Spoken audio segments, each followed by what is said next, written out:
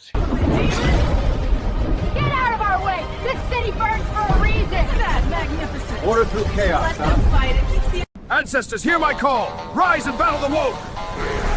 Charge! Vanquish them all! Hulk smash woke! No privilege, only strength! Here's the love, here's the honor. If you can't come in here, come over!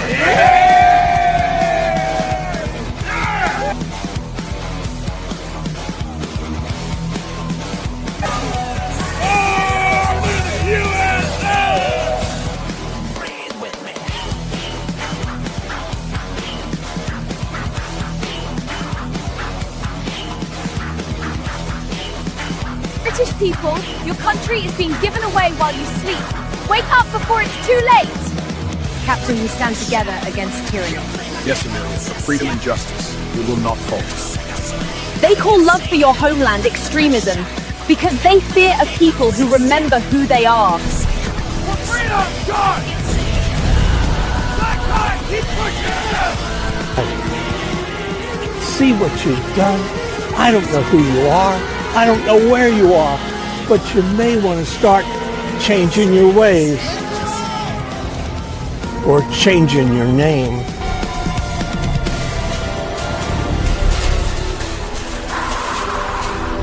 You know what's the most exciting thing about winning? It's when you win. I love that feeling. What the? Get off! You're biting me! Off! Here is your drink, sir. It's ma'am, I'm not a sir!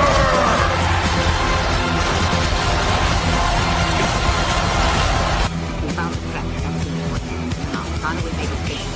Put a wedge in and force it. Put a ticket in, make your name a J! Celebrate life, not discontent. We fight for what's left. Together we endure. I can't stand all this woke crap anymore. Exactly. It's just too much. I can't do it. We'll do it live. We'll do it live! Do it live! I'll write it and we'll do it live! Thing sucks!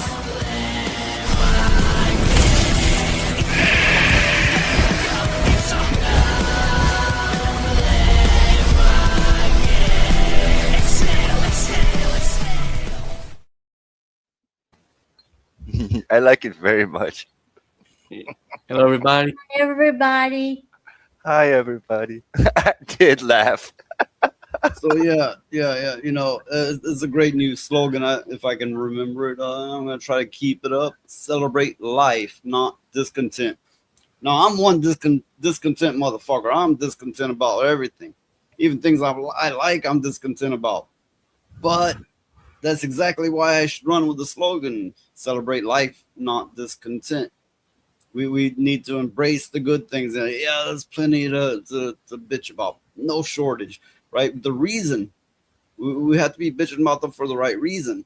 That's because we see the good in it and we want better from it. Hi, Charlie. Hey, Charlie. Hey, Charlie. You know, damnedest thing, right? Charlie bit my finger.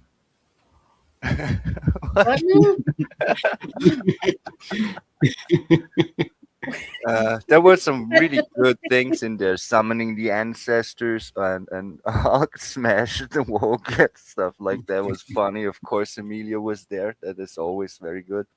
But when I really didn't couldn't hold it together anymore was it's ma'am and then winning all the races. That one was really well done. A good old classic.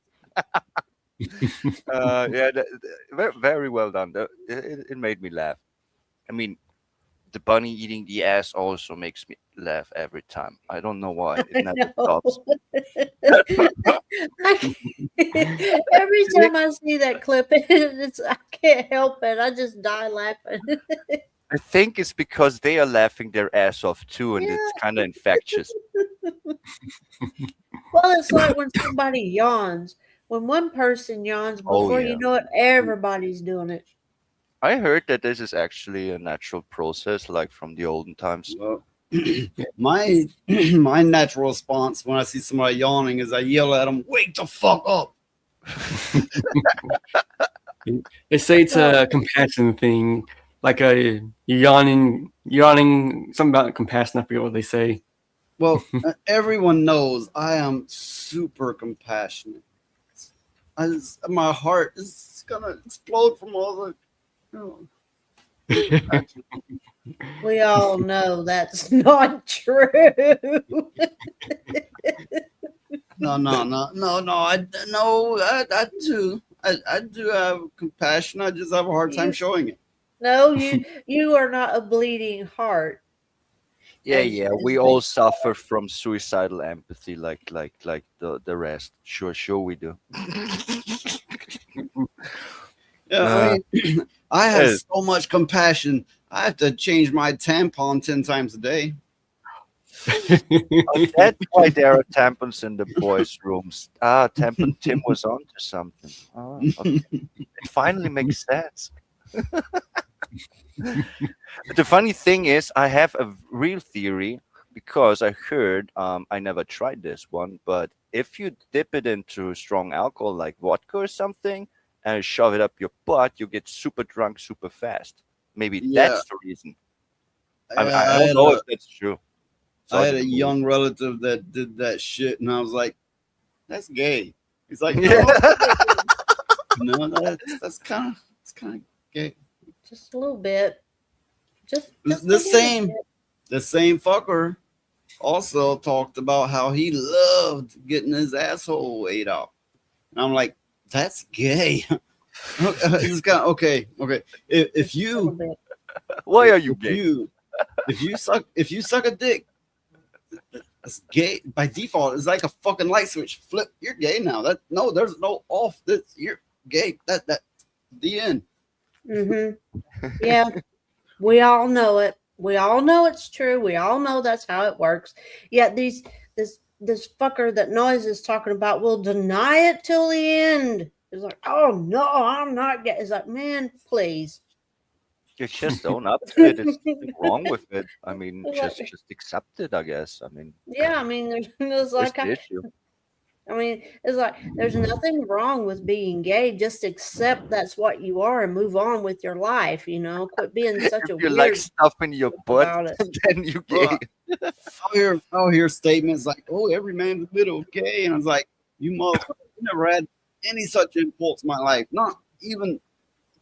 Maybe I'm broken." But hey, I'm glad to be broken. I've never had the smallest impulse. Like, fuck off that fucking nonsense. I mean, I heard the same about females, that every female is gay, but that's not true. That's not true. Yeah, there is a high percentage of ones that are just kind of don't give a fuck and mess around a bit. But there are some that are repulsed by it so much so that if they would fucking slap the shit out of you if you would imply those logics on them. Phoenix, I know them myself. Camera is not the time to groom your nails or pick at skin. Ew. Why? Oh, now spitting or not? Stop it. Noise be nasty. No, seriously, don't do that shit. Give me a second. I will be a bit preoccupied sending out some links. I cannot talk and do stuff at the same time. I'm too stupid for that. Well, how was everybody's weekend? Ours was freezing. Yeah. I got drunk. Yeah. That's a good weekend. That's a good weekend right there. But yeah, I mean, all week last week, the weather people said that, oh, there was this big ice storm coming. And they said it was supposed to hit Friday. Well, Friday came around and nothing happened. And then Saturday came and nothing happened. And then Saturday night, oh shit, it got bad. But I was just thinking about that old song, Because I Got High. But I remember when I was younger, it should affect me different, right? I was like, song didn't make no sense to me because when I got high, I would get a lot done. I'd be up doing all the things I usually didn't want to fuck with. And I'm like, because I got high. Well, There is it's some truth to it, but it depends on which high we're talking about.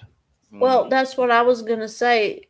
I would think that it would depend on what you got high on. I mean, I don't know, but that's just my thought. Because I know.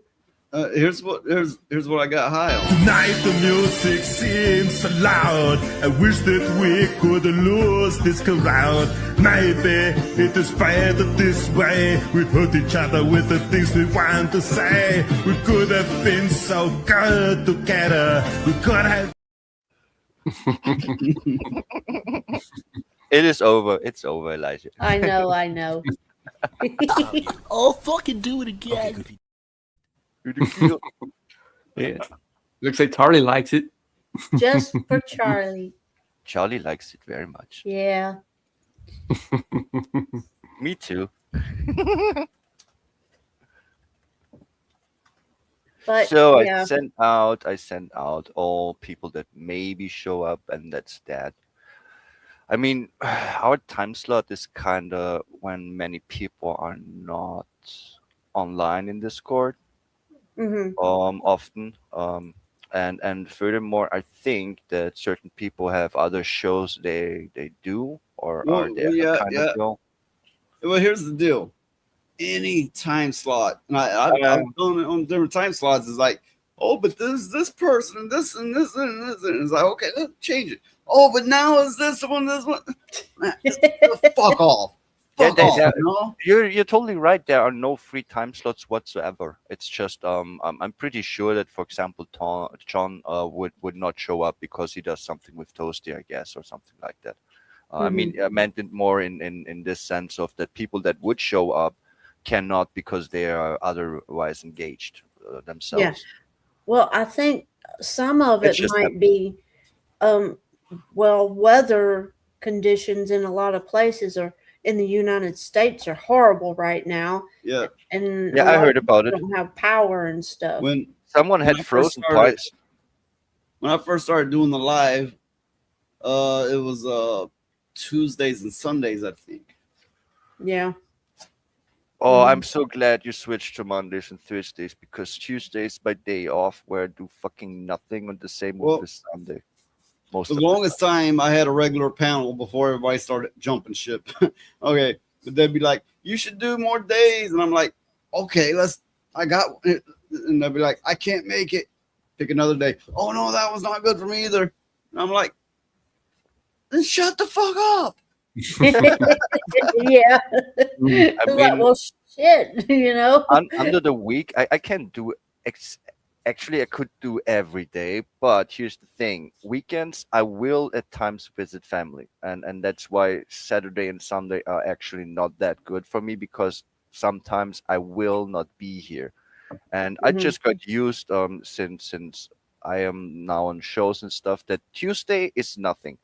There's never a stream that I being on the panel, so I kind of got used to Tuesday getting shit faced after Monday after waking up, because I cannot get too shit faced when I'm on the stream. Not anymore. Yeah. So we're being professional. Before we get too far in the randomness, we're gonna cover something that was on the thumbnail, and that is the cold streak. First of all, I'm gonna play a news clip concerning it. Then I'm going to play some clips that people put together of how it's been for them. For our 7 coverage of this major winter storm, it continues.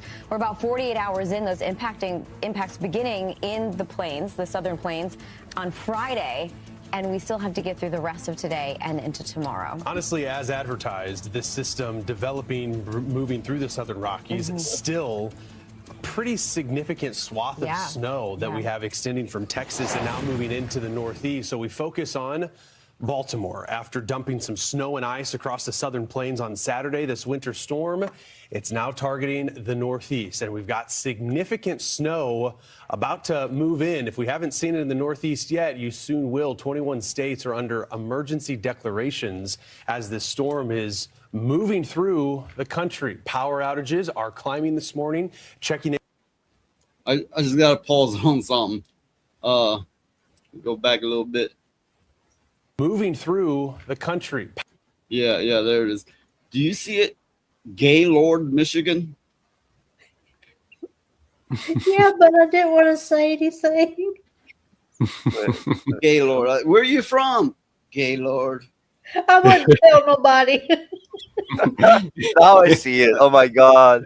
I wouldn't tell nobody. Okay. I didn't want to say anything. Power outages are climbing this morning, checking in on those numbers, and we are looking at this storm collectively at numbers around 300,000. Most of the outages coming in the hard-hit states of Texas, Louisiana, and Mississippi. Hate to see even one person without power because the Arctic. Okay, wait. I gotta go on some more. That's also a last name. So where are you from, Gaylord? Okay. What's your name? Gaylord. What the fuck, man? What the fuck? Like, what are you doing trying to date women for? I wouldn't tell nobody. I would change my last name.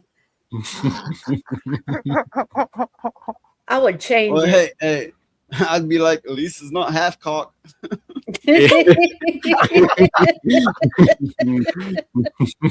Well, first name Richard, so it will be Dick Halfcock or something. Okay, so if you look at the country, it's hitting the what color you call that? The purplish color. It's hitting that part of the country, which is the majority, the hardest. I believe everyone's feeling it, but it's hitting that half of the country the hardest. And of course, we're in that half, closer to the deeper reddish areas, purple, whatever.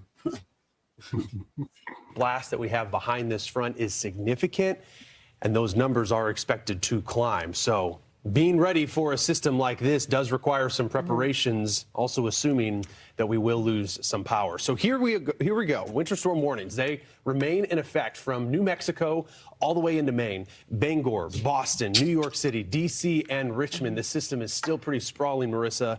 And looking at some of those top ice reports, we've got snow reports, we've got sleet reports. Let's start with the dangerous stuff first. Hall Summit, Louisiana, in extreme northwestern Louisiana, picking up 3/4 of an inch of ice. Yeah, the biggest report and a big number at that. To have 3/4 of an inch in ice can be incredibly dangerous. Yeah. It heightens that risk for power outages. It heightens that risk for falling trees, fallen branches. It's just very dangerous. And, you know, I think a lot of that ice, so you can see a very apparent and obvious stretch of where we're getting more of that freezing rain and ice threat. A narrow corridor. The sleet reports, folks, this isn't snow. Almost a half a foot Point Cedar. Can you imagine that? Just all these sleet pellets that you have all over the ground. Sleet has a beat. It's frozen before it reaches the surface. We've had 2 to 3 inches of sleet accumulations in Oklahoma. The current view of it, we're going to be diving into this, but we still have that snow. Watch for that final blast of snow to move through Dallas, Oklahoma City, and Tulsa. We also have snow continuing in St. Louis, but I think the focus is going to remain in the Northeast, the Mid-Atlantic, because that's where this storm is heading. Yeah, everything's shifting off to the east and to the north. Let's go ahead and take it into our nation's capital this morning. We have a look into Washington, D.C. This historic winter storm now impacting D.C.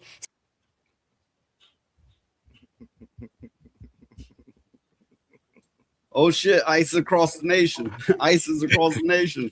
Like, what the fuck are those protesters going to do now?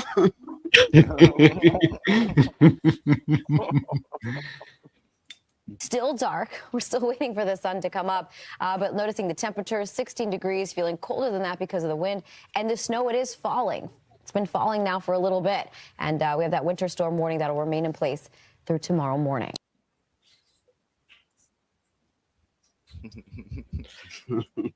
on those joke. I laughed my ass off. They did some protesters actually threw ice on the ICE agent and thought they are kind of funny or something. No shit, not shitting you.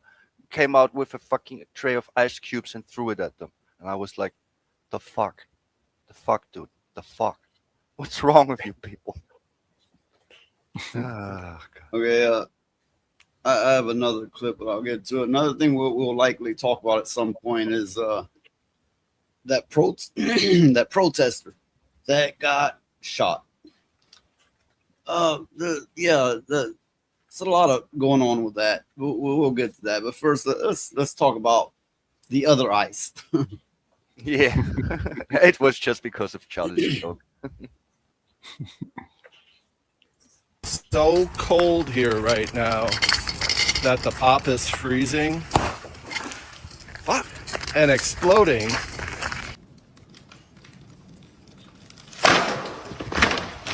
Holy shit. It is just cold as can be out here.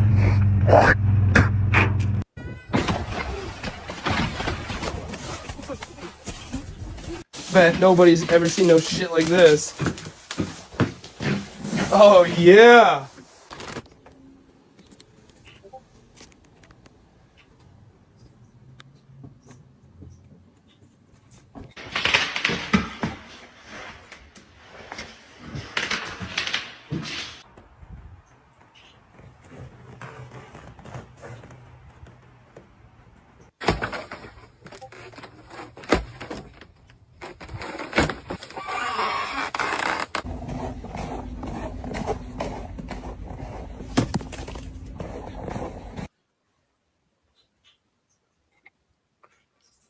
Damn. Getting cold everywhere. But then again, who is retarded enough to stack the sodas outside?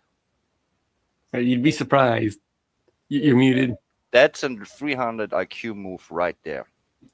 Well, the thing is, the cold came in real quick, like. Okay. I take it back. Okay, I take it back. It was surprising, without warning. Okay. That's something you will not have here in Europe. The temperature will go down steadily. Of course, there will be some jumps if you are in the cold time, like you have -1 degrees, Celsius, and then it suddenly jumps to 10, 13. That can happen, but being in the plus and then going that deep, no. They told us that the cold wave was going to hit like near a week ago. So came and went, didn't do nothing but rain a little.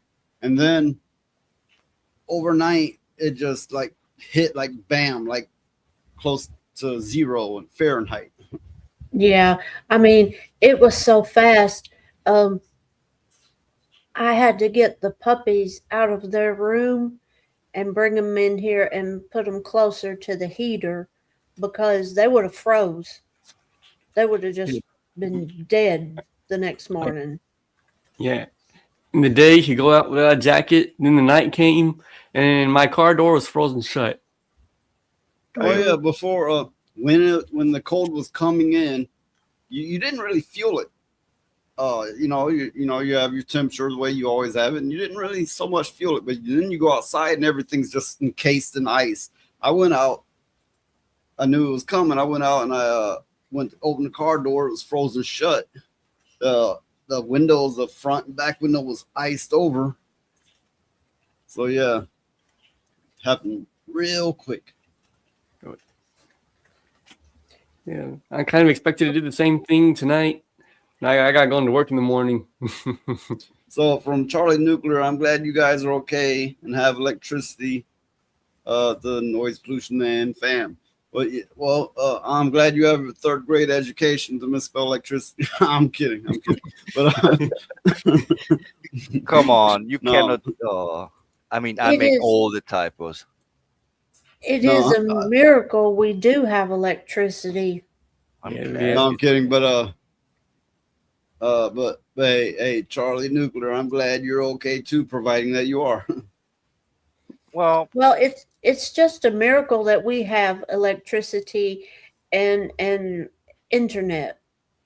because any other time we wouldn't for a month or two. Oh my God, that's for Fucking real. I heard nightmare. about Yeah. that. Like it, So it is really bad if in Vienna you have a power outage for like 6 hours.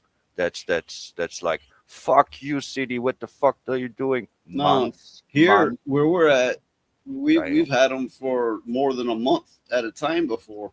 that's hardcore. When I read that, don't do drugs, kids, and my fucked up mind went, don't do kids drugs.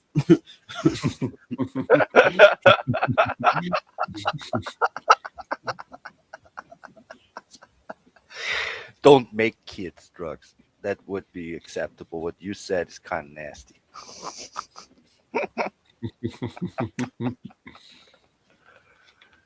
Yeah, there are many kids born because of drugs. I understand. Yeah. I know my dogs are loving the cold weather though. They want to be outside all the time right now. Oh You know yeah. what? I found the odd thing about women in my time, in my experience. Sometimes it doesn't take so many drugs. Hot enough, weirdest fucking thing. All it takes is red wine. Oh I yeah. mean, not beer or this or that, but red wine. Here's the thing about wine. You can drink it pretty fast. You get very fast hammered, and then you kind of get horny. Mm. It's true. I wonder why the red wine though. I wonder I don't what know. It Well, does work you with know. white wine too, by the way. It's just the Don't you wine remember? itself. Don't you remember when you were in a band and you had to sing "Red Red Wine" a billion fucking times? Oh yeah. Oh God. Okay, I there could hate be that deeper song. reasons. I hate that song. I hate it. I I wish remember when to that was never hear on it again. that was on the radio and TV, and then they played it to fucking death. I hated it Oh, before I had to sing it all the time. And would you? after I got done having to sing it all the time, I really hated it then. Mm, Oh God. would you believe me that I don't know which song this is, and I'm glad that I don't know it. Yeah, I don't know it. Don't ever get curious. It's No, kind of a I'm not. reggae That's why song. I don't need to know Don't ever get shit like that. curious. That's Don't the thing. ever. I know so many stupid songs people complain about. I just don't know them because I will not get curious and listen to music styles that I don't like on myself. I never did and never will. The only Mhm. songs and music that I hate, that I know that I wouldn't listen to, is because someone else does it, or because some idiot turned up the radio, which doesn't happen anymore. But when I was younger, of course, in workplaces and in cars, blah blah blah, people would listen to radio, Well, and you were exposed to shit music. Mm. well, you know how everybody is rehashing '80s songs now, like, "Ooh, the '80s was one big good time." Me and Elijah lived through that shit, and it was not how you think it is. And those songs were played so fucking much that they will nauseate you when you hear them. Oh God. I Like mean, there are like some good bands. we didn't start the fire and That was the '90s. and and and all that stuff. And then there was oh God, what was it? Wait, was Tool in the This 80s city. already, or are they also early 90s? 90s. 90s, at least the time they were known. But yeah, there was plenty of great music, but you would have had to have been old enough to experience it in the way that we did. The shit was hammered into your head so fucking hard, it was like torture. Well, Yes. it is actually a viable form of torture to repeating a song that someone Well, doesn't like very much for days. It drives you nuts. R2 Lee 2 members. He members. Members. Member berries. Yeah, R2. Oh, by the way, welcome R2. I know. Okay, we have somebody that remembers the '80s. I know Lilith was around in the '80s, but she wasn't. I was a old as kid. Us. I Yeah. was a little kid. I So, didn't get too much of it. so the way they romanticize the '80s on movies and TV now, it's fucking nonsense. Or largely, not entirely, but it's largely nonsense. These people got some shit in their head that's simply not true. I mean, for movies, I would claim that the 80s were great because I rewatched many stuff that was when I was a kid or very young, and I watched it when I was a kid. So I don't know, Conan, Red Sonja, Last Unicorn, even Neverending Story, stuff like that. It was all in the early 80s or mid 80s. Even Terminator, I think, was. So there were many good movies, but when it comes to music, I did actually listen to the stuff from the early 90s because that was the time when I started to listen to music. So obviously, I didn't go back to older bands too much. Some exceptions, for example, okay, Iron Maiden I listened to, and they were already Well, playing in the 70s, I think. Or am I wrong? I don't think they quite go back to the 70s, but then again, I've never been in Iron Maiden. But Yeah, it I was wasn't a long. kid in the 80s. I was a kid in the 80s also, but for one, I was always around people 5 or 10 years older than me. And I Mhm. was living a very adult life long before I was an adult. And two, I was, I wasn't like real little in the 80s. I was a little bit older. Mm-mm. That's the thing. If you're born in 1984, then in the 80s you're actually a little kid, like really little kid. You don't or even go to school yet. So yeah, you're a little shit. So there will be no interest in musics and certain movies you will not see. So yeah, there's a difference, definitely. So when people talk about the 80s, I don't know too much about it. Well, With yeah, exception for the movies, of course. I've noticed a trend amongst people that's say 40 years old and younger doing that's in, doing the generally what we're doing. And they're just going on and on about the 80s and then, and it's like, weren't you still in diapers? Yeah, And I'm like, here I am, old enough to remember it much better, to experience much deeper. And I'm going, what the fuck you talking about? And I'm yeah. hearing this all over the place. I'm going, these people are like that. They're just swimming in nostalgia that is like stolen valor. They don't really fucking have it. Yeah, I mean, there is, of course, the fact that you could, in the early 90s, re-listen and visit stuff from the 80s, as I did, Oh, but said, with that's the that's movies. But that's it's not the not same the same. than growing up in this time, because I actually grew up in the early 90s, of course, and the I 90s. remember in the 80s when Wham was a big thing and they played it on the radio all the fucking time. And me as a kid going, that motherfucker's gay. Oh my God, you should have seen the vitriol that I got in return for Okay, that comment. okay. Oh So my God. Wham. Okay, you might know the name George Michaels. Before he was known as that so much, before his solo career, he was in a two boy man whatever band called Wham, and with much gayer music than he did on his own, for that matter. Mm, This is I very was true. spared that. I was spared that one. See, I don't know that one. Ha! I'm so proud of myself. I skipped and dodged so many bullets, music wise. But yeah, it is funny coming me being a Gen X and hearing all these millennials going, "Well, I'm close enough to Gen X. I'm not like millennials." Well, maybe not. I can't speak on that. But what I can speak on is I'm a little older, and your experiences were most definitely not mine. You're a lot of times you're talking about a world that you have no fucking clue about, but you kind of think you do for some reason. Well, there will be some points of similarities, especially if you are early millennium or millennium, not millennium, millennial. But yeah, I My would. house Oh my too. God! My house too, R2. Okay, so, but yes, clearly there's a difference between an earlier millennial and a later millennial. Clearly, Well, yeah, but I'm but agreeing with but you. but these fuckers don't seem to comprehend the difference between Gen X and millennial. There's still a gap there, and it's a gap they have not lived to know the difference of. But a lot of them think they have. No, I'm Yeah. very much in agreement. I will be right back. I have to tend to the puppies. Yay, feed the puppies. But I noise, know. I'm 100% with you. Oh, sorry. Go ahead, Phoenix. I know there's a ton of movies in the 80s, but I'd like to see more based in the 70s. Now, I haven't lived in either of them, so I can't say a whole lot on it except for what I seen like TV and was told about. I was a little toddler in the 70s. I do have some memories of the 70s, but they're not like deep, rich, lived memories. And I don't claim like, oh, my time was the 70s because that's a fucking poser. That's what you call a poser, right? Yeah, actually, yes.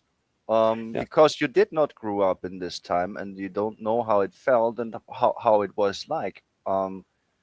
And especially the age matters. For example, when you were in the 90s, you were already a teenager, so you had a different lived experience than someone like me who is a kid in the early 90s. Already had kids and a family by 94 or so. Yeah. Damn. Wait a second. Let me think. I'm so bad at math. It's pathetic. Wait. 8? What's that? 4? What's that? Yeah. Okay. My siblings are not younger or at the age than your children are, but close. Yeah, I will say there's a lot of horror movies from the 70s that are all based on true stories. Nah, I think except Body Snatchers. I mean, the Body Snatchers had this idea about communism. In the 70s, I was in Michigan. Well, I was in a few different places, but largely in Michigan. I remember when on the radio every day and once a day, once a night, they would they'd say, women of this age, if you're this hair color, don't go out. That's the person this serial killer is looking for. And every day they would announce, a new one that they'd taken. And that wasn't, every now and then, that was all the fucking time. And then every now and then it'd be like that street vendor, it came to be, they were selling human meat. And so you ate from there, there was a lot of stuff like that going on. Like every once in a while it'd be like, LSD got leaked into your water tanks, or there was always some fucking madness happening. That's true. I heard so much about it. It was a very interesting decade, so to speak. I mean, I found it very interesting, and the kind of movie landscape kind of reflected this to a certain degree. It was a harsh time, but I would claim that it was just more public. I don't think that humans ever changed, and this shit is going on all the time, but just in different kind of. I can tell you one way they've changed. These days we have the internet, and it ties us like glue, like a spider web, and and we have politics that everybody's embracing. We have shaming, so people are becoming the same in this little group, the same in this little group, the same. Okay. Back then, you got people who would they weren't connected to shit, and they would get freak radical in their own weird ass way. You got people venturing off. I'm looking at this. I'm looking at that. It was just scattered. It was human development in chaos. It was like far reaching, just crazy. Instead of now we're kind of all forced in little boxes everywhere. I mean, if you let yourself to be forced, of course. Well, the thing is, a lot of it, I mean, if you're connected even by internet, you're not even going to be aware. It's kind of like human nature, but yeah, it was more unfiltered, raw nature. Oh, I will. And you had more freaky people doing more freaky things. That's true. You could get away with so much shit even when I was still a teenager. Welcome. It was not the same. Hi, Chen. Hey, Jen. She showed up. That's nice. Yeah. There's also other movies that wasn't just horror that was based in the 70s that were true stories, like that guy with the stick. What was that one? I don't know. I only watch mostly horror movies and not that many, so I can't remember. You're talking about Walking Tall. Oh yeah, I like that one. That was a good one. It was a true story, even though there are conflicting accounts on how it really went down. But it was this man, I think he took it upon himself to take the role of sheriff. I'm not sure on that part. Whatever. He became sheriff, And it was like, I'm the new sheriff in town and I got a big stick. And he went and beat the fuck out of a bunch of people and they made a bunch of movies on it and stuff. Oh, it's Respect My Authority, like when Cartman gets his stick and then he beats the shit out of people. Is that a reference to that movie? Or I is don't it know. just a coincidence? That's probably more of a reference to American Cops. I guess, yeah. It felt like that for me when I saw it. Yeah, I never saw this movie, Walking Tall. Yeah, there's a newer one and one from the 70s itself. I've seen one from the 70s. I haven't seen the newer one. Here's the thing about movies. I hardly go beyond the 70s back in time. There are really some really nice horror movies from the 70s, but everything that's older, it gets kind of hard for me. It's like movie history kind of deal, and I don't enjoy it too much. It's conditioning. It's unaware conditioning. You get used to a movie having this quality, this feel, this aspect, and then the further you go back, the farther the way it is from those qualities and aspects. We all get conditioned, and that's my point. There was less conditioning in the 70s because there was less connectivity.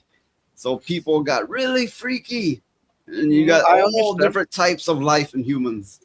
Yeah, I understand, and I would claim that I was still lucky because I did not grow up with being online terminally like all the time. Social media wasn't really a thing. I mean, there were chat rooms when I was a teenager, but I wasn't into that one. So the connectivity wasn't that bad yet. And of course, you are right. The further back you go, the more people could fake being something else, and you don't know who they are, which nowadays is getting really hard. And well, I pity the children of the new age, to be honest. Back then, there was a lot of things you were required to learn and do. Like you don't knock on a door, call somebody past this hour.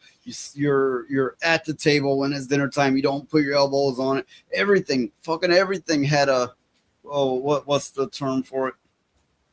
You had your rules and well, there's a specific term. Yeah, I know which one you search. But not what I'm saying is, I don't think you understand how heavy they were when you go back that far.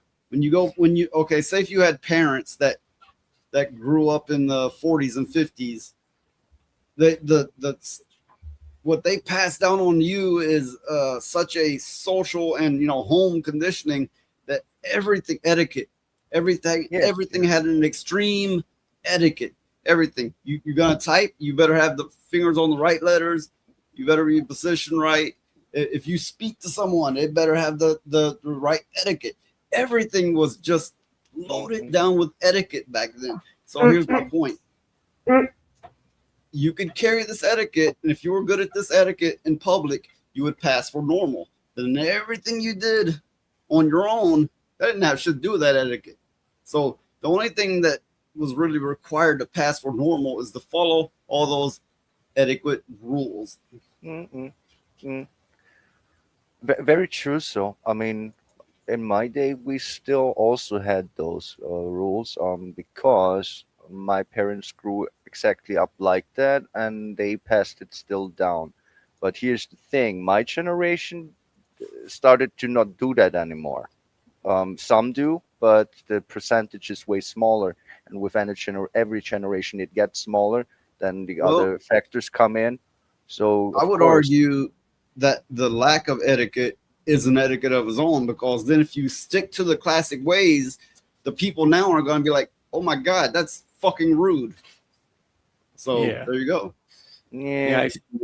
I remember when I was a kid, if you called somebody past 10 o'clock, there better be a damn emergency. There better be one. It's very you didn't rude. contact people past a certain time, because if you did, if the phone rang and it was after 10 o'clock, somebody was either dead, in the hospital, or in jail. Those are the three reasons and the only reasons why you would call somebody after 10 o'clock.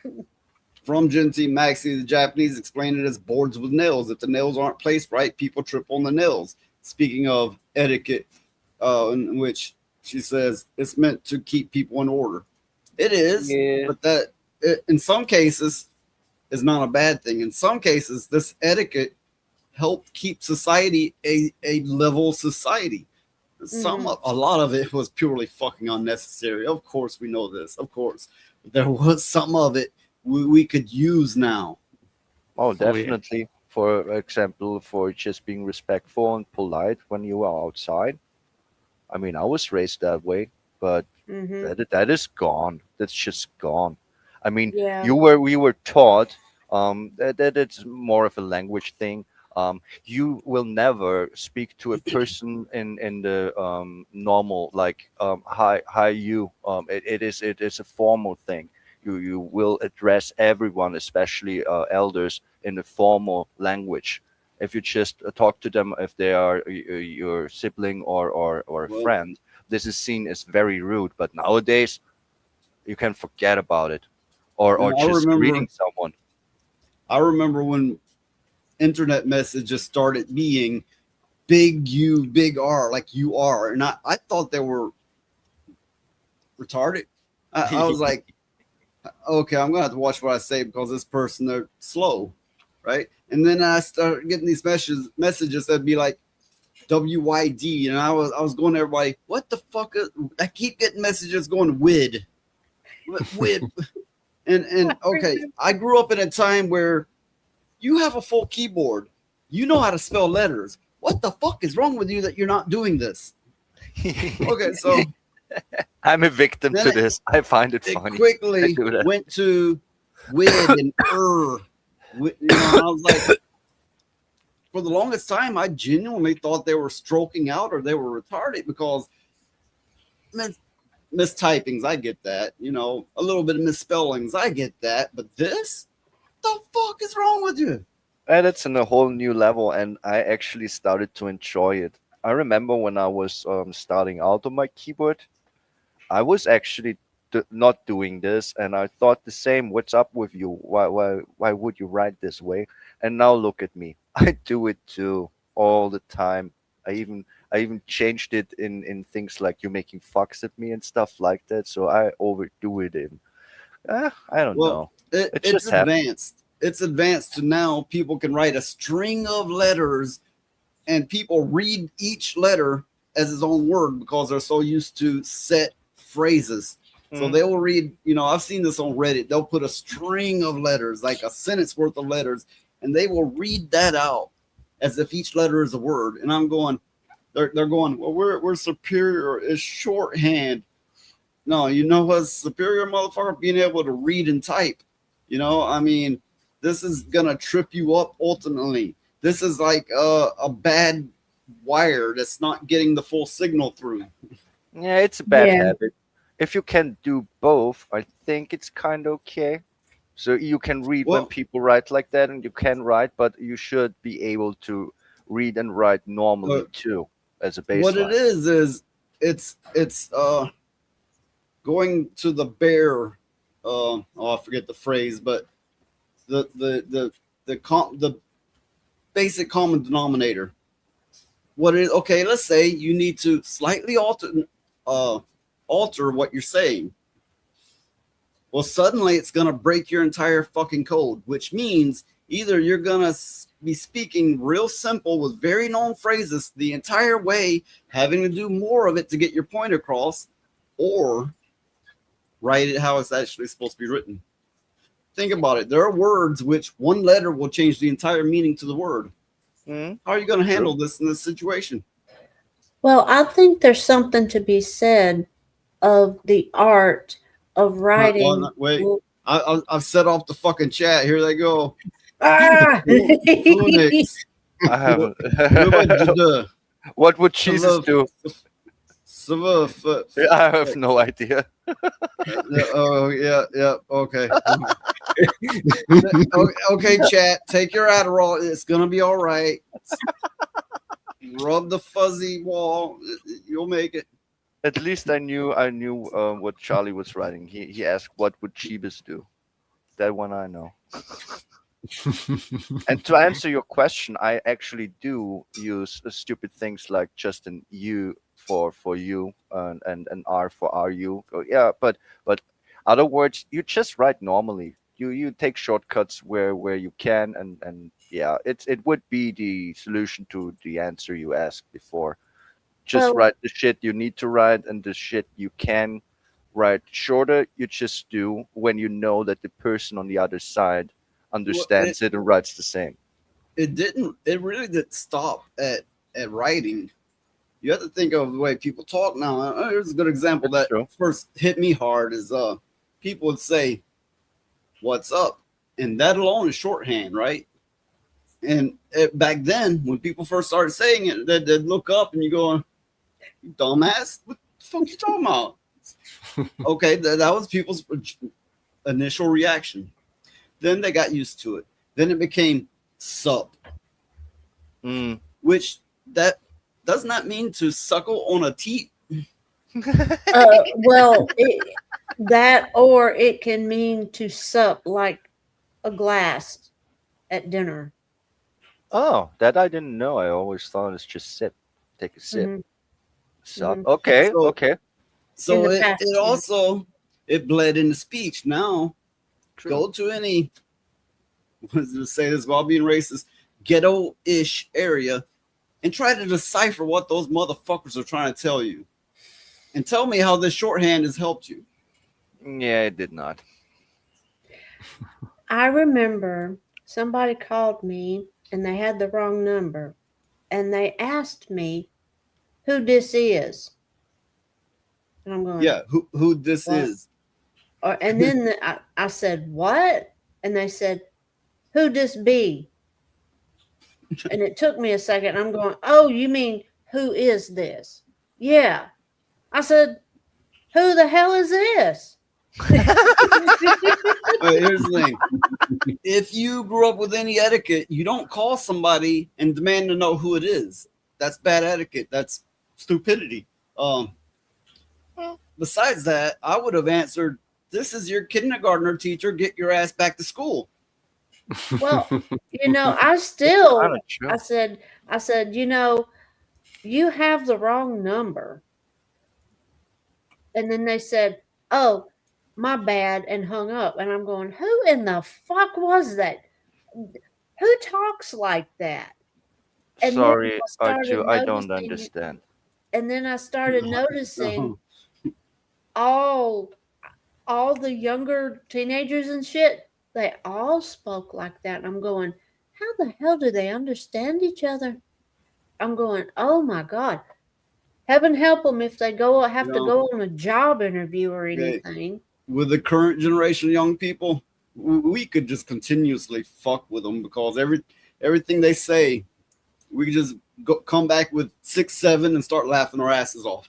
That's what they do. Why not, right? Yeah, that one This is really very bad. true. That one is really bad. I don't even know what it is exactly. Well, I've read up on it, and it says a lot of times it's meaningless. But besides that, it goes back to a song, and I forget the meaning past that point. But it's a song reference, and ultimately it doesn't mean shit. What it means Oh, is they have a fucking no attention span and fucking TikTok brain. I That is heard that makes a it. lot of sense. I heard there was also a kid at like a sports game. The score was 6 and 7. He done it, and I guess it caught on from that. So yeah, I do remember prank calling people, and oh fuck, was it ever fun? Yeah. Oh yeah. Some were really good. Well, at least now we have pranking the scammers when they call us. We have that. Yeah. Have you seen those videos where this person pranks the scam IT people? Well, there's a lot of them, right? But this one, I think the one you're talking about, he does his voice modulator where he sounds like an old woman. Oh yeah, Yeah, it's good. they always It's go good. for the old people. Those pieces of shit. Mm. So yeah, from welcome Triple J Jr. He's like rock on, sunglasses at night. Like Yeah, and never-ending loading. If you remember the 80s, sunglasses at night, you're that fucking cool, right? Your future's that bright. So you get drunk and then shit happens. Then it seems to go on forever, and then you stall out because you have shitty internet.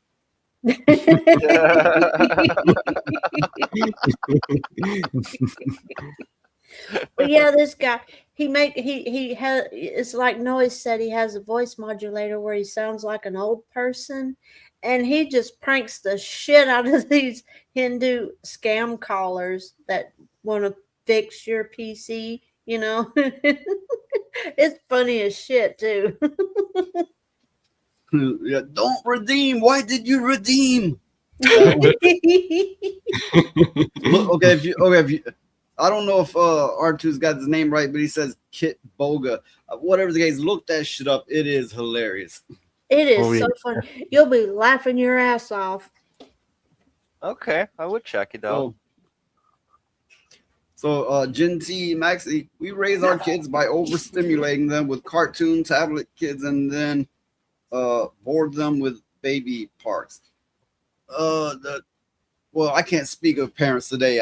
My kids are by far grown, but I went out of my way to break them away from media and you know, expose them to more meaningful things. I don't know how much good it did, but it did some good because they're not fucking brain dead like today's youth. Yeah. I got really bad.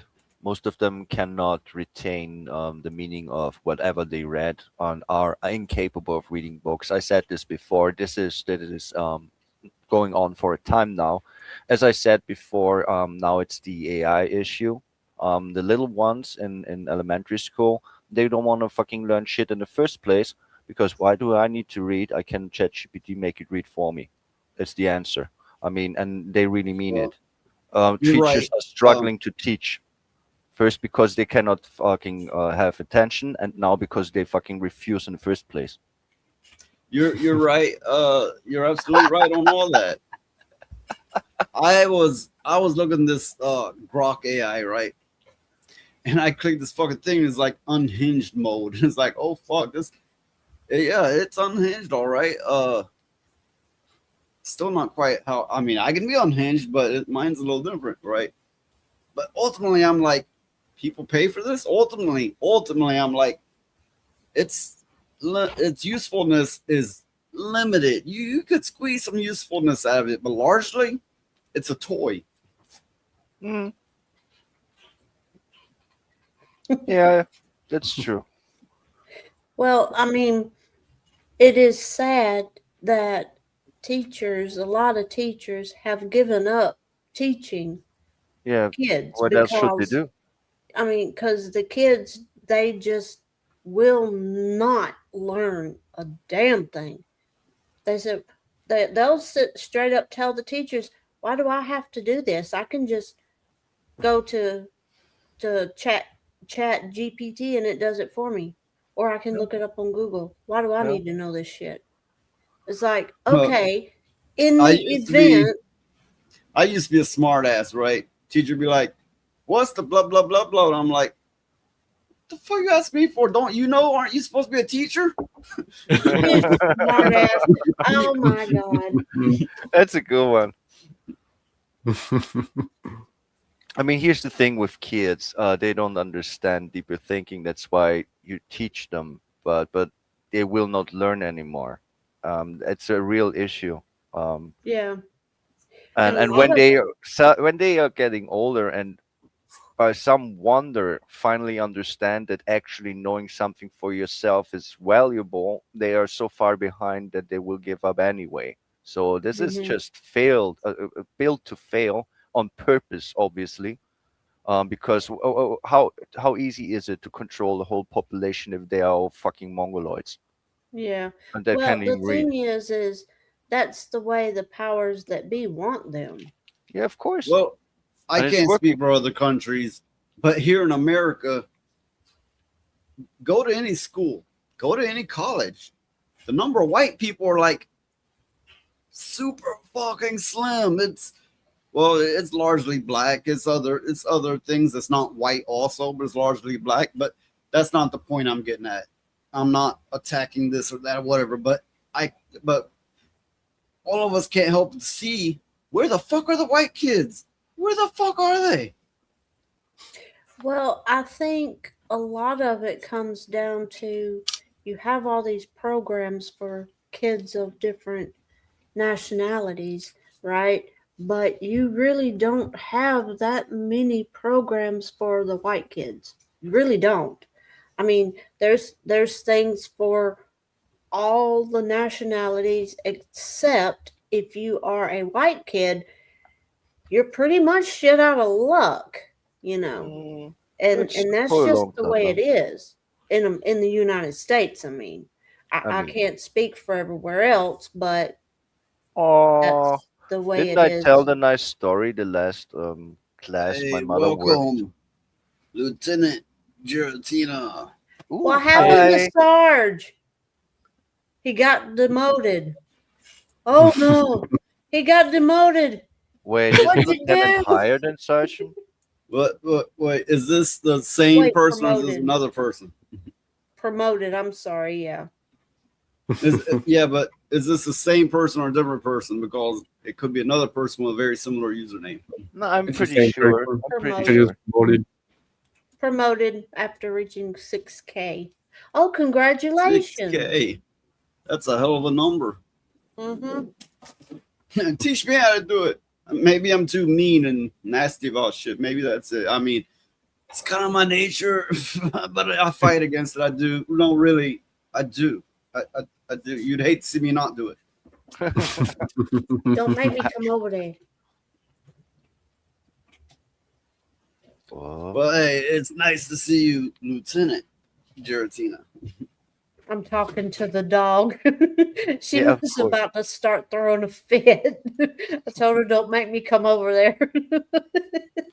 Oh no, but I do see these people who, as I mentioned before, right? They get excited as a little kid about a video game, and I'm not insulting them. And they're kind hearted, and I'm looking at them going, how do I get like that? I am bitter, I am jaded, and I'm like, do not attack. Do not attack, because I'm on constant attack mode, and I genuinely don't want to be. I want to be good. I want to be better like they are. It's like, fucking teach me your ways. Well, I think for one, it's a lot of personality. You know, the nature in which you grow up determines how you are going to be as an adult in a lot of cases. Some no, but in a lot of cases, yeah, the nature and nurture aspect of your developmental years determine how you are going to be as you age. And It's the that's just baseline. the way it is.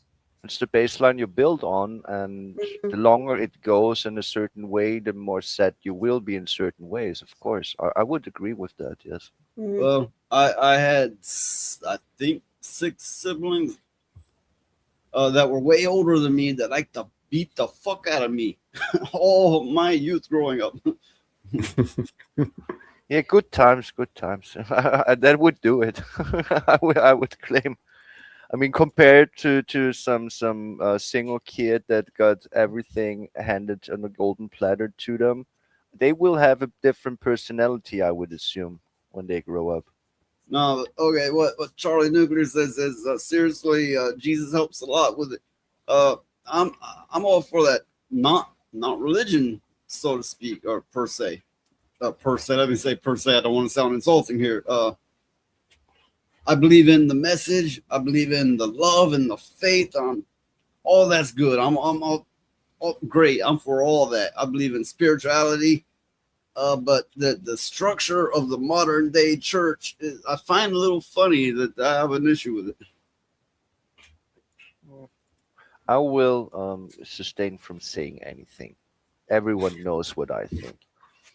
Well, you know, a lot of it is the people that want to claim they're Christians and stuff, but yet they won't give you the time of day or anything like that. It's, you know, that kind of thing too. That's just my opinion, though. Well, I believe if you can't now, let me speak in I forget the term, but don't take me literal, but it's like the Bible says, and the Bible does say this, you you have to find heaven on earth to find it after earth. And I follow that same philosophy. You have to be content here and you have to find the good here. Or you're never gonna you can't, oh, I'm gonna die one day and then I'm gonna go there. That's my take on it. Yeah, exactly. Yeah, well then I'm shit out of luck. Well, hey, most of us are, but I'm still trying. Yep. Yeah, well, I just think that you cannot change people. Humans are who they are. The only person you can change and influence No. is your fucking self. To You the can't. degree That doesn't mean that is. everything is fucking rainbows and unicorns. You can't ignore the ugliness of the world. That's a mistake a lot of people make. They're just like, no, everything's good. Don't say a bad word or you'll break my illusion. No, people, you have to go. No, that is bad. And yeah, No, I no, I mean, understood how you meant it. Of course, I did. yeah, I was actually trying to agree with you. and But no, you generally can't change anybody. That no, I don't think that should be the goal. yeah, change yourself. Be yourself a good person, but don't be a pussy. That is kind of what I came through. If someone Well, deserves kindness, then give it. If not, then fuck it. I find myself all the time expecting the best out of people. I expect out of them what I put in, and then when I don't get it, I'm hurt, and then I lash out, and in turn they're like, "Oh, he's just an asshole. Fuck him," and it's like, I'm not the one that fucks shit up. You are. The fuck is it? Goddamn, it's like being in a relationship with a bitch, except it's the whole world. Yeah, makes sense.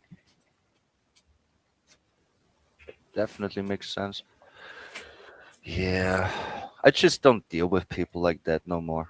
If someone needs to be a piece of crap, yeah, then be a piece of crap over there. Leave me alone with that shit. Really don't need it. Yep. No, there's no point fighting things out. Oh, it reminds me of this whole ICE thing that's going on. They're in there screaming in their face, blowing whistles, and they're like, "Oh my god, I got shot." Well, motherfuckers, like you're jumping in front of vehicles, you're blocking the road, you're stopping them from doing what is now federal law. There's a lot of federal laws out there, and I'm sure a lot of them you won't like. And if you get in the way of any one of them, something bad is going to happen. Isn't that the truth? My point is you have to accept reality, even the ugly parts. Change what you can, but have the strength to live with what you can't. Especially the ugly parts, you need to recognize as a reality that you just have to deal with. I mean, you can at times fight against it a bit, but pick your battles wisely, I would say. Because there are certain things happening in your life where you need to stand up, even if it gets ugly. But if you stand up to anything and everything that pisses you off or you deem unjust or not right, you will do nothing but fighting, and sooner or later you will get, yeah, Well, what's I will coming to say you, so to this. speak. I will say this at the risk of losing subs, because if you don't go full on right wing, people are like, fuck him, I'm out of here.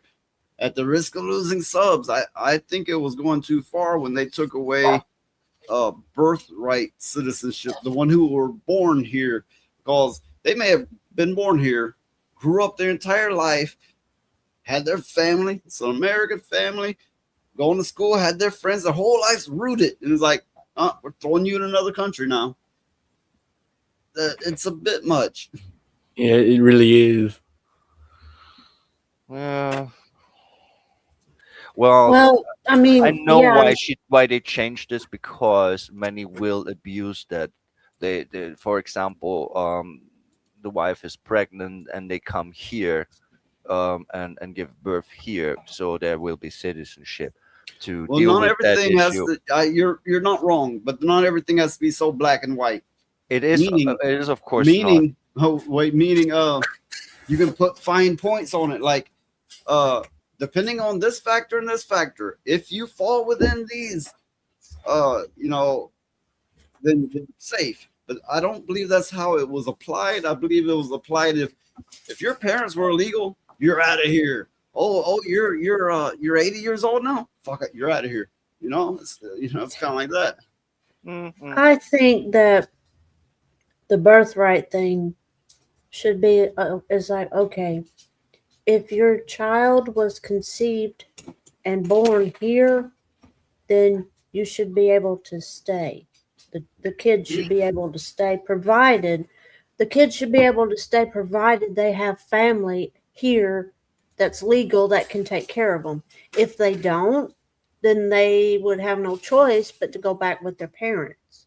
Yeah. Because I mean that you can't have kids running around with nobody to take care of them. That And just of don't work. course, if they are, I mean, what is the legal age to be a citizen? It's also 18, yeah? You are an adult at 18 in the US. So I would claim that Yeah. when you were born here and you were 18 years old, but your parents are illegal, you still should stay, especially because you're an adult. You can choose to Mhm. go with them, but you should also be able to choose to be here.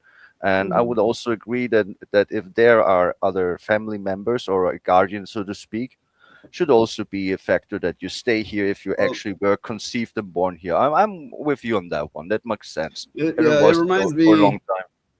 It reminds me of the abortion argument. It's like we're for it, we're against it, pro life, pro this, whatever, right? And I'm like, there will be a certain amount of people, even if it's fully illegal, that's gonna be doing it because it's always been the case. You can put fine points on it and be like, in the case of emergency, you have this many allowances per 10 or 20 years, and you cannot go beyond that in case of emergency. And if found that you're doing it yourself, you get locked up. But I mean, which a lot of people's like, that's still killing babies. Okay, that's your take, but here's the thing: they're gonna be doing it anyway. We can only rein people in so hard, no matter your beliefs on it. You can only rein people in so hard, and then it's a bit much. Yeah, I think exactly.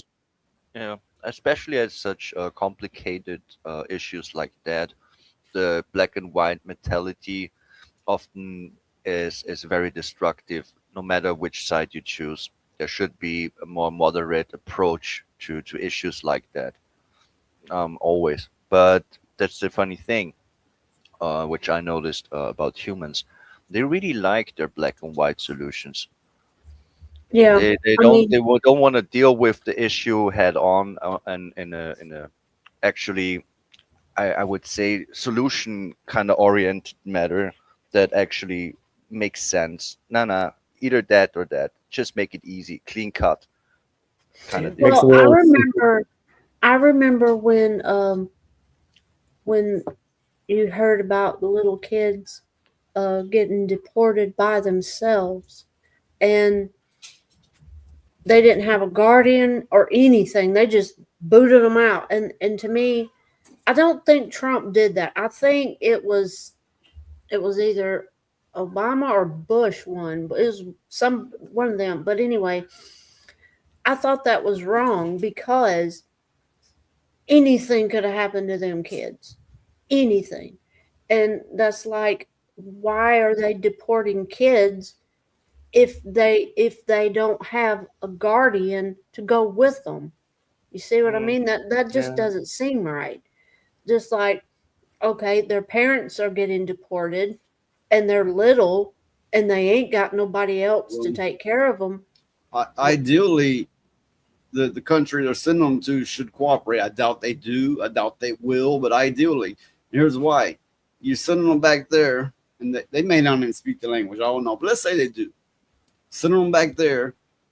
They're thrown on the street essentially. They come out. They got no job. They might not have family. The family might not want them, and they're gonna go right the fuck back across the border as quick as they can. Mm-hmm. Or end up in a situation really worse. You know, Oh, that that's that more likely. happens to a lot. You know, they get trafficked or whatever, and it's just an ugly business all the way around. Yeah, humanity is a bit very broken. Yeah. So, from Triple J Jr., why is America has to accept all these illegals? Why do other countries get to enforce their border, but America is somehow in the wrong for that? I can't No one argue said that. this. Yeah. I've always kind of felt the same. I know there's some people is like the Bible says treat your blah blah like Bullshit. neighbor, and you know, uh, I think that's a little bit reaching. I think we need to take care of our own. I think there's so much shit already going on here. We need to stop worrying about these other motherfuckers around the world. We need to stop. It's like let's stop. Let's handle our own shit for a change. Yeah, exactly. You can't help anybody else if you can't help yourself. Well, here's the thing though about that statement. A lot of other countries don't get to enforce their borders anymore. They just pour in by the thousands, like over in Europe and everywhere like that. They're overrun with them now. Well, that's because their leaders are telling them to bring them on Yeah. in. No, it's worse than that. You can fucking vote whatever the fuck you want. Those traitors will do as they like, as the Democrats did in America, because people Yeah. didn't vote vote for the Democrats to have open borders. I mean, they told some people to protest for that shit, but those are mind fucked cretins anyway. I mean, you can get them to do anything like attacking ICE agents or chanting for Palestine or whatever the fuck you want them to do. They will do it because they are so brain rotten that you need just some effort in the what is called legacy media, like spam it all over the country for a week, and the cretins will do what you want. But those are not the majority of people that voted Democrat in the first place. It's just gotten worse over the years. But I would claim that no one wanted open borders for real. No one wants that. No country can Well, function like that, and no country does that. Only in the West we have those weakened borders. See what happens in other countries. I mean, Okay, to soothe our viewers, there's two pussies on a bed. But yeah, I mean, I just find it funny that if this was a Democratic president trying to enforce the immigration laws and stuff, nobody'd have a problem with it. most likely not. Nobody would have a fucking problem with it. I mean, Nobody. they didn't have issues with Obama enforcing the ICE agents to get rid of illegals. Yeah, Obama did it, and everybody was happy about that, or most everybody. And now that Trump is doing pretty much the same thing, everybody's got a problem with it. Or not everybody, but the ones that are making the most noise have a problem with it. Here's a funny fact that I learned. The guy that is in charge of the whole Operation Ice and stuff. I forgot his name. The kind of potato-looking one with the bald head. He was working for Obama too. No one had an issue with him, and now he is a Nazi and Gestapo unfilled or something like that. Which is funny because it's the same guy doing the same job. The only thing that changed is the president. Yeah. And he does exactly the same as before, and now he's a demon. Before he Yeah. was just doing his work. He is a good example for that even more, I guess, because he didn't change shit. He's the same person as before. I was I probably have it bookmarked somewhere. It'd take me a while to find it, but it was that Tim Walz. He had passed something that basically said all these illegals have a automatic license, which means they can vote. They're like it's automatic. Yeah, he had passed something like that recently. I mean, if you have fucking cities or even whole counties where you don't need the voter ID, guess what happens?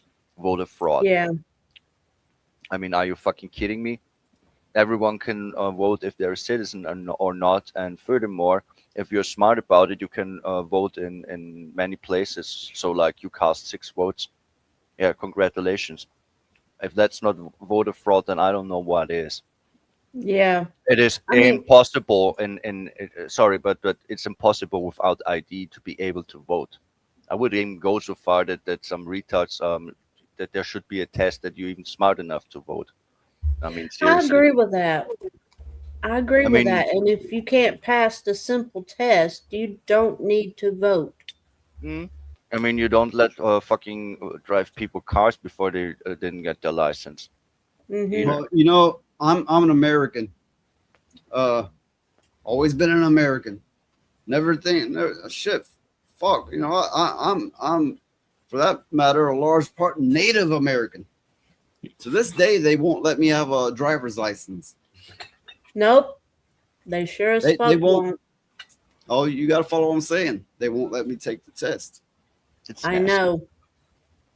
They won't for whatever fucked up reason. I don't understand it, but they will not. Crazy. There's no reason for it. There's no. But it's just I weird. know there's gonna be viewers going bullshit. I know better than that. Bullshit, motherfucker. I can attest. I can guarantee you, it is not bullshit. You have your happy-go-lucky, fun-loving ass self go hopping along in life. Yeah. Well, fuck you. That's you. Don't tell me my life. I know it. You don't. Yeah. Well, I mean, I I believe you. was there, and it was like, what the shit is their damn problem? And it was just weird the whole way around. It was like, this doesn't make any sense, but it happened. I gotta watch myself. I'm like going off on apparently an imaginary person. Yeah. I need to calm down. You got pissed off. It's fine. I get it. I just don't like it when I'll tell a story, right? I'll tell a story I lived. I know. And I was like, I may have been in doubt and I double checked it for myself, even though I was experiencing it. Then a motherfucker comes by a stream going, according to fuck off, motherfucker. You didn't live my goddamn life. Fuck the hell off of that goddamn nonsense. Yeah, I understand. Yeah, people don't realize all these rules they read about, they're all made up. And there's people out there that are in power that will make up their own rules on the spot. Yeah. If you never were faced with corruption and power misuse, then it's easy for you to talk. No, it is this and this way, because they can't even imagine that there is a other world and other reality out there that just gives you the finger and fucks up your ass. Yeah, that shit happens. Oh yeah, it really does. Especially when you go to court. Judges will make up the rules as they go along. It depends on what kind of mood they are in that day. Or if they like your face or not. Or if they like the way you present yourself in court. Which is why when you have a lawyer will tell you, okay, go in there like you're going to church. Around here anyway. They'll tell you, go in there like you're going to church. Because if you don't, the judge is going to take great offense to how you appear in court. And I think it's stupid, but it's true. And if you at all can, get a lawyer that is in good with the judge, that they're friends, because that does help a lot. Yeah, everybody knows that. No, around here, you hire the lawyer that is in closest physical proximity to the judge. Like they're just right across the street or in the same building. That's the one you get. That's the one you get. That's what I was going to say. If they're like right across the street or in the same building as the judge, hire them because they talk all the fucking time and they'll come to some kind of deal, usually in Right. your benefit and all that kind of stuff. People are like, I'm waiting for the verdict. They decide that an hour beforehand in the back room. Mm-hmm. And an honest lawyer will tell you that. Yeah, they all get back in the judge's chambers and go, okay, we got this situation. What do you want to do about it? And it's like, well, I can do this, this, Hey, and this. Thanks for coming by, Lieutenant Giratino. Hope I didn't scare you off. Bye-bye. I had my outburst. But He brought the noise. He brought the noise. I'm still used to calling him Sarge. And, Now I'm gonna have to remind myself to call him Lieutenant. And Triple J, he did ask for an explanation, and they put their hand on their gun. No, I did get a vague explanation, and it links back to a law that was passed after I was in school. The law being, if you quit school, that you can't get your license for a while, right? That law happened a few years after I'd already quit, right? But they applied it to me anyway. So they said I'd have to go 100 miles away, literally 100 miles away, and get a form and fill it out. And I went to them and I'm like, okay, well, what do I need? And where exactly do I go? And the motherfuckers got real little at me and wouldn't tell me anything. They even took that pose, took that stance with their hands on their guns, two of them with their hand on their guns, and said, get out. Yeah, they did. I was there. I remember. But let me go a little further with this. I didn't actually quit school. I was thrown out. Well, yeah, I was thrown out at, I know, 15, and I know a lot of you motherfuckers going, you can't. And he's 16. Blah blah blah blah blah blah. This was a long time ago, and this was in a small town, and they don't exactly stick to the rules. No, they didn't. They'll definitely throw you out. Yeah. Obviously not. But here's the thing: did you never try again, some years later or something, for the license? Try what exactly? Oh No, yeah, for I the tried driver's multiple license. times. No, I tried multiple times. Decades later. Mm-hmm. Yeah, Same well, thing. I would get sick of trying to. Mm-hmm.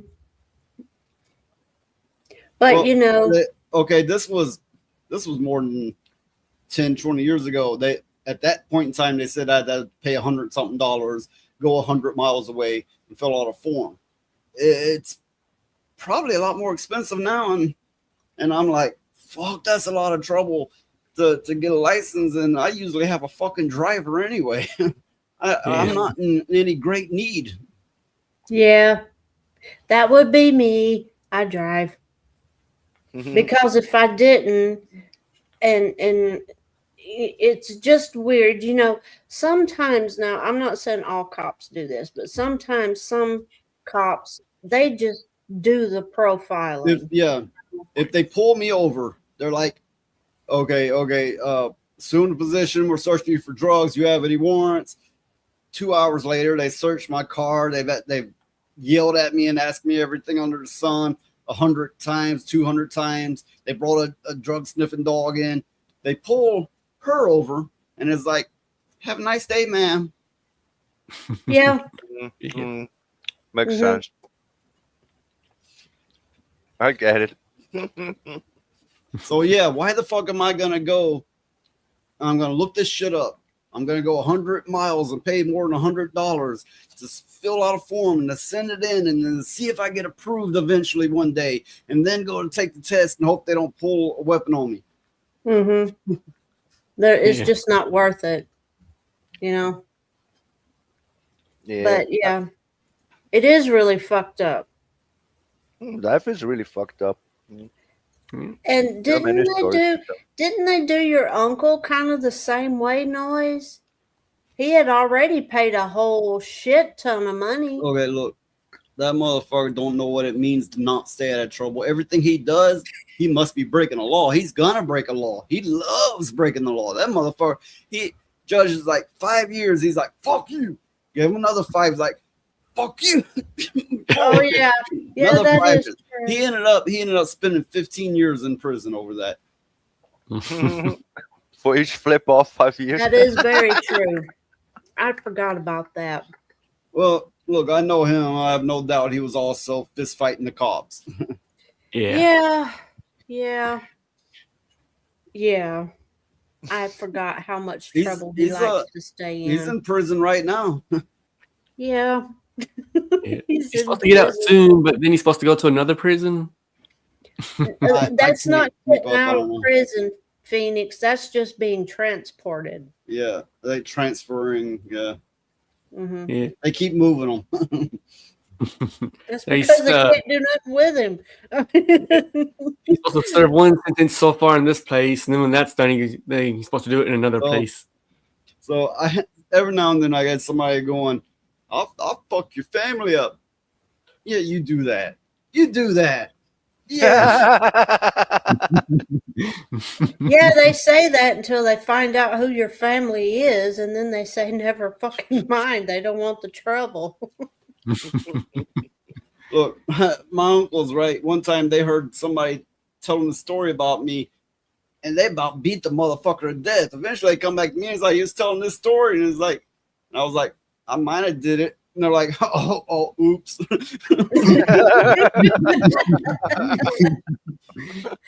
Oops. They still got your back. Yeah, that's cool. These are some very dangerous motherfuckers. Yeah, you really don't mess with them at all. At all. I look like an innocent little bunny rabbit in comparison. Yeah. I mean, I was always assuming that you are the most reasonable one with the stories that I know. Oh yeah, I'm most definitely the most reasonable. No doubt about that. I'm the most level-headed and everything, believe it or not.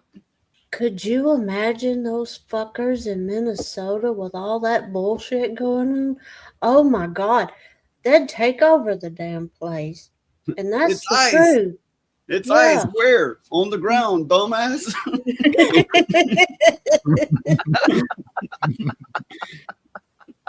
I don't see how they get out there and do all that shit, though. I mean, get out and protest and cause all that trouble and all that confusion in that weather. I mean, looks like they'd be freezing up there out in that mess. Maybe they're more used to it. Yeah. Used to it or not, you still freeze. Why would you go outside when it's winter when you don't have to? Yeah, I mean, they ain't got no sense. They got no sense. Me, I'm in the house. I'm warm. My dogs are warm. And I am not going out in no 0 degree weather. I'm just not going to do it. No. Yeah, Well, you know, sometimes you need speaking to of go this, outside, but that's it. we'll talk for a minute on this latest incident with the ICE shootings. Fucking shit's just mad all around. But here's what I'm gonna give Asmongold's take on it. Woman with the car, that Renee Good. I think that it was much more ambiguous. I think that it's very obvious that if you're shooting an unarmed man whenever they're being restrained by 6 other people or 7 other people, very, very clearly your life was not in danger. You're not defending yourself from a deadly threat. This person's unarmed, and that's it. There's literally no excuse for it. And I'm a big supporter of ICE. I think ICE is great. I think they should deport every single illegal alien in the country. All that being said, you can't have ICE. Because I'm a supporter of ICE, that means that I need to have accountability for ICE. And let me explain what I mean by that. If you have a police department that's not accountable or a law enforcement agency that's not accountable, that basically is the Gestapo.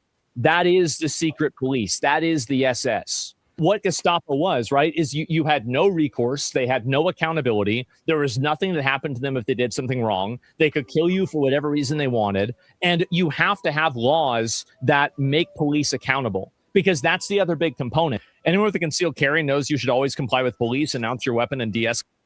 Let me just pause for a second. There has been images where the man that got shot had his weapon pulled and in his hand.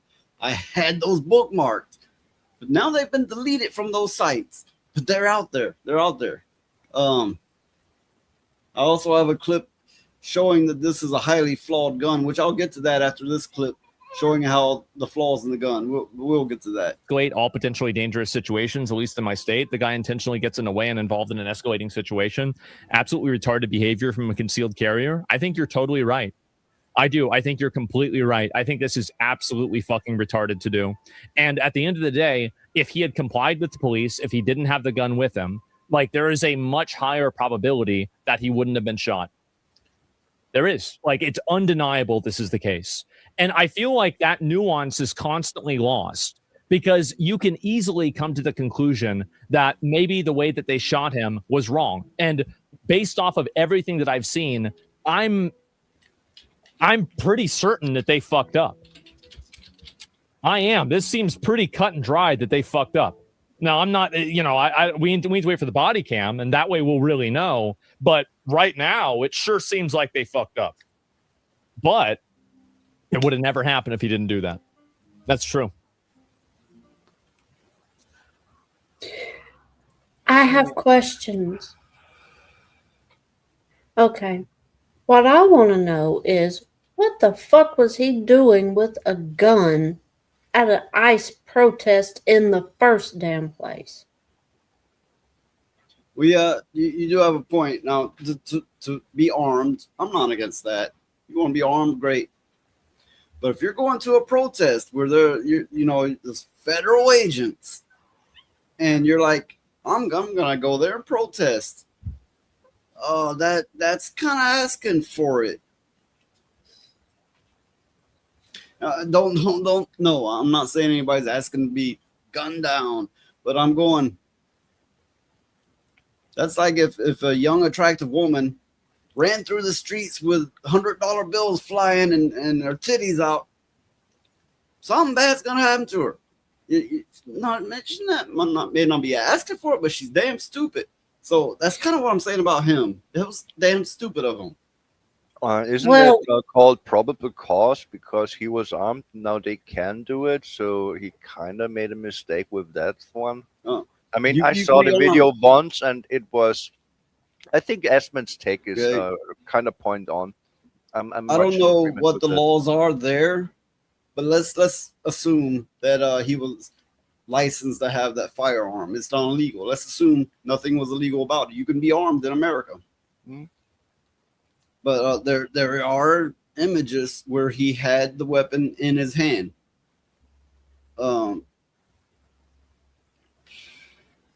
Past that, I don't know exactly what to make of it.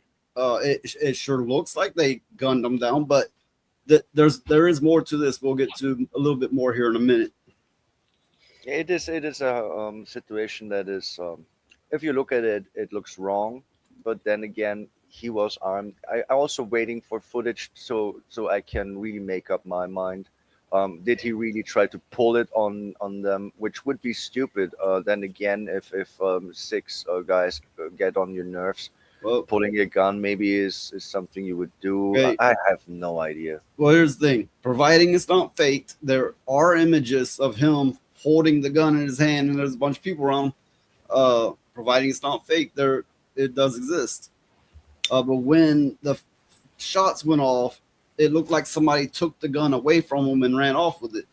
Yeah, I heard that he was already disarmed. So there is the point. But I didn't. Not just protest. Half the protests are just agents trying to arrest someone, which means they're tailing active chases too. Yeah, these protesters are following around ICE agents. Why would you do that armed, knowing they're federal agents? Bad stuff is gonna happen. So do it in the first place. To respond to Triple J Jr.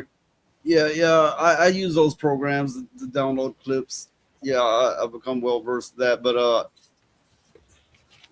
I guess I didn't you know, think they'd all get just wiped the fuck out like that.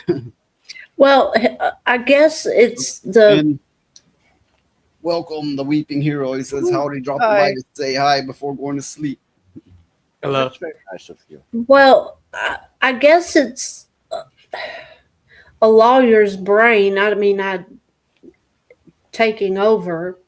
But my point is if you're going to an already a situation that you know is going to be volatile to begin with, and you take a firearm to that situation, something is bound to happen, especially Well- if you got people running around and it's chaos and they see you put your hand on your holster like you're going to draw your weapon. I mean, So, you know, okay, from everything I know, and I don't imagine anybody knows that much, but from everything I know, he was defending the protesters. And that's, when that one clip got reported. So he was clearly there for them, and Mhm. he brought a gun, so he wasn't going to use it against the protesters. So why else would he bring a gun yeah, I in mean, such a situation? so if I was the prosecutor, those are the kinds of questions like Noise to brought up, and what I'm saying, those are the kinds of questions that I would be asking. It's like, okay, you're going to this already volatile situation and you bring a gun? What kind of moron are you? So from R2 D2, I've seen people try to compare the pretty however he's guy with the Rittenhouse, but being armed to defend yourself against law enforcement is different than being armed to defend yourself against rioters. Yeah, absolutely, yeah, and it's not just law enforcement, federal agents. Am I wrong, or are they like one step above the cops? They're one step above the cops. Actually, they are. The cops should actually work with them, but in Yeah, Minnesota, that's not the case. Because the here's the cops funny have to thing. work. The cops have to work. Okay, like you say something like you're on a manhunt for somebody, and the FBI comes in and they bring those people in. The local law enforcement has to step down for the FBI to take the lead in the case because they work for the federal government, not But the to my state understanding, government. they don't have to in every scenario. Depending on the circumstances. Sometimes the FBI ends up with it. Sometimes the locals end up with it. To my understanding, which I'm not in enforcement, but to my understanding. Well, I'm talking about the big stuff, like really, really big stuff. Well, yeah, I would that would be actually the think circumstances. about the chain of command. I would just say that the federal agents are higher in the chain of command, meaning they can ask of the local law enforcement what they want, kind of deal, because they have the last say in the matter. Isn't that the case? But I do see one thing. I mean, from what I can glean of it, the cops there are they're ran by people like Tim Walz, in which they have adapted as such, and they are not, to the best I can tell anyway. I'm not trying to state facts here, but they are not exactly cooperative. Yeah, that's what I heard too. I heard that. I heard that they weren't very cooperative. This is their job, because what I heard, I mean, correct me if I'm wrong, that in Florida and especially in Texas, the ICE arrests in way higher numbers, but there you don't have this bullshit like in Minnesota going on. Why? Because the law enforcement would prevent it. Because they would do their job and they would deal with the protesters themselves. But here in Minneapolis and Minnesota in general, especially Minneapolis, of course, because there's where the shit's going down. The cops do fucking nothing, and the ICE agents are on their own, and that is a situation that should not be like this. Well, As far as I know. I heard it was so damn bad in Minnesota that emergency services could not get to the people that needed them because of the protests. Yeah, They it's the same couldn't. with this climate, motherfucker. They couldn't get to people that needed taken to jail or whatever because of the protests. They just couldn't get to them. So If the it's roads are gotten blocked. really bad. Yeah, and here's the thing that really is for me very scary. I mean, this incident where this guy just got shot, the fact that he's armed and that those protesters will now form into more of a militia and are playing with the thought of being armed and actually opening maybe fire at the ICE agent at a given situation where they think it is necessary is exactly that what Tim Walz and this government in Minnesota wants, isn't it? They want Mhm. people to So- actually fight back. And So by we not all fight back seen- would be forced. We all seen they took his firearm away, and then there were shots ringing out. So here is one person who seems to be knowledgeable of firearms. Here's one person's take on what may have really went down. Put some input into the slide somewhere. Will it go off again? Will it release? Let's see. That's 3 in a row. This is the same model gun that this man had. Bro, let me take the screw out.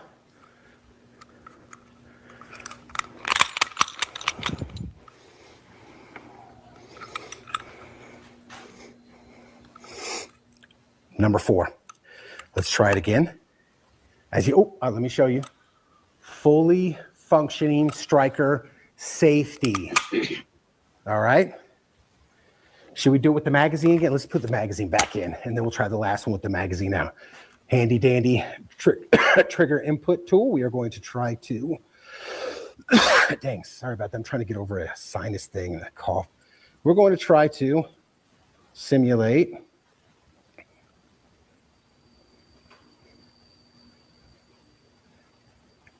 all right, here we go.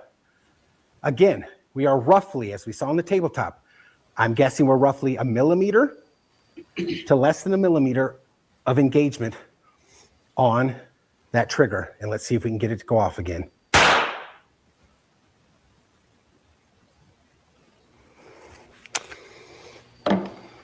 That was 4.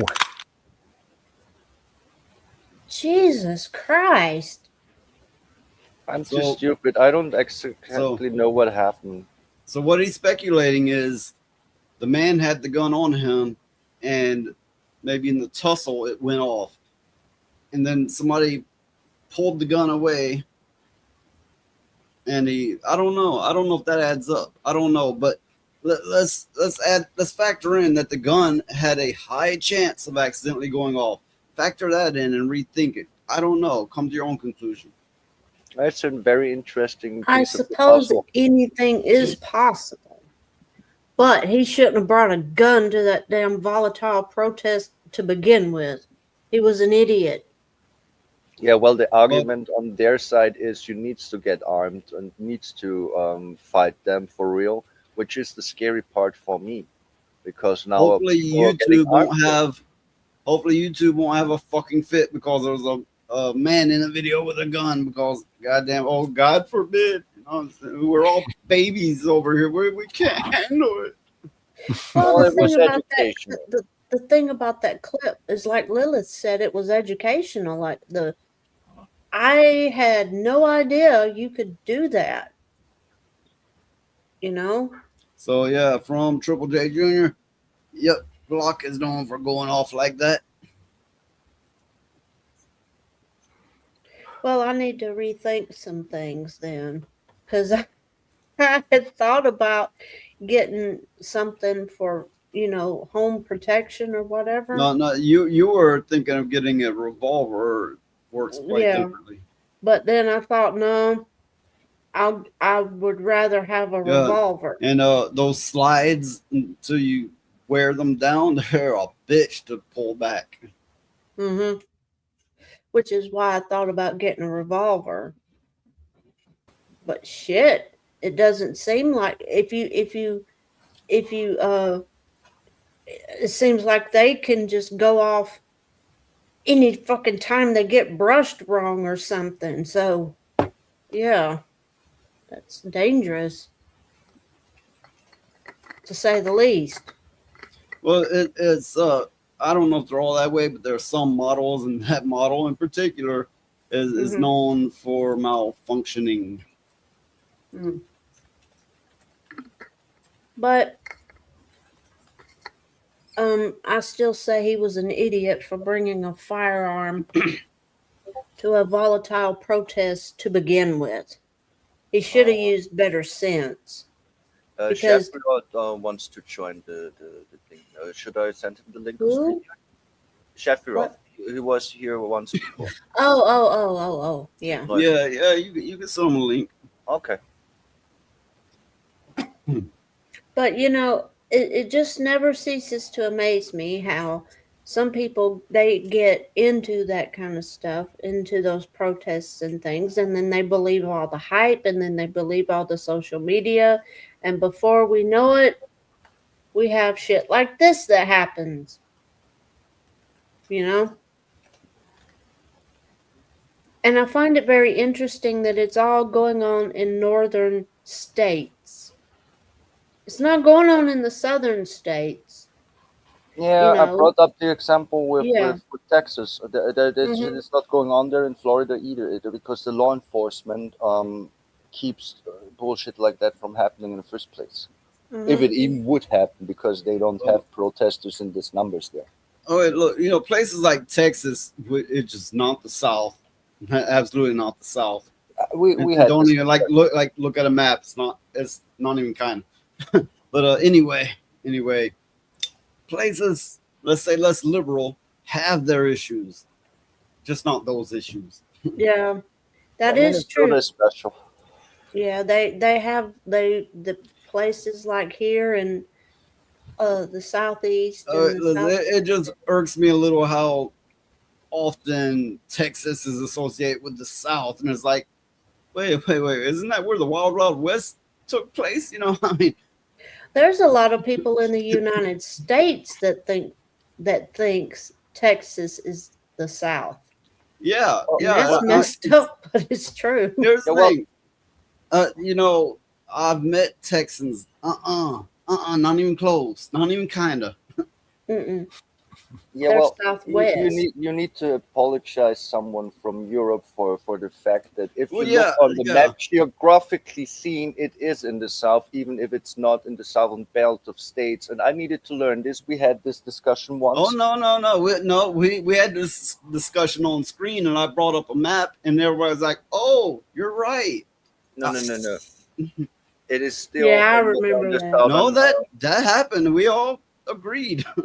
Yeah. What I agreed on is it is not the south as you see it with the southern states, but I never agreed that it's not in the southern echelon of the Okay, map, listen. even if it's more west. But Okay, it's still listen. in the south. I'm not gonna sit here and go back and forth with you. I'm just not gonna fucking do it. I'm in the goddamn country. I'm in the South. I think I know what the fuck I'm talking about. Okay. I don't want to rehash that. We don't need none of this headstrong bullshit. Yeah. Okay, so are you froze? Who, I me? didn't freeze. I didn't freeze. I was for a second. I was for a second. I'm not frozen anymore though. But yeah, we already had all that discussion. So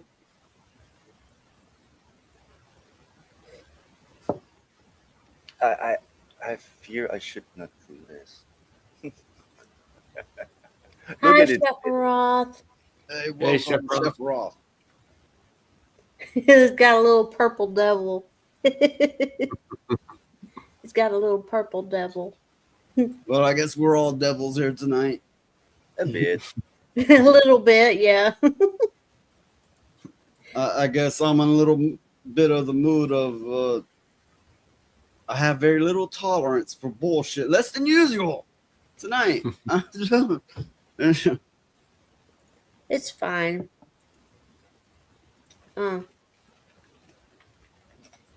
R2 said they're in Scotland and we are north of the border, but we are not the north. You know, that actually makes sense. Well, yeah, because I mean, yeah, that's because some people can read maps. Well, and apparently there's a lot that can't. Scotland is north, but what I consider north is like Alaska Okay, look, and there's all there's them perspective. places. There's north of us, and there's like in compared, Yeah. in reference to what exactly? Yeah. Where that's you true. stand, there will be north and south and west and east of you, depending on which fucking direction it is. Take a compass; it will tell you where north is.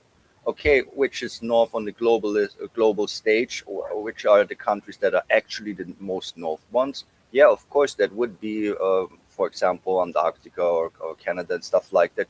Sure.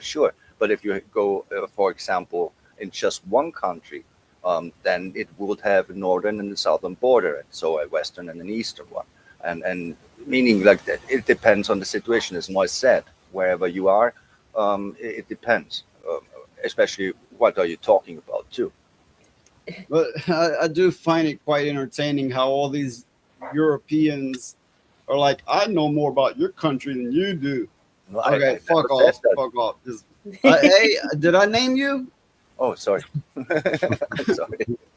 In general, you get these fucking headstrong Europeans like, oh, they know better than you. What the fuck gives you the right to be thinking that way? Clearly, you weren't raised well enough to understand the difference. Well, Jen T is in the north. She's really in the north. I mean, she's like not far from Alaska, not really. So, and Triple J is in South Texas, right next to Louisiana. So, yeah, they're in the southern part of the state. Well, I like the show, other shows too, but the show it brings people together from all over the world. Most of the world. I don't believe we ever got any Africans up in here.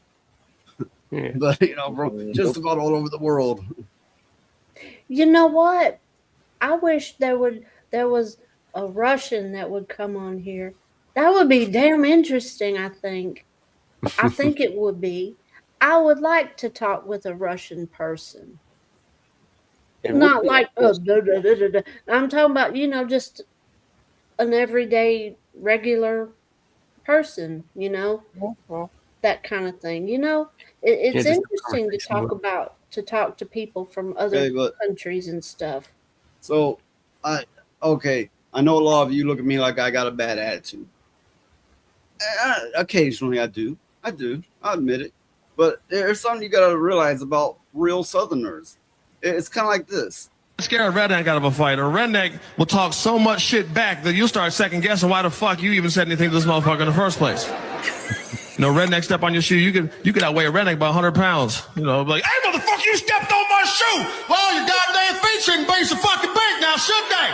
Oh no, you can't have a regular size shoe like a human fucking being. What is that, 13 fucking 14? What are you, some sort of fucking primate? Are you the missing link between man and ape? Hey, everybody on the bus, I done discovered fucking missing link. Someone called Smithsonian. I want a goddamn reward. You probably got to wear platform shoes so you don't drag your goddamn knuckles on the ground, motherfucker. I'm a major Raven standing upright. You look like number 3 on the evolution chart. Look here, Mighty Joe Young. You want me to step on your big black feet? Next time you see me coming at you, I don't give a fuck. Turn it into a dance move. Cha-cha slide, turn to the side, motherfucker. Cha-cha slide, turn to the side. God. I understood every damn thing they said.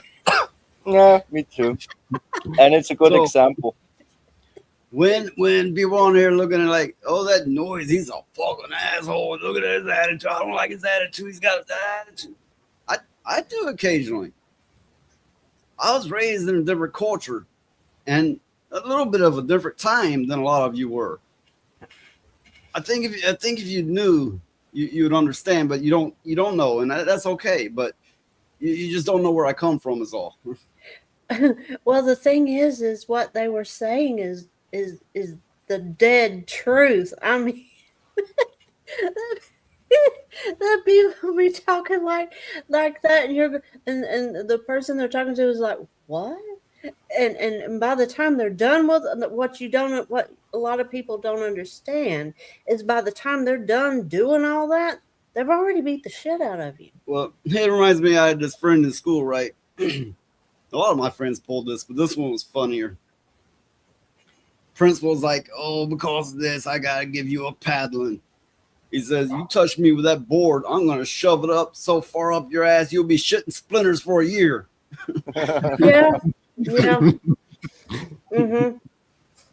But yeah, and by the time they get done telling you all this stuff, and you're kind of standing there in bewilderment, because see, that's the whole art of it.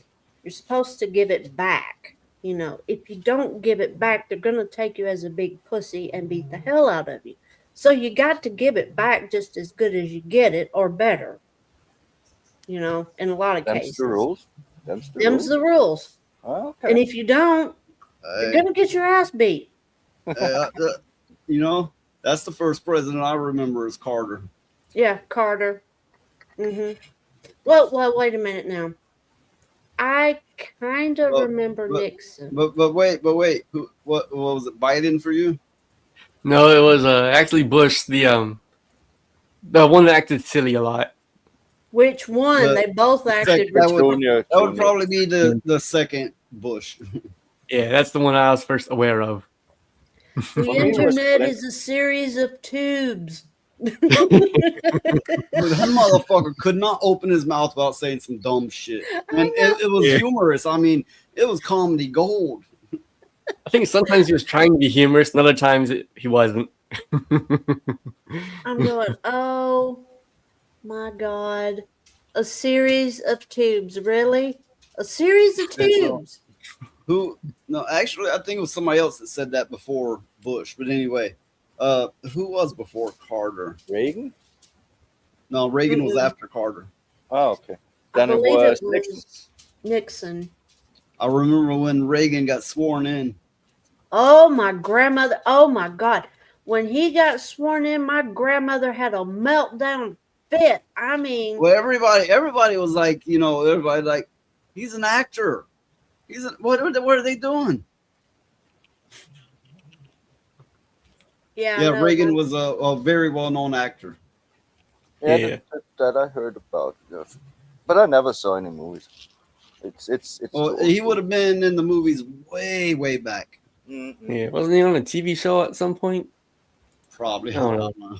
He played in a lot of movies. My grandmother, oh my God, she got so damn mad, she went and got drunk. Now my grandmother didn't drink at all, but she got so damn pissed off when he got sworn in as president. She went and got into my grandfather's moonshine and she got drunk. And when my grandfather got in from work, he goes, "Oh shit, she's drunk. He must have won." And that's all he said. That's all he said. Hi, Mikey. Welcome Hi, Mikey. To the goon room. And we don't want to hear about your peni burning. We don't need. We know. I've already told you, Mikey, if your pee burns, you got to go to the hospital. It's a problem.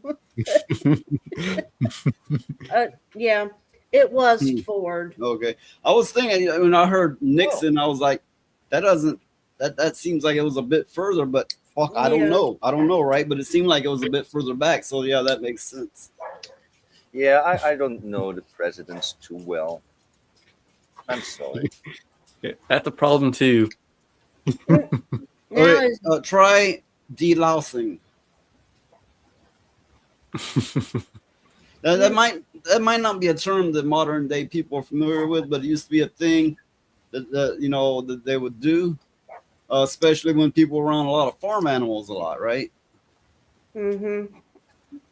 Yeah, I know when my grandmother had chicken houses and stuff, they were all the time calling it delousing and stuff like that. Ew, Mikey! Ew, Mikey, no! Stop it! Stop it, Mikey! Stop it!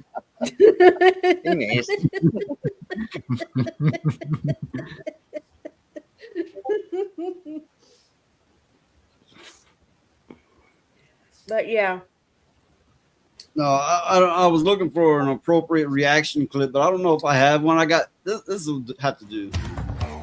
You've lost your mind. You've lost your goddamn mind, Charlie. Nope. Charlie hasn't lost his mind. I remember that episode. Charlie had everything under control. It was everybody else that fucked it all up.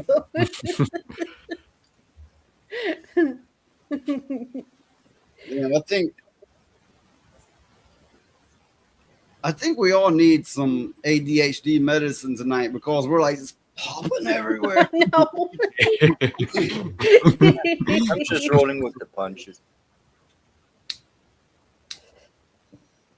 I'll be glad when this damn cold ass weather ends. Well,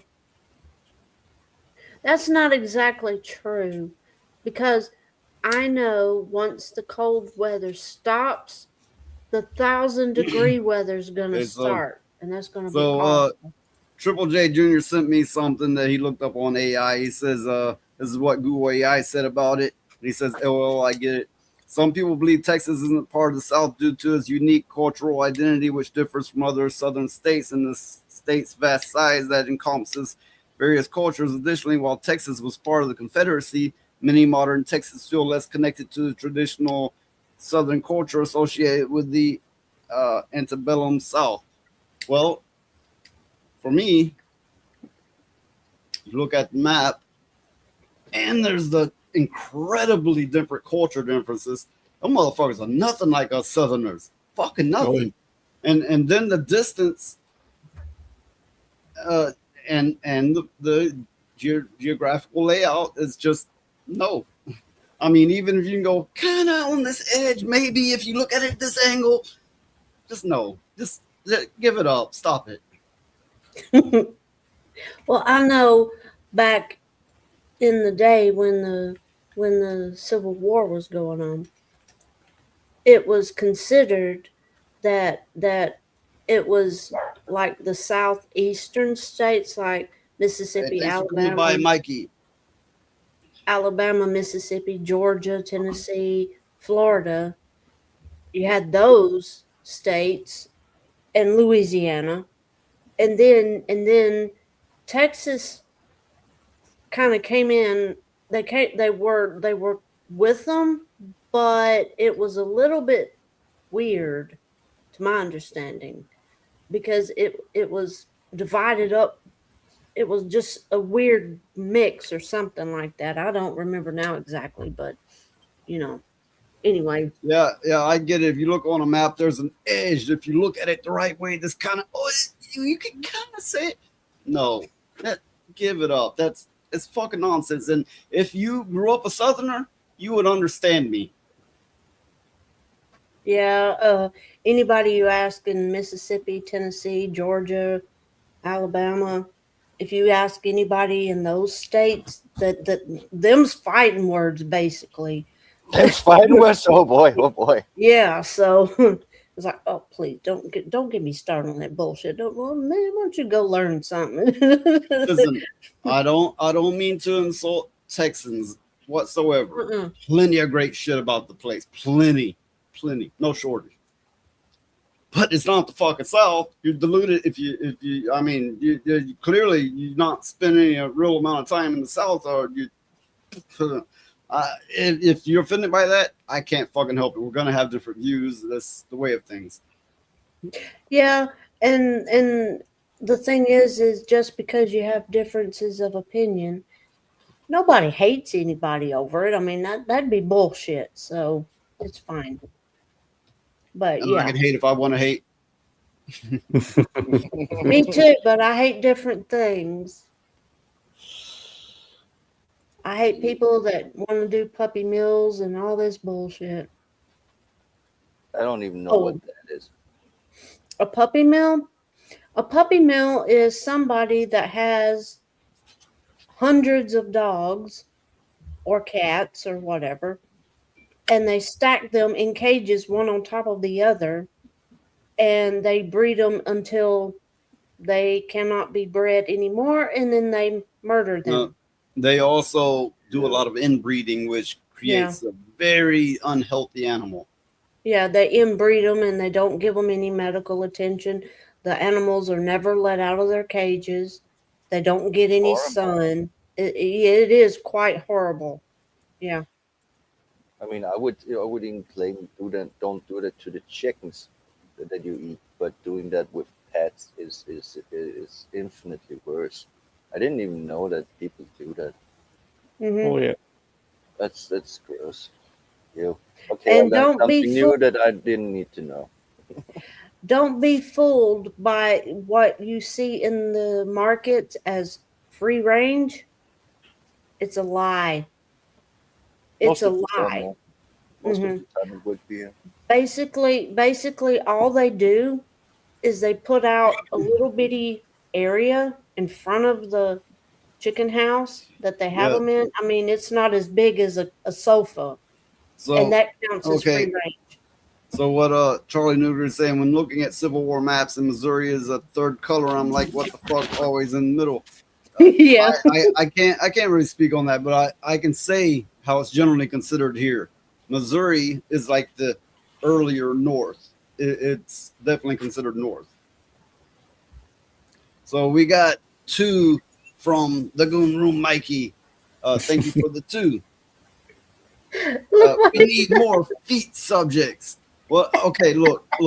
If you call your little boyfriend Daxonar and have him run through the fucking place with his paws, but I guess you scared him away. Maybe he's in the hospital because he burns now too. I don't know. What'd you do to Dax, Mikey? What'd you do? What did you do? I haven't Well, seen okay, Dax listen. in a long time. It's not feet, but here you go for the 2.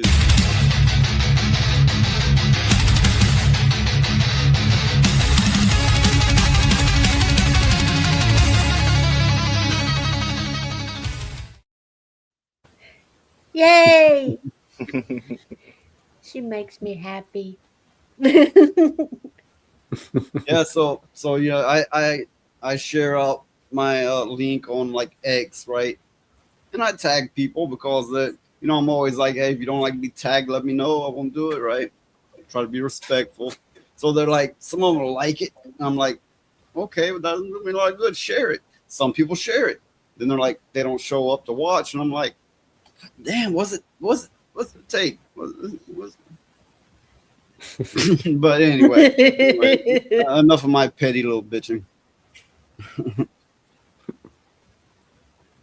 Okay, so we're gonna pick on the new Star Trek here for a little bit. I got a couple pages on it. So William Shatner serial post on X outperforms Starfleet Academy premiere as audience rejects modern Star Trek. So yeah, he was seen eating cereal in his car, and it turns out it was a promotional material for cereal. After the series was already embarrassed by a nerdrotic live stream featuring nothing more than a plastic Spock action figure, gaining higher concurrent viewership than its premiere. So yeah, Nerdrotic, Gary from Nerdrotic, he put the Spock action figure, I think, on his chair. He didn't come on stream; he just put it on his chair. It got more concurrent viewers than the show. That's true. Oh my god! They had So like, now- okay. So to continue it, William Shatner, I think he does a cereal commercial.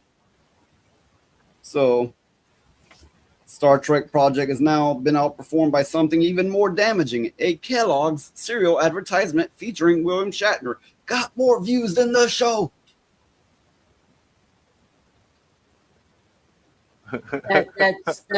That's bad. So as of this writing, the official YouTube premiere stands at 218,000 views over 9 days with 8,000 likes. and a whopping 27,000 dislikes. That's horrible. Oh, it's I would higher than yank it from the air. I have not seen the new Star Trek, and I don't plan on it. So let me just go straight into this other article I have. Holly Hunter explains why her Starfleet Academy character walks around barefoot. Oh, because the captain of a ship that runs into aliens in battle, and there nothing gonna happen. They're barefoot. Are you fucking serious? Okay, so first, Hunter shared with the showrunner and producer Alex Kurtzman's idea that kind of opened up this whole idea she might be like physically for me, she added. So she's like, oh, barefoot, oh, that's for me. So okay. It had to do with her being part, I don't know how to say this, but lanthanite. Yeah, anyway, it also had to do with my name, which is Water in the Desert. Okay. Hunter also insinuated as the reason why her character is always in weird positions. Okay. So she says, wherever I am, whatever environment that I'm in, I'm going to explore it with my body. Of course, my first thought was, that's a lot of words for whore.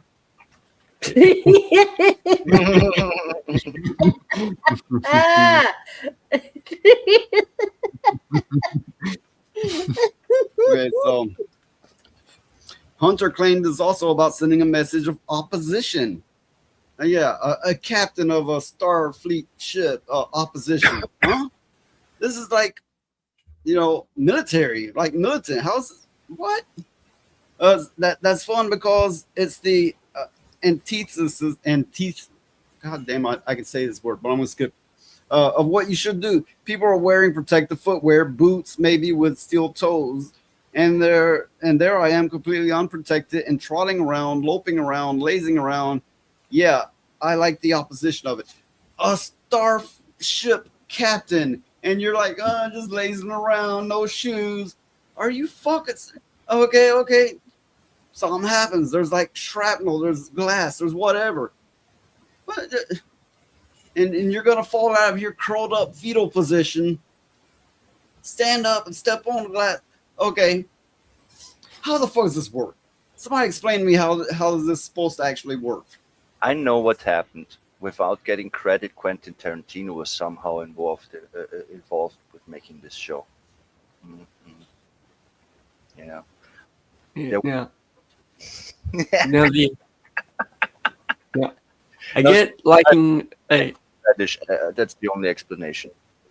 I get liking the main character that's a rebel and makes it like one. Like I think the first Star Trek, that captain was supposed to be like a rebel, but he didn't go around barefoot either. He just broke the rules that he didn't like. And curled up in real odd, pretzels in a chair. Like a kitty or a 5-year-old. And what I find very funny, because I saw some reviews, she talks like she has no teeth or something. Most of the time, you cannot understand what the fuck she's even saying. Easier for the cocksucking. Oh, this show is an abomination. Yeah, but it's really fun to watch some reviews when people take the piss out of it, because even fucking Discovery wasn't that bad, and that was already really bad, like not watchable. So she says, because I'm a Starfleet chancellor as well as the captain, I wanted to avoid rigidity. I wanted to avoid formality and kind of a more militaristic posture, she elaborated. I wanted to be adaptable and leaning into them and curious and playful. And I wanted to be approachable. I wanted to lead with some humor. Okay, so you're a starship captain. And okay, you know, the board, whatever, whoever your enemy is, right? And they're threatening all this stuff on you. And it's like, oh, I'm going to be lazy and playful. And they're going to be looking at you, the little woman that, just laying around, no shoes and being playful. Yeah, and they're warlike, right? How's that? No. First of all, they may have not fought with you, but the moment they see that, they're determined to destroy you. This doesn't make sense. Yeah, I mean, it puts me in mind of that Orville show. The captain in it, he's playful and fun and all that, but he can be serious as well. Yeah, I really liked that show. I really did. I was a mean, good it show. has some woke stuff and shit in it, but here's the funny thing about the Orville. It is way more Star Trek than anything that Kurtzman ever did. And I'm not even joking. And that's from fucking Seth MacFarlane. Yeah. I actually did watch the Orville. I'm not up to date, but I did watch 2 seasons, I think. I couldn't watch the STD. I mean, I it am is not sure how infectious. many seasons the Orville actually has. I'm unsure too. I know it's not many, but while it was on, it was really good. And I'll tell you something else. I liked that show Picard, which Oh, yeah, me is too. not of popular opinion, but I really enjoyed it.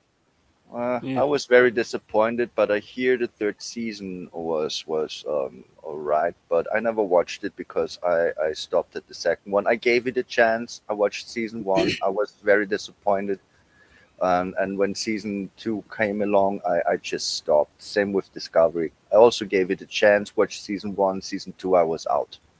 That's not Star Trek for me. I'm sorry. I gave it a fair chance, but I could not do it. And the other one that came beyond that with the Captain Pike, I just didn't even care to try anymore. That's where we are. That I don't even give it a fair chance anymore because Well, it doesn't make any sense. You just watch. You wait a week and watch some reviews, and you know that you don't need to waste your time. Triple J Jr. He says Star Trek died after Star Trek Enterprise series. Woke took over like they took Star Wars and all other popular IP. I remember when Enterprise came out, and a lot of people was like, "Oh, that kills it." I don't like this series. I thought it was a nice take on it, and You mean the man Scott Bakula, the actor they got to play as the captain in that one. I like in Quantum Leap. He was fucking great in it. I don't think he did the role as good in Star Trek, but it was nice. I thought it was all right. But I understand regular Star Trek fans was like, yeah, this doesn't vibe with me, and and then they probably all got together and was like, we're gonna have to take it in a new direction. There's new audience. Enterprise, you mean the Archer Enterprise, like when it's even before Kirk in the timeline.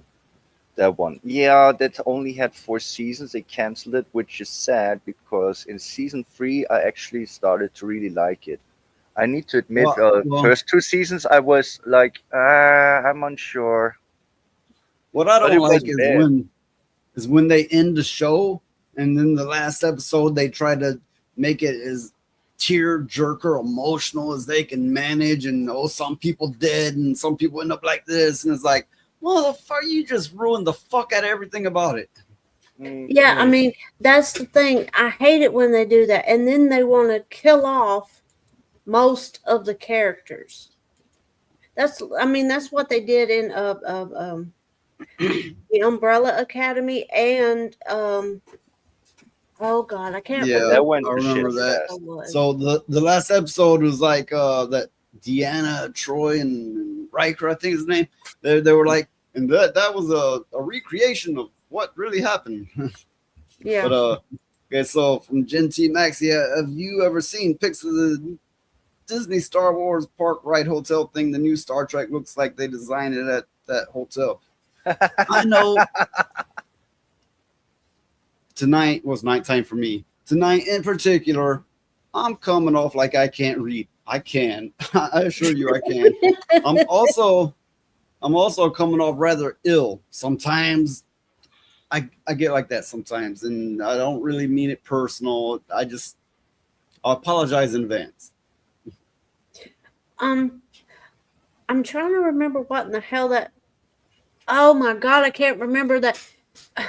It was when they killed off all the characters except for one, and it was not the Umbrella Academy. It was another show, Doom Patrol. That's it, Doom Patrol. Oh yeah. Which went nothing like the comics. Doom Patrol actually came before the X-Men. The X-Men was a ripoff of the Doom Patrol. You know that? No, I did not. It is, yeah. Read up on it, yeah. Well, I think the Doom Patrol could have went on a few more seasons, but the way they did it, there is no hope for Well, anything like that. I also learned I had not seen that series. Oh yeah, the Titans, right? Based on the Teen Titans, except it was more gritty and all this, right? That was where the Doom Patrol TV show launched from. It was a spinoff from the Titans. I didn't know that either. I did The not know that Titans either. DC and Doom Patrol is Marvel or something? No, it's DC. Oh, it's both DC. And because you said it came before X-Men, so I assumed Doom Patrol would be Marvel. No, the Marvel was X-Men. DC did it first, and then Marvel was like, "We got to do the same thing." Which they both had a man in a wheelchair and a team of misfits, and all that. Yeah, okay, now I get it. Yeah, they always try to copy each other. Mostly Marvel copied DC Well, with a new concept. There are so isn't many it superheroes. They are just the Marvel and the DC version. Also, I get what you're saying. true that Oh, Quantum Leap was a great show, especially that episode where he looks in the mirror and he goes, "Oh boy, I'm retarded." oh no. But yeah, I liked Quantum Leap, although it kind of ended on a sad note, sort of. But Quantum Leap, it really tackled some very deep social issues at the time.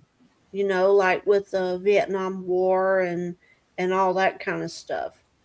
And Hey, look, it was really good. I've not done so within near 2.5 hours of the show. I will grift. I always take at least one moment, right? It's not like I'm going, give me. No. I just want to say one time, I can accept super chats, memberships, both on Rumble and YouTube.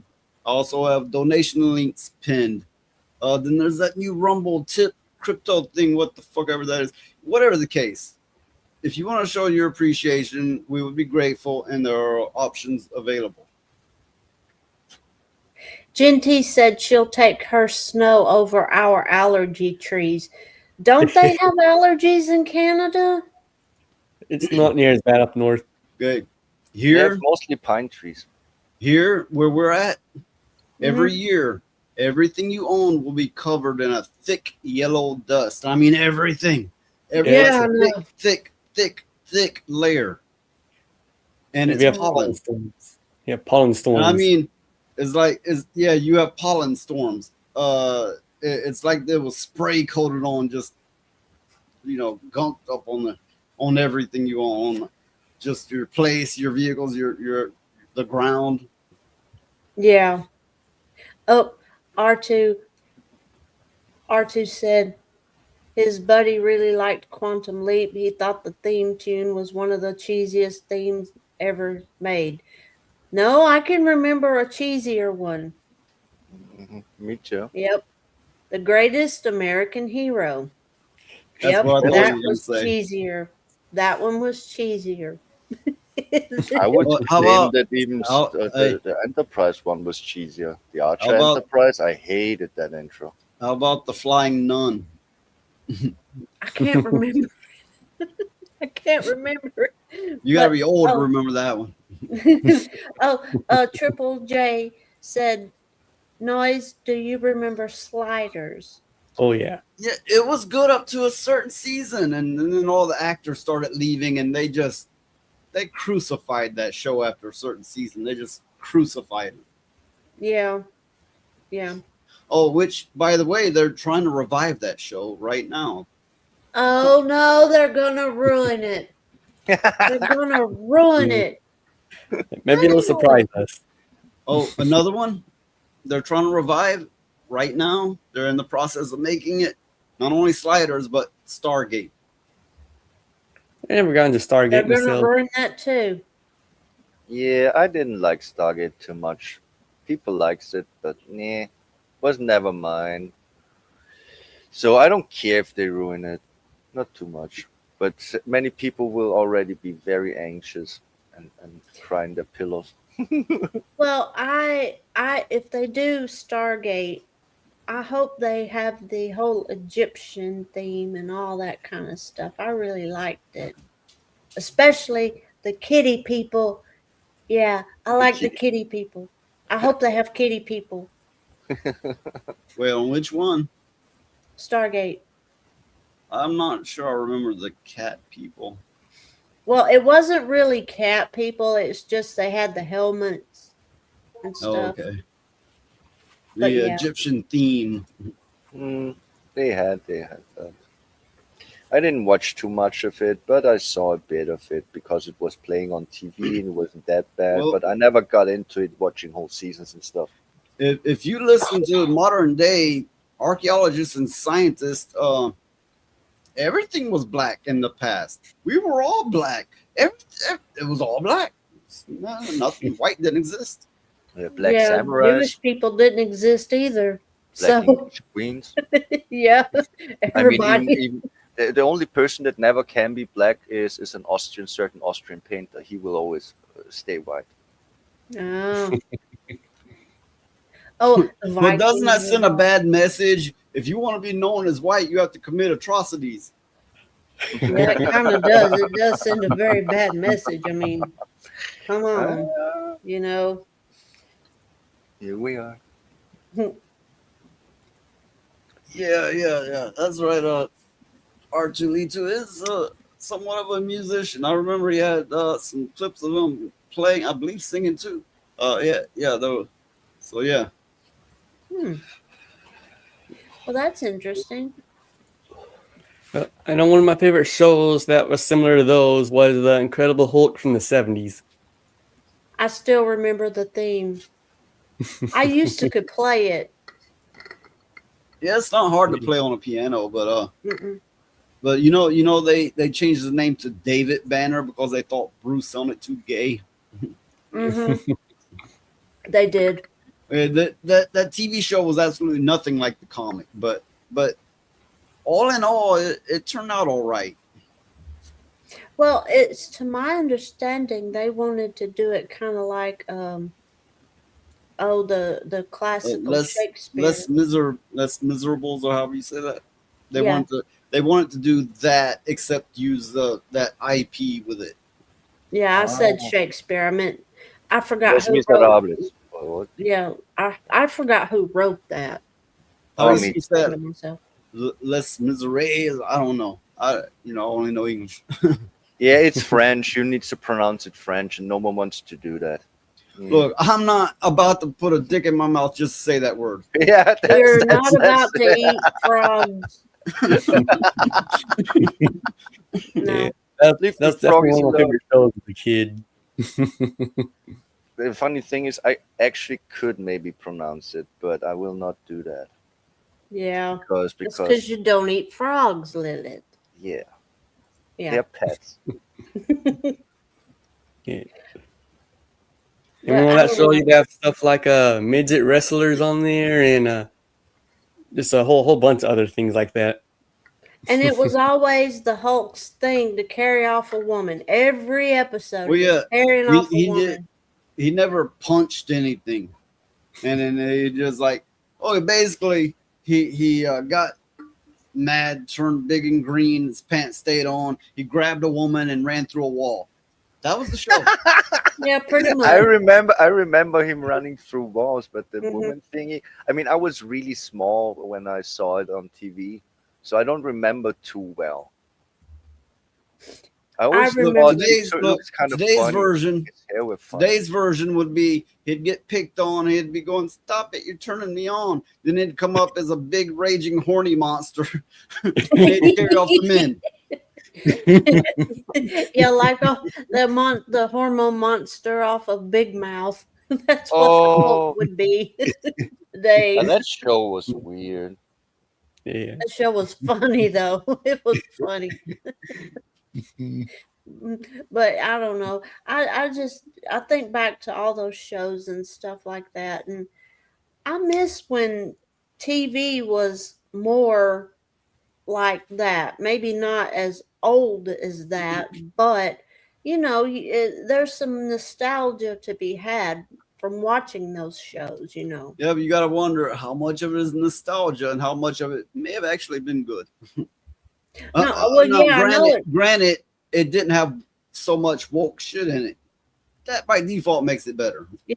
Well, I mean, you know, you watch older stuff like Breaking Bad or Eureka or Psych or whatever, you know, those are good shows too. And you can pretty much pinpoint the decline of TV after you go back and watch those kinds of shows from those years, and then you move up into now, and TV is just not as good anymore at all. It's just not. It had its peak in production value and stuff like that. As I said, even older shows that are really old were good, not only nostalgia. And then it peaked, and then it was shit only. Well, here's what we're gonna do. We're gonna pull the thing that people like to pull now. It's all your fault because people your age did it. It's those Gen Zers. It's your fault. You got to pay us reparations now because you years fucked it up for all of us. Where are my reparations? Where's our money? Everybody has to be the opposite team. Saying that, okay, Gen Zers have no shortage of faults, but saying what I was just mockingly, jokingly saying is just like all these people's like boomers, you boomers. You know, motherfucker, we're all in the same boat.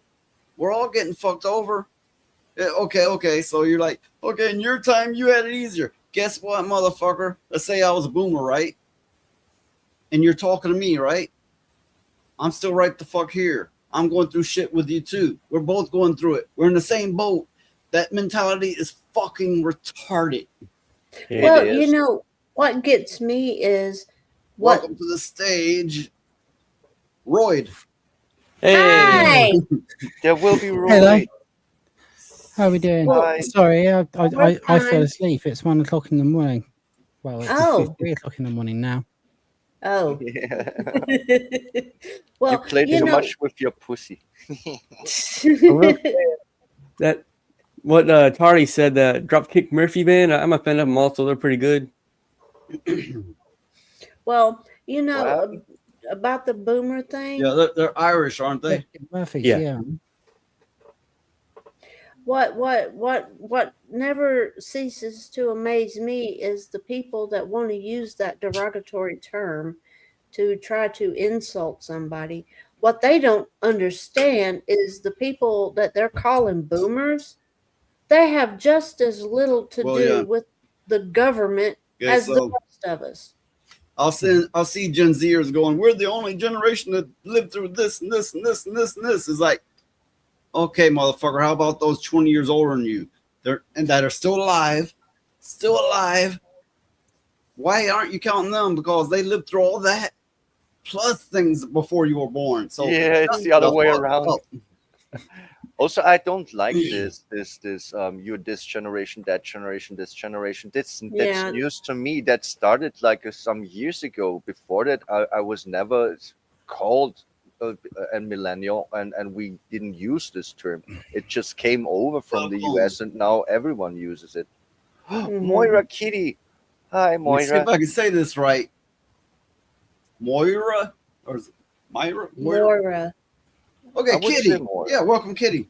Hey, Kitty. I haven't seen her in a long time either. I thought she had dropped off the face of the earth. Well, you know.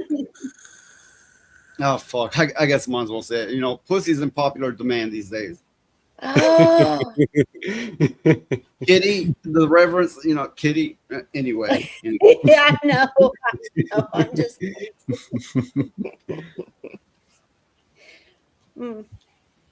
But yeah.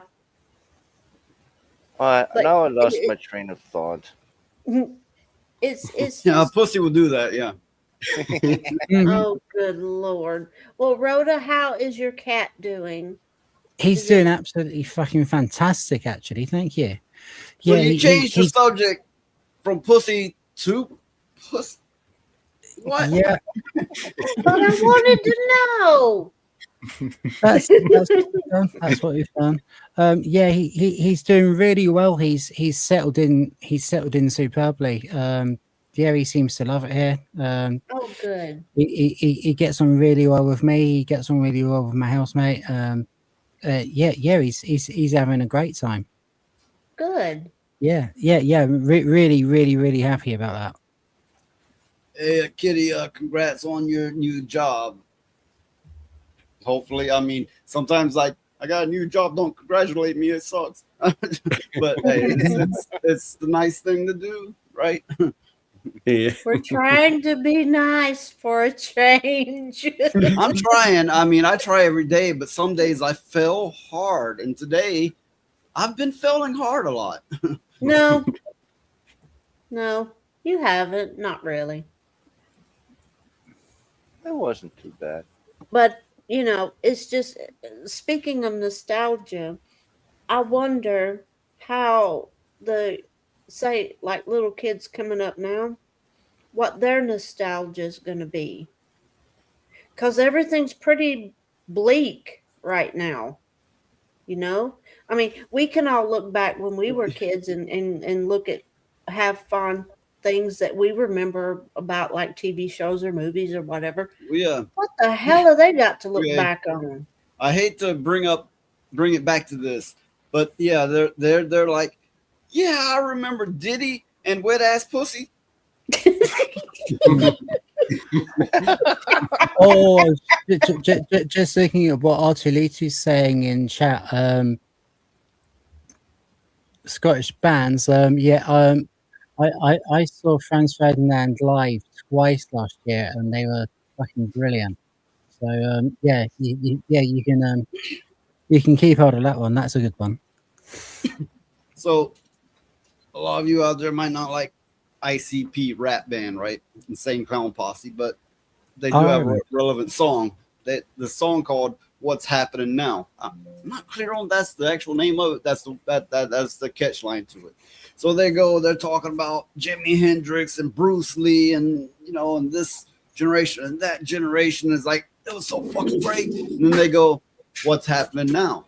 Which means they're acknowledging it's not shit we can go on about now. Where's the legendary rock stars? Where's the actors that stand the test of time? Where's anything worth the shit now? To answer Elijah's question, I would claim that they would be nostalgic about things on TikTok that are not there anymore when they are older, because it will change too. And instead of looking back at something nice, that all they have to look back on is, oh, you remember the good times when TikTok was still TikTok or something like that. That's the sadness of it. How sad is that? Yeah, how that's the fucking sadness of it. sad? But that how would be fucking my answer. sad is that? So how fucking sad is that? Then your nostalgia is like, remember TikTok? Yeah, I remember TikTok, because my days, what I got to be nostalgic about, I could tell you, you wouldn't believe me. You'd call me a liar, because this is some insane fucking shit. It was great, so great fucking shit. And you would think I'm just making shit up. You think I'm exaggerating? If you're talking about, remember when this was on the internet, motherfucker, you need to get out and live some. Yeah. Looks like Charlie is an ICP fan. Chicken hunting. Who's going chicken hunting? We's going chicken hunting. Okay, but you know what that song's about? It's a catchy song. You know what it's about? Oh, yeah. Hunting redneck bigots. Yeah, it is.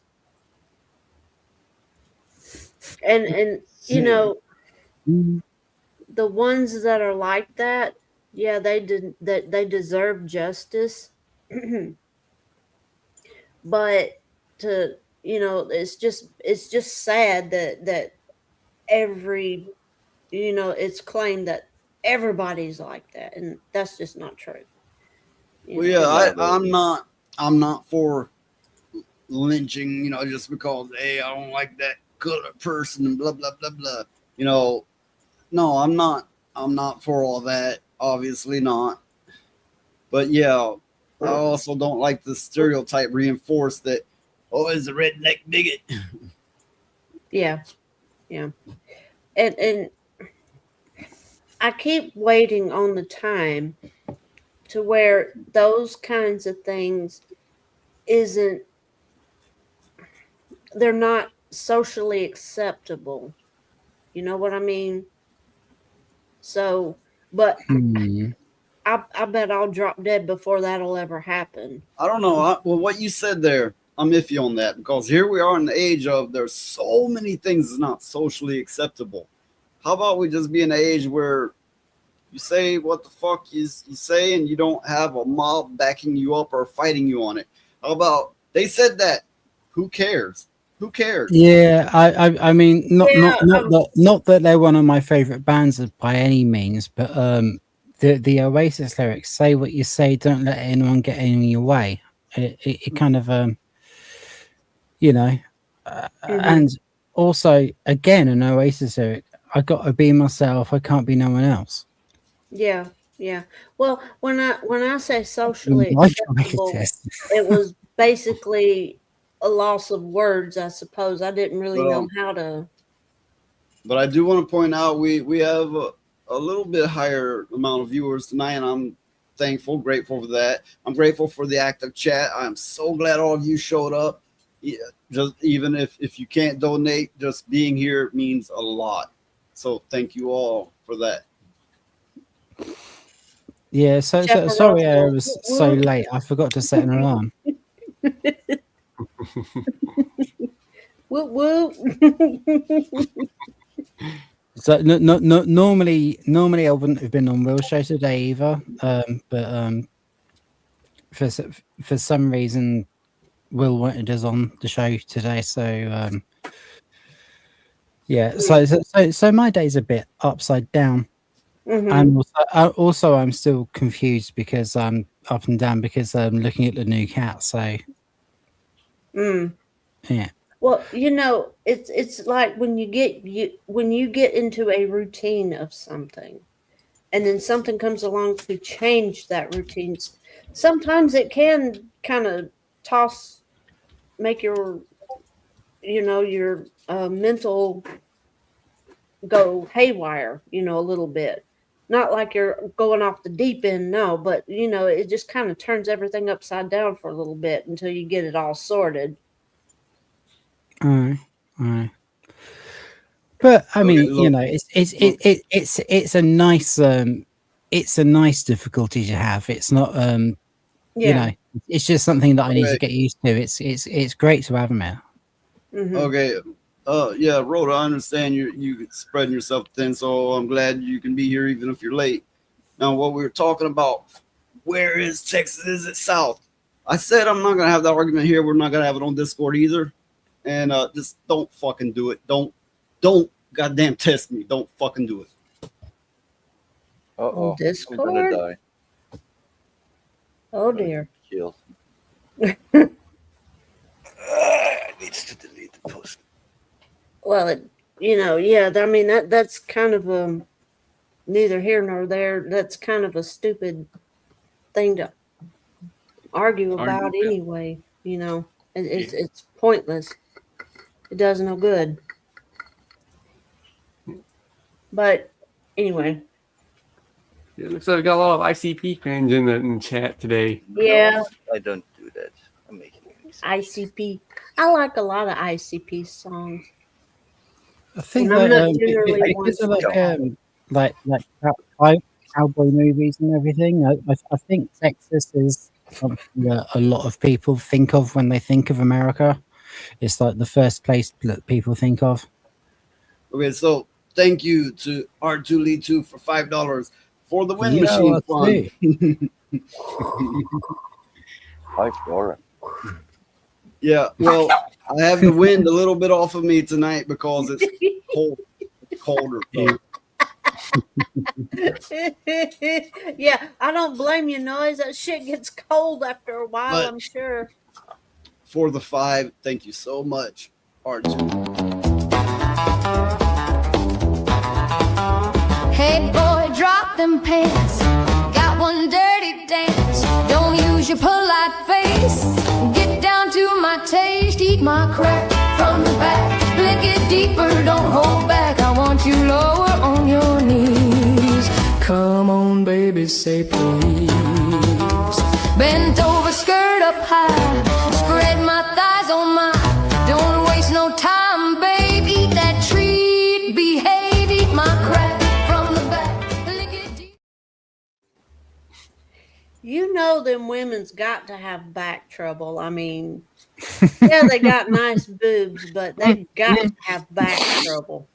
Them women got a lot of trouble because they're getting by on bouncies, and they're gonna find that later on it's not gonna work that well for them. Yeah, that is true. As you get older, gravity is not your friend. It's just not at all.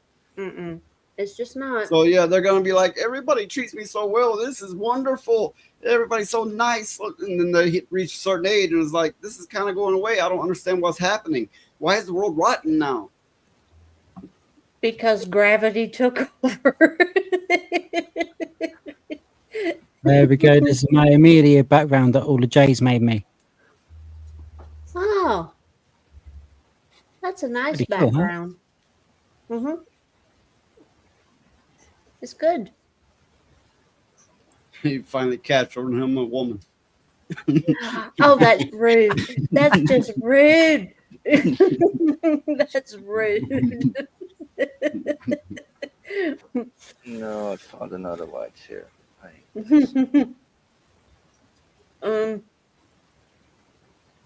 Tornadoes. What do you mean if you can work out tornadoes, Jen? That doesn't make a lot of sense. You hear a tornado and you get to where they can't get you. That's all there is to it. Yeah. If there's a moment of awkward silence, I'm trying to keep up with the chat, and I don't know why these fuckers go silent. I have no whiskey. That's but yeah, that's all you got to remember, Jen, is if you hear a tornado, you get somewhere, preferably a basement. Yeah.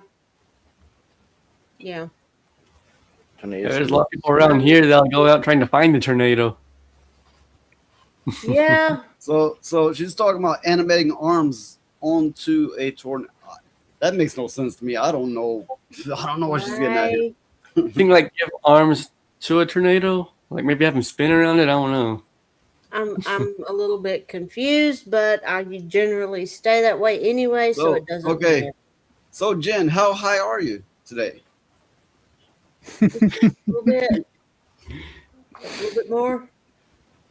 About that much. Yeah. About that much. Yeah. Okay.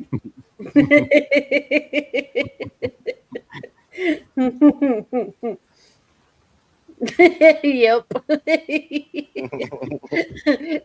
You'd have to be high to try to work out how to make arms on a tornado. Oh no. I just don't.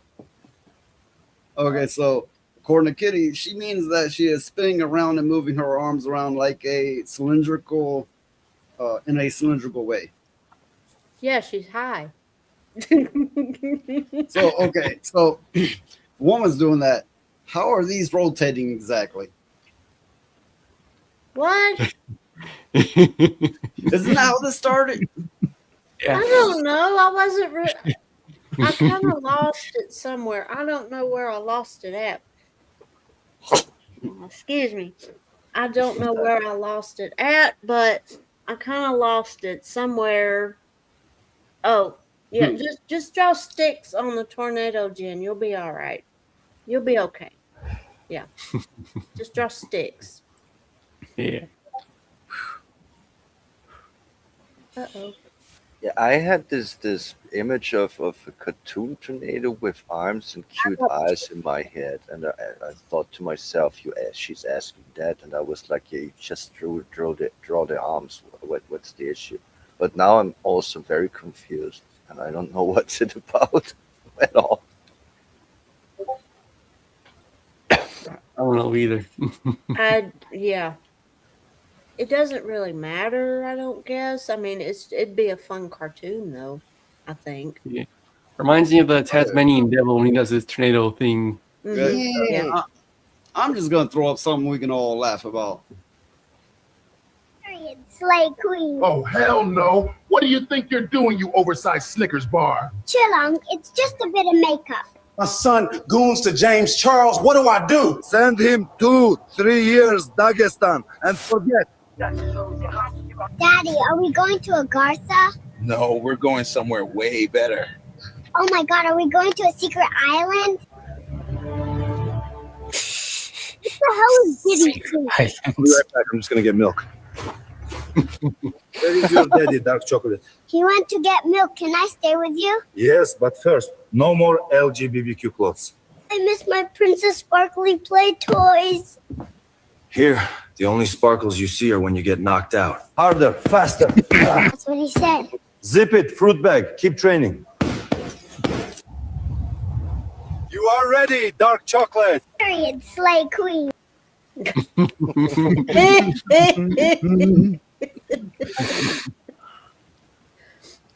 Well, you know, I remember like if somebody's kid was and there was a boy that'd show an interest in playing with Barbies or whatever, they'd shove a truck in their face and tell them to go play out in the yard and play with some trucks or something. That's not a stretch of the imagination. So, you know, I can kind of understand where this clip is coming from. Before the 90s, particularly the mid 90s and later, there just wasn't people that come out all frilly and feminine. It was a high rarity. Now, it probably started in the mid 90s on up and increased as the years went on. Oh yeah, it wouldn't be done.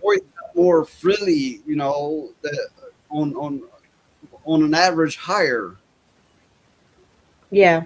So if a boy was like that before the mid 90s, they would have sent him to a camp, not straight, you know, prayed away straight camp. It's not, you know, they would have sent him to a camp to get that masculinity up, or they would have you know, got him into martial arts, or they would have got him to a counselor, a shrink, something. They would have done something along those lines. Well, like round here, your dad would take you camping. And you know, you'd have to deal with barbecues and bonfires and shit like that. I blame the soy normal stuff. Well, my parents, they were like, you know, they didn't see me take an interest in girls, even though I was very much so interested. I actually went through puberty quite early, but I digress. When I hit a certain age, they were blown away because I haven't. Well, let's say by 13 and up, I had them coming and going left and right, too many to fucking keep track of, and it was fucking retarded. But the thing is, it wasn't. I mean, even if you weren't frilly, if you didn't seem really,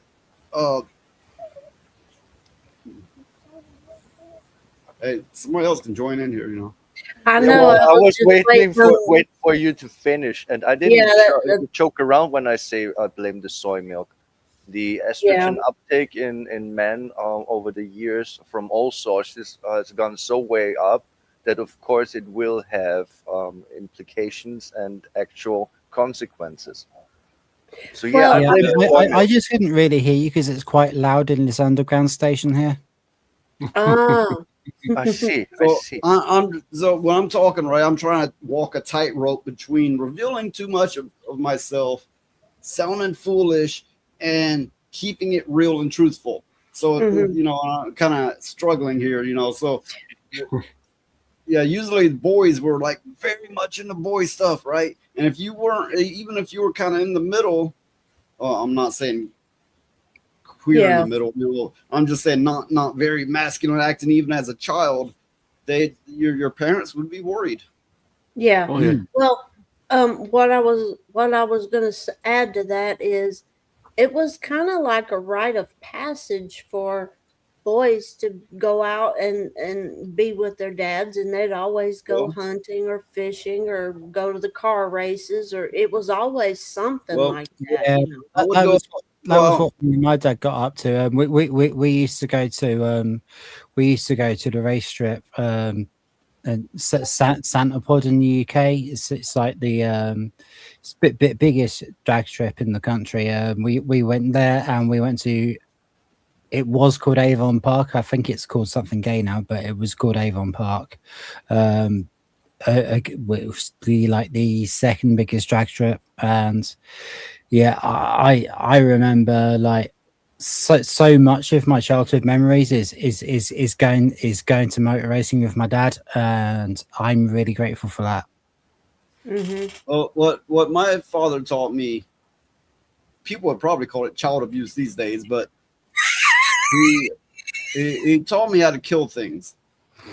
You know, when I was like 7, he took me out, gave me a gun, and he's like, shoot any bird that you can hit out of the sky, right? Well, they'd hit the ground, and they weren't always, I'd have a 22, right? They wouldn't always be dead, so he'd like snuff them, stomp them, because he didn't see them suffer, right? So anytime we had like a dog or a cat that start killing chickens, he'd give me the gun and be like, shoot it.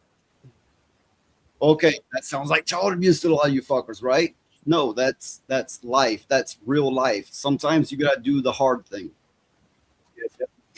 yeah, I can remember being taught that it was better if something like that was happening, or if an animal was really sick and there was no hope of it ever getting better. That's not terrible. That turns you into a man, or if you will, an adult. That teaches you to make the hard choices when no one else has the nerve to do it.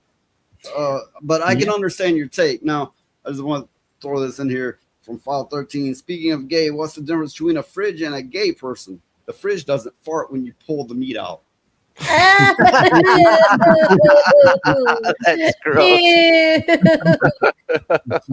But and Noise probably was taught the same thing at a young age. Is like, if there's an animal and it is doing something like killing your livestock or whatever, you deal with it. Or if it is sick or hurt and it cannot get any better, then you put it out of its misery.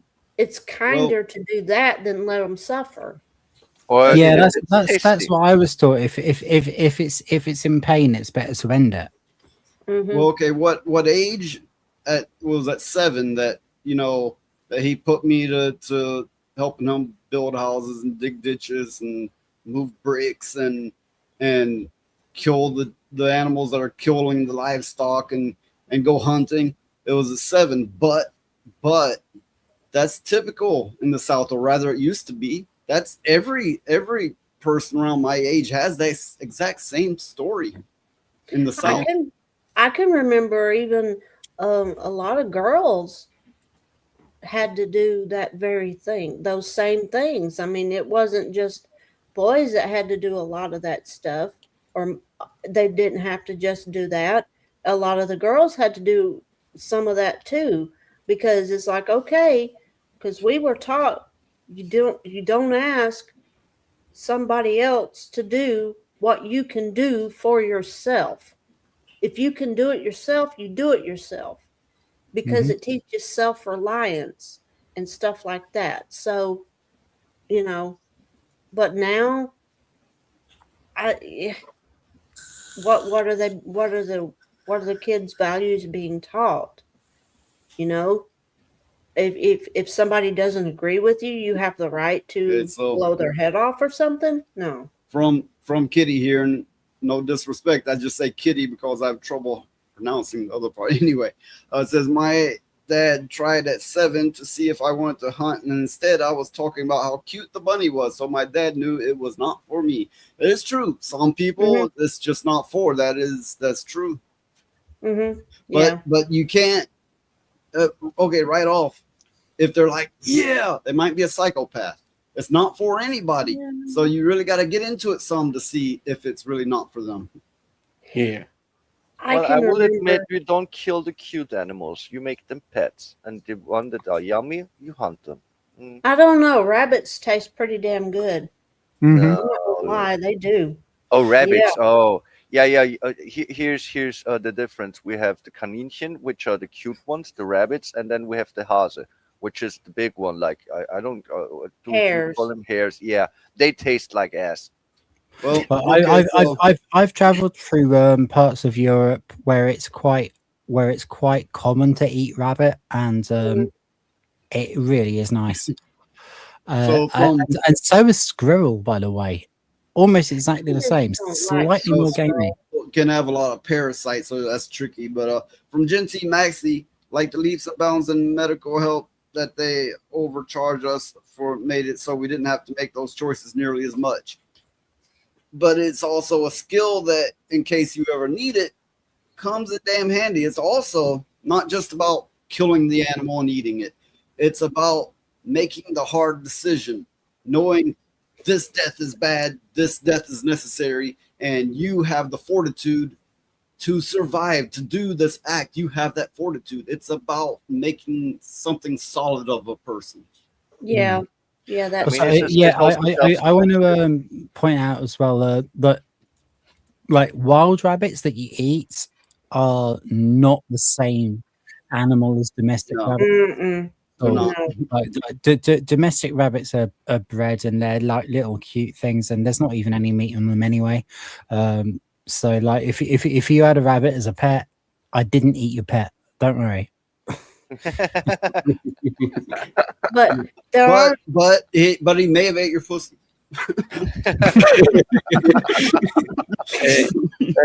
On that note, I have eaten a few of those. Yes, that's true. I gotta go. I got work in the morning, so hopefully the roads won't be iced over. But I gotta go.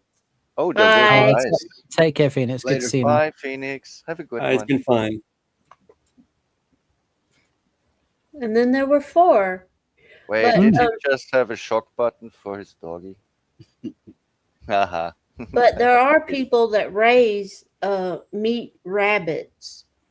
I mean, they do here anyway. So Yeah. That's what I'm saying. Meat rabbits are a different thing to pet rabbits. Yeah. They're almost a completely different animal. But to answer this question, no, never fuck with taxidermy. I learned how to skin animals and cut them up in necessary ways, and you have to avoid some of their internal organs. But just stretching the skin over something decorated and go, hey, look that. It's kind of pointless. And my family was all about practicality. If it's not serving you somehow in a real meaningful way, you don't fucking do it. I do like the antlers though. Like the antlers you get when you kill a deer or something like that. Yeah. I do like having those on the wall. Oh, those materials, they're very nice for handles for knives. We call the antler knives. It's very good material to make knives, for example. It's very good. I like it. I did have many different knives with antler handles. But I had a rabbit. Rabbits will fuck you up. Oh yeah, they will. They will fuck you up. The damn claws and shit. Oh, they'll rip through just about any damn thing. And their teeth are damn sharp too. Yeah, the teeth are real nasty. It's with all of those. I do love venison as a meat. That's true. Venison? Yeah, venison stew is very yummy. We can't eat the deer around here anymore because it's got a wasting disease. The deer here have a wasting disease. Oh, that's sad. They're full of prions and shit, to where if you eat it, it could be 10 years down the road and you'll get very sick and you do not know why. And come to find out, you've got prions in your brain. So I did, when I set the stream up, I did on YouTube, I set a fan funding goal, which I guess you have to, it's not counting them. So I guess you have to like click directly on the goal button or whatever, right? But it is like unless I'm mistaken, it's like 5 donations of 5, and I'll extend the show by half an hour. That's the goal, if it's reached. But it's there. I just want to remind people that. Oh, okay. But yeah, the government, a lot of the woodlands and stuff like that, they dump stuff out there all the damn Well, time. no, Kitty has a great point there. That sounds about right. These prions in the brain don't present themselves for 10 or 15 years, and then you like, oh, that deer is like a zombie, and they do that. They're sickly and they're stumbling around and they're not afraid of things, like they're not fully aware, and they don't reach that condition for 10 or 15 years. But now you see them quite often now. It is entirely possible. Okay, here's a good example.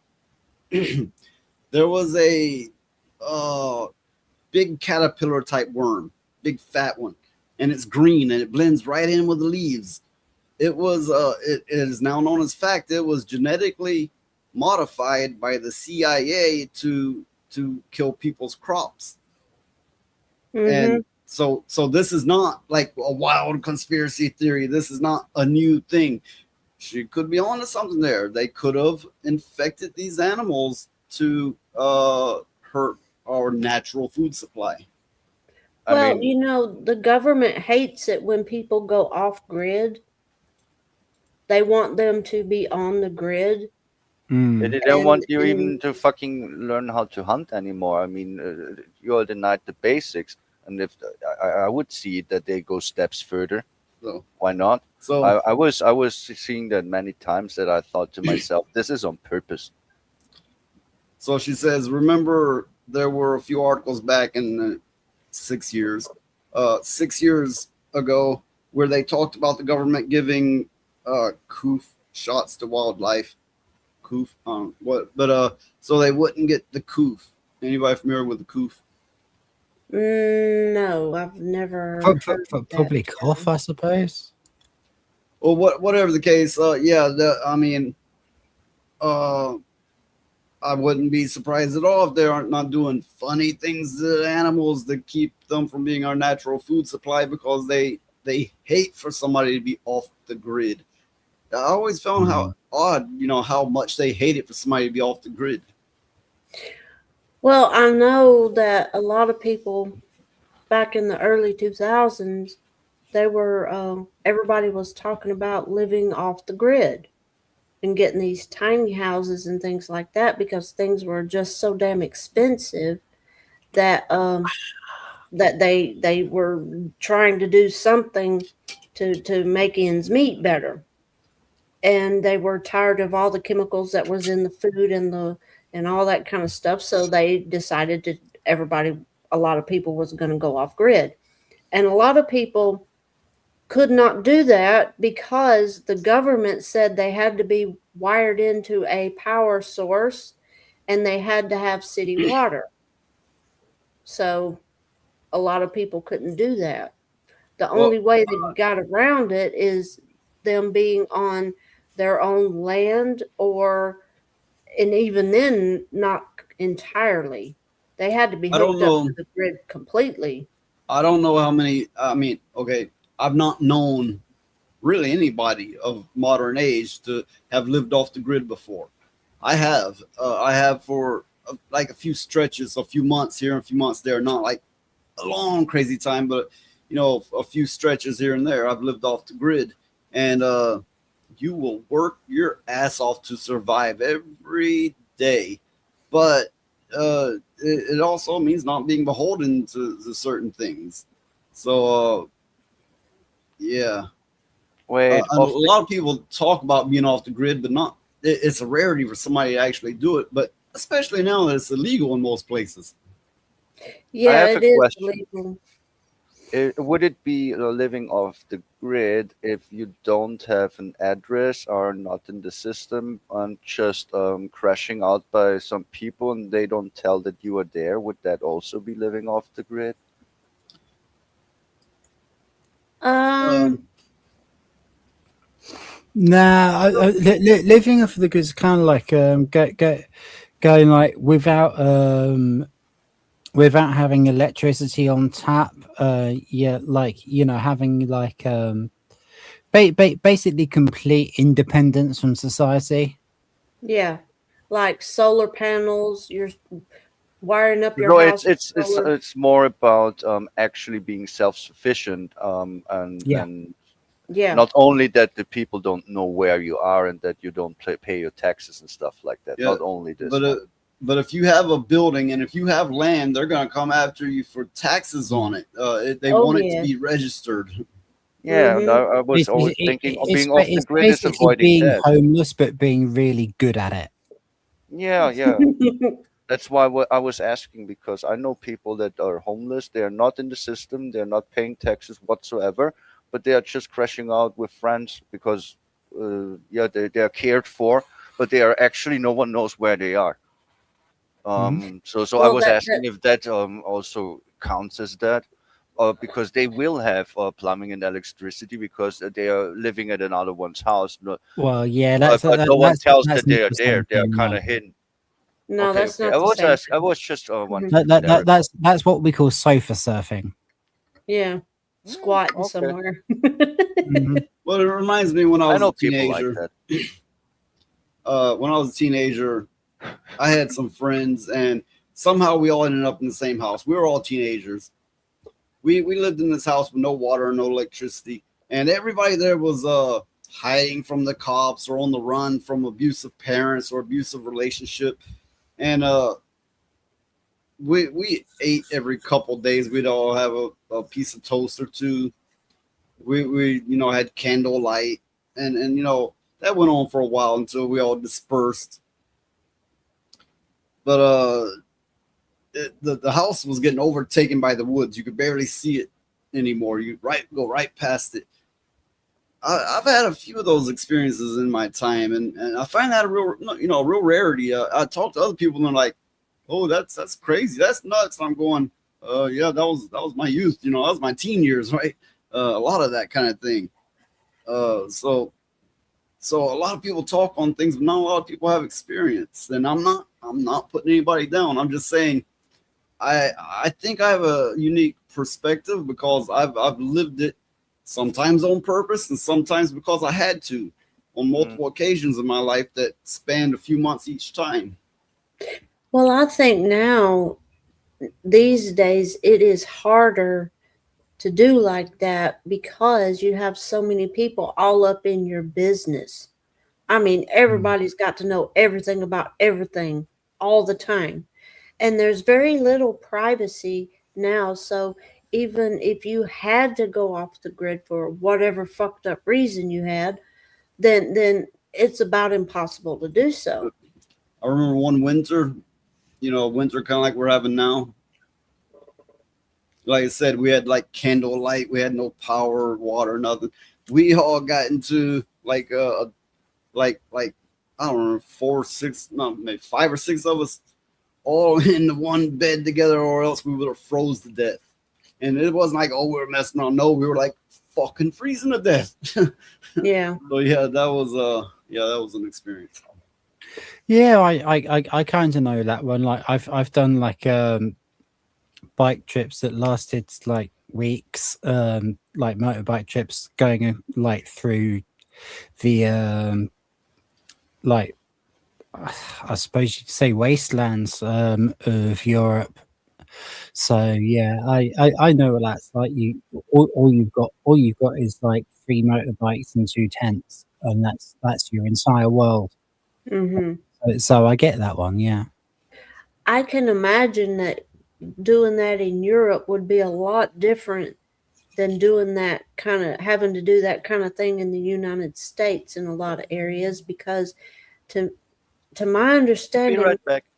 there is a lot of places in Europe that is very inhospitable as far as the climate goes. I mean, you'll freeze your ass off quick out there, like in Scotland and places like that in the winter. So Yeah, yeah. the coldest I've ever been was we made the mistake of we were trying to get from France to Italy, and we thought we'd just cut across through Switzerland, and Switzerland was absolutely pissing wet and absolutely fucking freezing. That was probably the worst mistake we've ever made. Every other mistake was just kind of funny, but that one was like, mate, we should not have done this. Yeah, because it's to my understanding that Switzerland is in the mountains. So Yeah. I mean, That's the thing. We were trying to get from the French Alps to the Italian Alps, so we were in the mountains anyway. Oh no! So we were going from the French Alps to the Italian Alps, but we would try to get there via the Swiss Alps. Don't do that. Really, honestly, viewers at home, don't do that. just keep going south and cut straight through from France to Italy. Don't go through Switzerland. Long way. Really don't. The long way. Take the long way around. Well, yeah, talking about people being in your business now, this is semi-related. I'll just throw this out here. Check this out. While you were busy today, the U.S. passed a law that they can cut off your car remotely. Leading the law today was Randy Fine, and this bill passed with Republicans and Democrats overwhelmingly voting for it. They say this bill is to stop drunk drivers by giving the police buttons that can turn off the computers in cars. But they conveniently left out the part where it's only legal to do so when it's a drunk driver. Now the police legally have full authority to turn off anyone's car for anyone's reason. Things like this don't make it in the news, but they make it on my account. Follow me here, subscribe to my YouTube. Yeah, well, the police will do that anyway. They'll just throw out a fucking stinger. Well, this makes it okay. Think about it. You're not guilty as shit. Now the cops, they just hit a button and you're dead in the road and you don't know what just happened. Of course, this pertains to modern cars. You have I guess what would be considered an antique car now. They might not do it, but yeah. I'd like to see them do that to my manual petrol Fiesta. But it's like just about to say like, that don't have a computer in your car. As if the cops aren't going to abuse this privilege. Of course they're going to abuse the fuck out of it. What's going to happen is a lot of people are going to start looking for older model vehicles. Definitely. I mean, I would, that didn't have a computer in it. I don't know cars that well, but I'm talking about back before the brain boxes and stuff got put into vehicles. Well, that's what I've got. I've got a 2006 Fiesta. The newer ones, or at least a good many of them, they can technically take total control, and that means acceleration, steering, everything. It has the mechanisms in them. For a good many of them, they can take total control. That's just gross. The car that's what we like to call government overreach. Yeah. The car I've got, if you go over the line of the lane too much, it'll pull you back into the lane. It's but you can turn that off. You can turn that off. But I couldn't deal with that. No, I have to I mean, especially like with my anxiety disorder, I have to be in complete control of my car. Otherwise I am not going to touch it. I was just going to say that Rhoda would know something about government overreach, considering where he's at. Yeah. Freedom is in peril. Defend it with all your might. Yep. Well, yeah, and thanks to all the Jays for making this for me. It is like he was saying in chat. It is from an old World War II poster. So yeah. What the hell is wrong with Valkyria Winter? A lot. Everything is wrong with Valkyria Winter. Wait. Does he want to tell me that he can taste purple or something? And the purple stuff. What is wrong with you? It's just Well, weird. maybe run in with Mikey, and that's why they both have issues. Oh yeah, Mikey. He did But say his. but you know what? At least Mikey donated, Ah, and so did R2. for the wind machine. It's too cold for the wind machine. Nein, nein. No.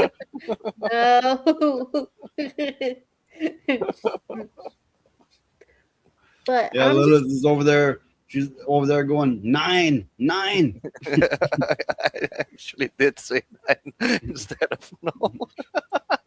9. Well, we all know what that means, though. Yeah, it's kind of universal. Yeah.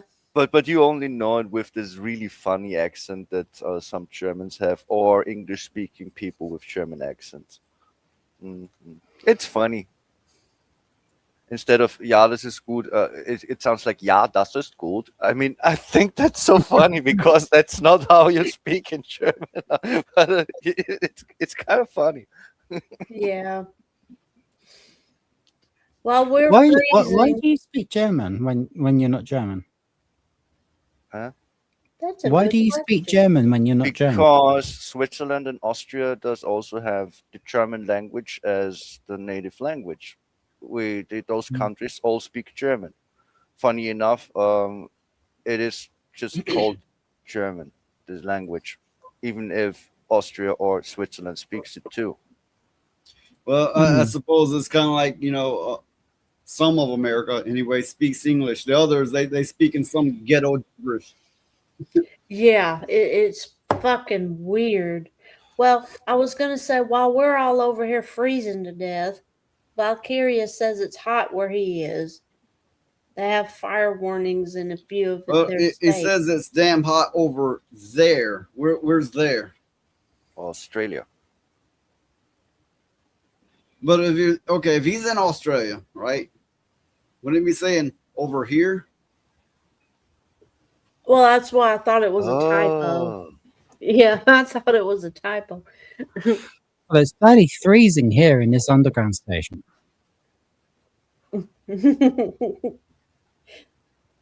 R2 said the only German he knows is from Commando Yeah. comics from the 80s. I always have it flash back in my head that the German you'd hear in Wolfenstein with the bad voice modulation. Yeah. It was a typo. He says Valkyria said he's Aussie and he's Aussie and he can do spelling mistakes.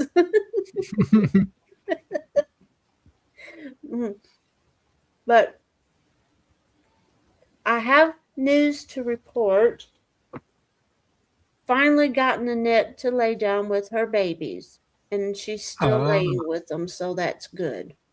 Oh, that's Yes, good. behind Elijah there is a big ass cage with a dog and 3 little puppies in it. Mm-hmm.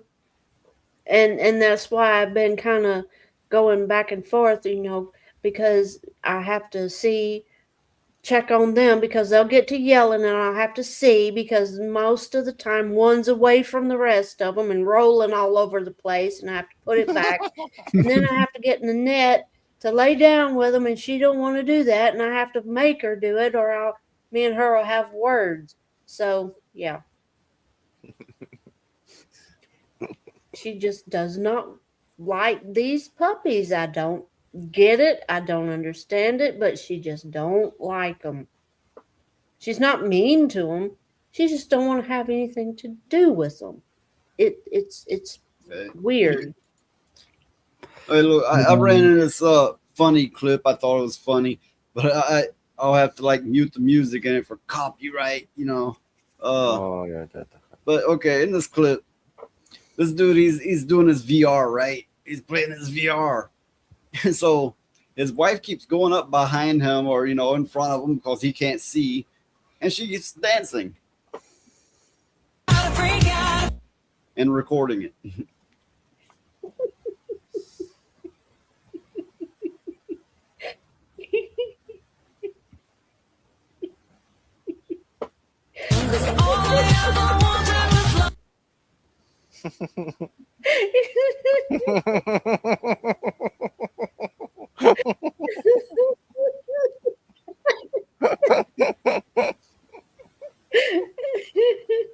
She's having a good old time.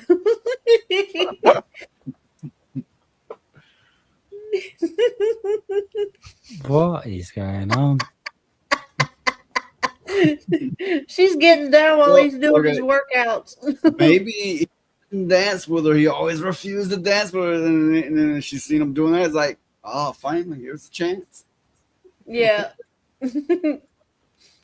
At first, I was waiting for that she does something stupid and he just hits her or something. But then, yeah, it's just about dancing. But the funny thing is, in the one frame, he moved that it actually looked like a mongoloid was dancing, and then it became really funny. Yeah. Have you ever watched somebody in person do that VR headset game No, no, we stuff? don't like it. Mm-mm. It is funny as shit. It is. It's funny. It is hilarious. I mean, I've always avoided VR because like I'm worried that it would be like really addictive. Like it's bad enough being able to talk to anyone from around the world whenever you want anyway, but actually like being inside it, I think that it gets so addictive. I'm terrified of it. For one, if you're in your 40s and up, it will fuck with your head, your inner ear or your eyes. It's unhealthy if you're that age. So Mhm. I would myself, you do what you want to do, but I would advise against it unless you're still in your younger range. I just didn't Well- like it. I used it for a game. I think it was a Tomb Raider game, and a friend had a VR for playing it, and I really just didn't like it. I want my game on my screen with my controller. Thanks very much. It's Yeah. not made for me. It's not Well, made for yeah. me. Well, R2 has a good point. He says, I could lose myself in VR. I've only tried it once, but it was amazingly immersive. I see that. I see these like RPGs and, maybe horror type games. I'm going, fuck, that'd be great. You're fully immersed, right? But having used VR, I was like, yeah, it's not for me. I'm disoriented as a motherfucker. Sometimes it leaves me a little bit of headache or dizziness. No. Yeah, that's exactly what I mean. I think that's the kind of shit that leads to addiction. And I don't want to put myself in its pathway. Yeah, But so like, you think you're in a room all alone, people have come in and you're in there going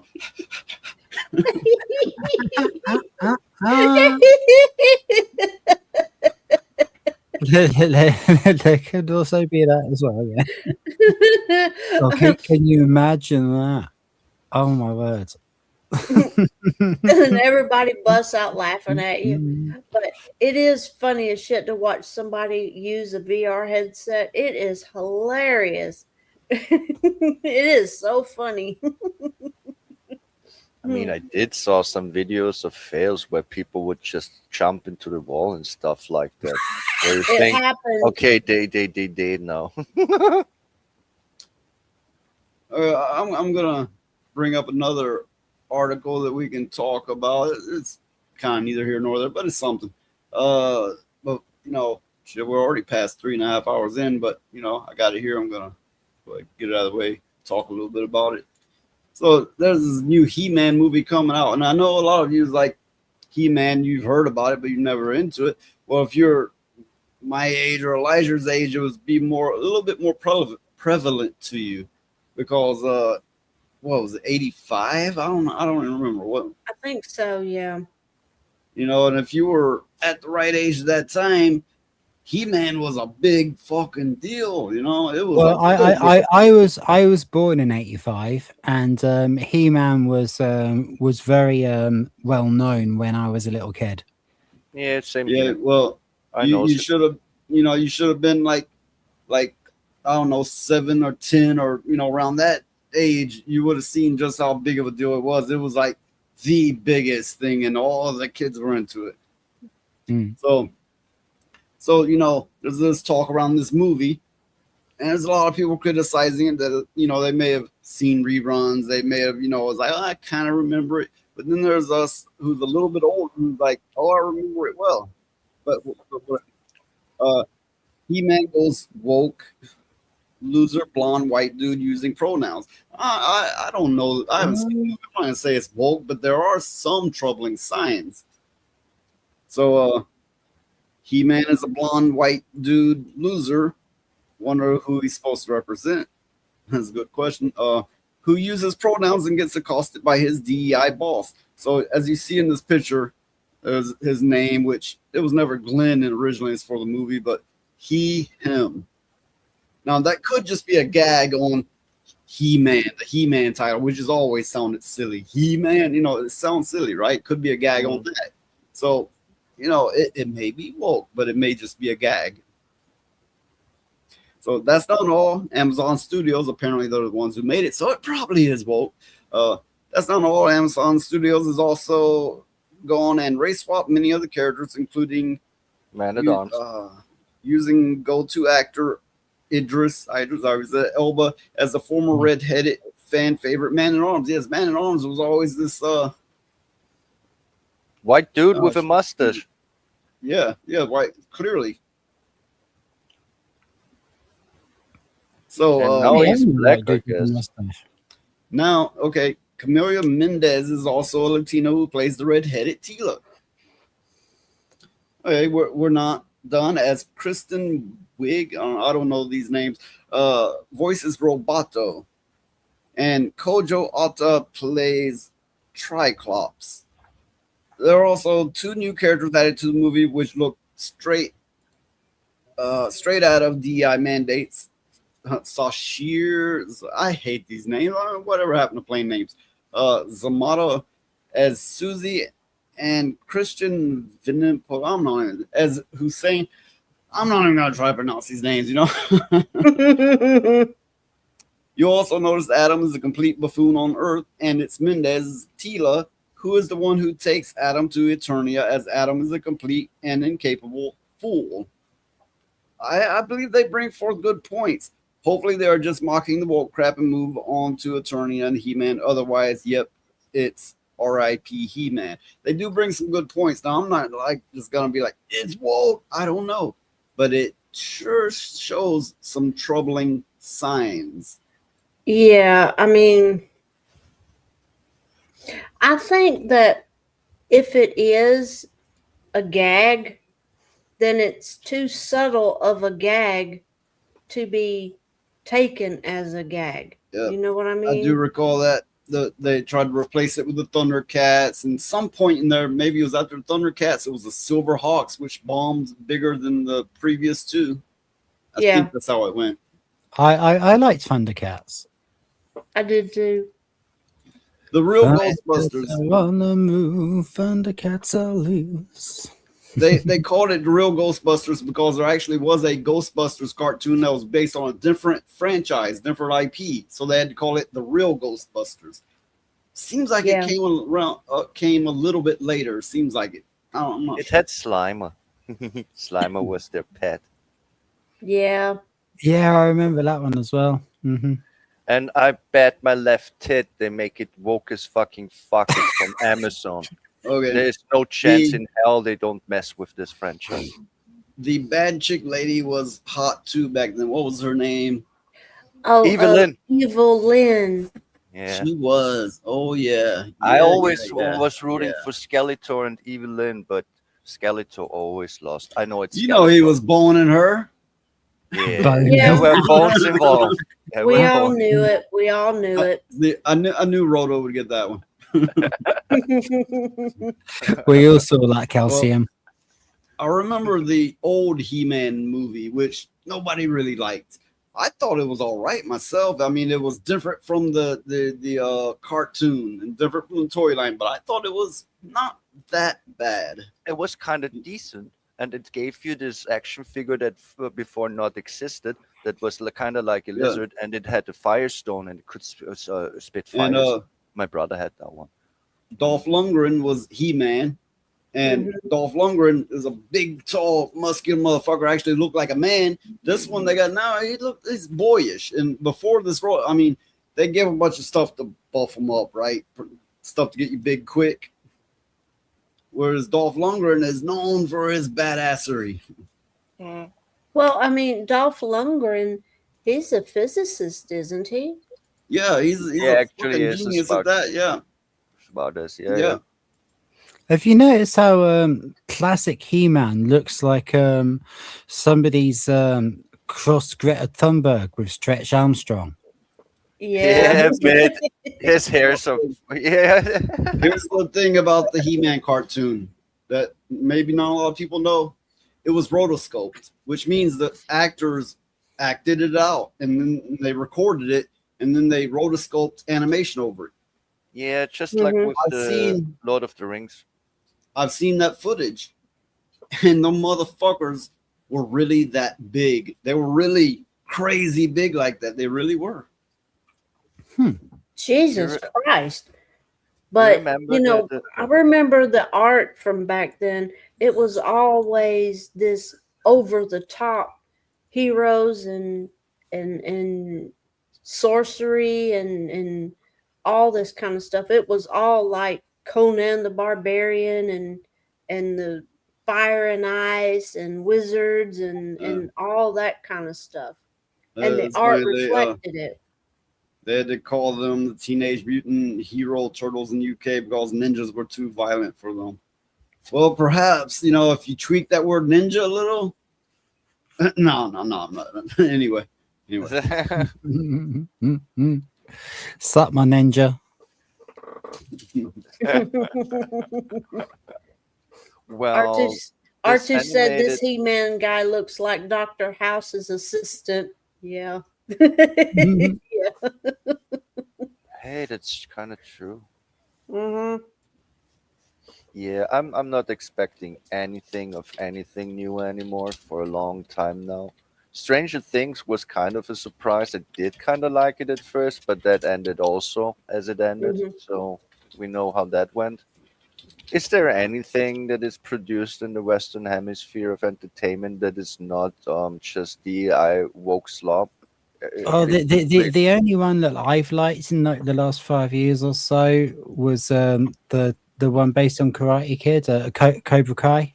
Cobra Kai was yeah, so funny. yeah. Quiet. That was funny. But you know, there is one new show that I kind of got into, and that is Sherlock and Daughter. Oh, It's- Sherlock's daughter, I think it's called. Sherlock's Daughter, yeah. It's different. Well, to be fair, I think you've only seen a couple episodes, but clearly they patterned it after the Sherlock games. I mean, okay, you see, okay, we all know how TV shows play out, but this is like they took the game and like we're gonna make it point for point exactly like the game, you know. I know. So yeah. And I like it because I played the Sherlock games. It's like, hey, wait a minute, I know this place.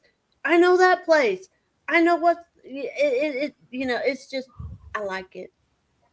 Well, you reckon they let a geek get hold of an IP? Probably I wouldn't be surprised. Nice. I'll have to give that a chance. Maybe I was too harsh. There are at times series you still can watch, but let's say it like this: every time it's a big IP of anything, then it will get fucked up because not only it needs to be rewritten to the progressive, better view of things. Okay, so Chef Roth, are you referring to Peaky Blinders? I like Peaky Blinders too. Yeah, I it like was all right. Yeah. I like what got me is their sense of style. I mean, yeah, they were gangsters, but they were classy about it. They were. You got to give it to them. They were ruthless as shit, but I don't know. Well- They just had a sense of class about them. Okay, you know, gangsters today, they're like they got their machine guns and they drive bys and like, oh, you don't fuck with us. You know, that's thugs. That's thugs. You know, I've known actual gangsters, and they have some dignity and respect about what they do. That of Like course, Al Capone and stuff. they do the bad shit too, but they have a common decency till it gets to that point. Yeah. Well, what Sheffield was saying in chat there, gentrified gangsters. That fits in with what my dad told me. Like, even like in the 60s and 70s, there was a culture of respect between organized crime and the police. Like they actually respected each other. It was more like a game of chess, if you like. Yeah. You know what happened to a lot of those real gangsters? They went on to run industries. They went on some to become politicians. Mhm. Why do you think things are the way they are now? But yeah, the It's kind of families. like we don't have to break the law. What we're doing is so close to actually having a business. Let's just have a business. And now there you go. Yeah. I mean, Yeah. there was a time when gangsters and stuff really helped their communities, especially when it came to the Italian gangsters. They were really heavily into family and stuff like that. And they did do a lot of good things. They did a lot of horrible things too, but they did some good stuff too. But what a lot Yeah, of people I don't know know. in the part of London that they're from, the Cray brothers are still like seen as heroes, like in their local culture. What a lot of people don't know is there's the gangsters that everybody knows of, and the mafia, the mob, and all this. But there's smaller time ones, rings too, that's non-associated. Sometimes they get pressed and they have to pay it forward to the bigger ones. Sometimes they're independent, but there are smaller rings. Now, I don't advise you go looking. No, don't get mixed up in that. But they most definitely exist. Yeah. That's one of them kinds of things to where it's not my business and I don't want it to be my business. What they do, and I'm perfectly happy not knowing, because too much information sometimes is not a good thing. But I would that's just assume my so. opinion. That's just my opinion. So Yeah, no, I would agree. Every time I got to know people that are a bit more up in the food chain of certain things, I would avoid them instead of hanging out and making friends with them. That would be a bad idea. I always thought to myself. yeah. So I mean, that's like say we were running a business and some jackass comes in there and tells us how to run our business. It's like, excuse me, no, Yeah. this isn't gonna work. Okay. This doesn't work Now, for me. I can't help it. This links back to the previous topic, but I can't help memories of '85 started flooding back to me.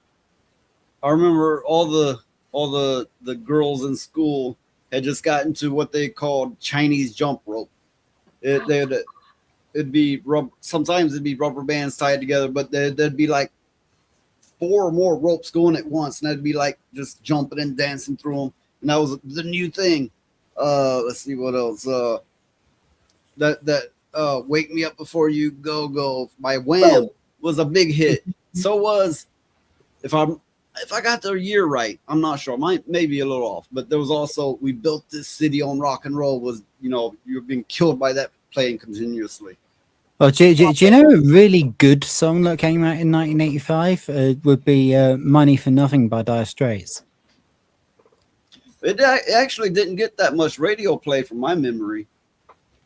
That is true. I grew up with it because my dad had it on VHS cassette. Yeah. You have to have more Fuda in your business. You can have Fuda in your business all day long, but that's your business. That's not how we do business here. That's not how we do business. I don't know how old R2 Lee 2 is, but I know I'm thinking he's at least our age, probably older. So yeah, he can attest to some of this. Of course, he's in another country, but he can still attest to some of this.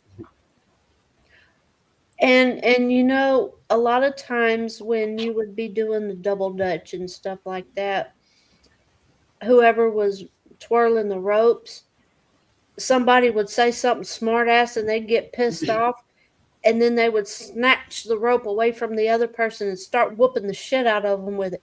Those fucking things hurt.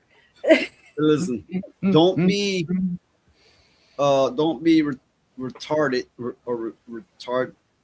That's even the correct way to use it. Whatever the case. Don't be fucked in the head by current media.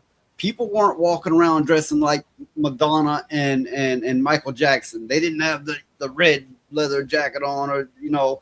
For that matter, the big hair on all the girls didn't come till later 80s.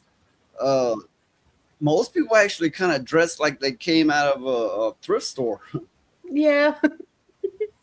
Yeah. The fashion was still a holdover from the 70s. You would still see some 70s like corduroys and bell bottoms, and it hadn't phased over yet. Don't believe media. Don't believe that shit. Yeah. I remember you could tell when it was picture day when I was a little kid in school, because all the kids would have these horrible haircuts that their mother just knew they could do better than the actual shop. And they would, you would see them. It's like a bowl cut. Everybody, all the kids had a fucking bowl cut. And Well, the girls, I had the exact opposite to this, because my mum and my aunt were both actual hairdressers, like proper professionals. Okay. So you're like, telling us you I had a always perm? looked great. So you're telling us you had a perm? I have never had a perm. No, actually, it was sometime in the mid or so 80s, maybe in the early 80s. People, perms got popular, and I was thinking, not only is that stink, it looks retarded, but no, it was a big thing. Yeah, I saw my mum do them for loads and loads of people. Like, she used to operate out of our kitchen or our living room, depending on where we were living. And yeah, I've seen loads of women and loads of men get them. And like, my mum was like, "Are you sure you want this?" Is that the one that looks like poodle shit on the head or something? Yeah, Is it that one? yes, Yeah, exactly. that is The one that looks like poodle shit on your head. Okay, but yeah, so Gen Z Maxi says Rhoda isn't French noise. Well, yeah, but here in America, around that time, everybody was getting a perm. Yeah, in America, and that trend or whatever, it passed, but I remember it because it stank and it was ugly. Yeah. Oh, the fucking smell. Yeah. Oh, mate. it smelled like rotten eggs. I mean, you tried living with a hairdresser at that So time. it was poodle shit. So Valkyrie says he's gonna be lurking, playing Warframe, and yeah, I get why he'd play Warframe. I tried that game out. Every armor, every skin, it has tits. Like they just can't have a man one. It's that they all got tits, and he's in the Fuda, so it makes sense. Yeah, it does make sense. Farming and grinding actually is picture kind of me fun. with a Bob Ross perm. Bro, I'm more likely to have a shaved head than that. I never had any issues with the haircuts because you will not cut my hair and I will not change it. I will have my long hair since I'm a kid till I die. You don't touch my hairs. Fuck off. But I can remember I wanted long hair when I was a kid. Well, you got it. Problem is I would when I was a little kid, I wanted long hair, but my mom, from the style, wanted me to have the Mary Lou Retton haircut. So I got stuck with a damn skater cut. I mean, the ice figure skater. Oh God, I was so mad. I was mad. So Well, it I was had long awful. hair as a kid because I'd have a fit. They tried to cut it. Sometimes it did get cut. Sometimes it was short. One time, they tried to compromise and gave me a fucking rat tail cut, and God, that was ugly as fuck. That was ew. Why? I never. One strand of hair going down the back is not long hair. That is a mistake. It's what it Tacky. is. It's as tacky as a perm. Isn't Yeah. this Well, wait, there's the one where you my have mum the has short been to ones like and the long her ones, like it's like a late Focky, a late Fukuhila. 60s to mid 70s rockers, and obviously being an actual hairdresser, she was in charge of my hair. So like I think she pretty much wanted me to look like Eric Clapton, which Well, which was fine because you know. I knew guys with mohawks. Well, I knew some since we're punks. on the topic of hair, it made me think of something. These days, it started in the 2000s, I think. They started calling any man with long hair a mullet, a mullet. Anybody, any man with long hair, you got a mullet, you got a. And I'm like, I thought that was when they cut it short. It's cut short in the front, not push back. Yeah, Long, mullet is short at the front and long at the back. Yeah, that looks and retarded. people have taken to calling any man with long hair, he's got a mullet. And I'm going, where the fuck are they coming up with this? I don't get it. Yeah, I don't think understand mullets looks that stupid either. too. That's total bullshittery. It is. Yeah. No, a mullet is like you got a short haircut, but you still got the long hair at the back. Yeah, exactly. But I found it a trend more so as time went on. Any man with long hair equals mullet, and I'm going, how are these people this retarded? It's kind of like when they keep going, this is addicting. It's always been addictive. The word's always been addictive. It never got changed. Who's feeding you this bullshit? Yeah, I know. I just don't. I don't understand why people do shit like that. I really don't. Oh no, But- now my head hurts. But it's just it's insane. Frozen. Yeah, your screen's frozen. Poor Ah, Tim. No, it's crap. back. Oh, you're It's back. it's You're back. Cool. Interesting. Yeah. It unfroze instantly after we said it to you. Yeah, YouTube's been like that today, and yesterday as well. But yeah, you're back now, so don't worry. Okay, good. Oh, you gone again? Also, hairdressers are expensive. Well, crap. I know you're back again.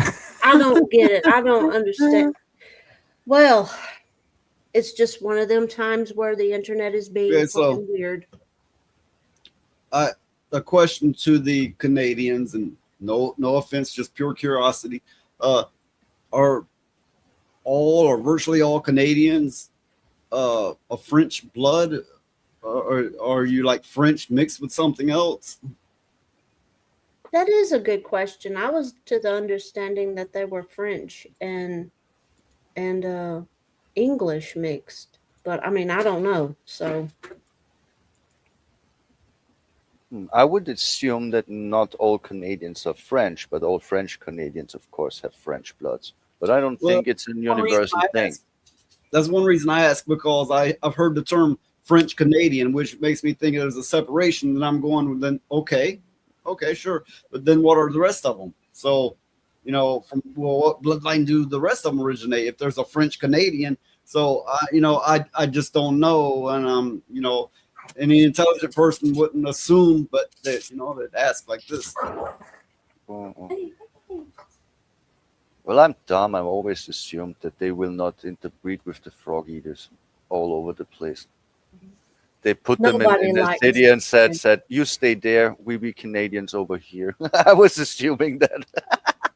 Nobody likes the French. The French don't even like the French. So I mean, what's that saying about their society as a whole? I mean, if they don't even like themselves, that's bad. I That's mean, I real know for a bad. fact that there is the second official language is French in Canada. That I know. But Mhm. just which degree the bloodlines are, or if they are all over the place or not, I actually also don't know. Only person here that would know it would be Chen. Hmm. I can only guess. Then again, it doesn't interest me too much learning about French people. My Oh, head really hurts. oh, that is interesting. Okay, so Ontario and Quebec is where the French is primarily are, I guess. And then Alberta and Saskatchewan were British colonies until 1905. Really? Wow. Hmm. I don't know any French. I just I remember because we had to do French at school. Mhm. So I remember Quebec and French came up, and it was completely different to French. And Mhm. in later life, when I've been trying to learn a few words in Spanish, because I spent quite a bit of time in Spain, Mhm. I've found that Spanish is very different to American Spanish as well. Yeah. Spanglish. Yeah, yeah. Uh, I mean, like they have entirely different words. Like imparadado, which means sandwich, is a word they don't actually have in Spain. It just comes from South America. Like in Spain, they literally just say sandwich, but they say it with a Spanish accent. and Mhm. so Charlie Nuclear, he says, R2D2, in my mind, you are very metal looking. You've seen R2. He keeps the grounds up on The Simpsons. That's him. Well, he has to have a day job. R2's an old bud from the early days of Will's channel. It's really good to see him back the last few weeks. Oh yeah. He's always been cool. Yeah. Mhm. So, yeah, I mean, it's very interesting to learn where other countries originate from and how they change and that kind of thing over the years. So, okay, so the Spanish in Spain comes more directly from Latin. That reminds me of that where they go, the Yeah. rain in Spain.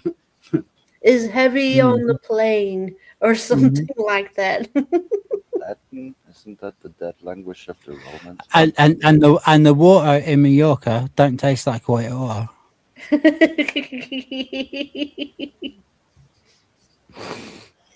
But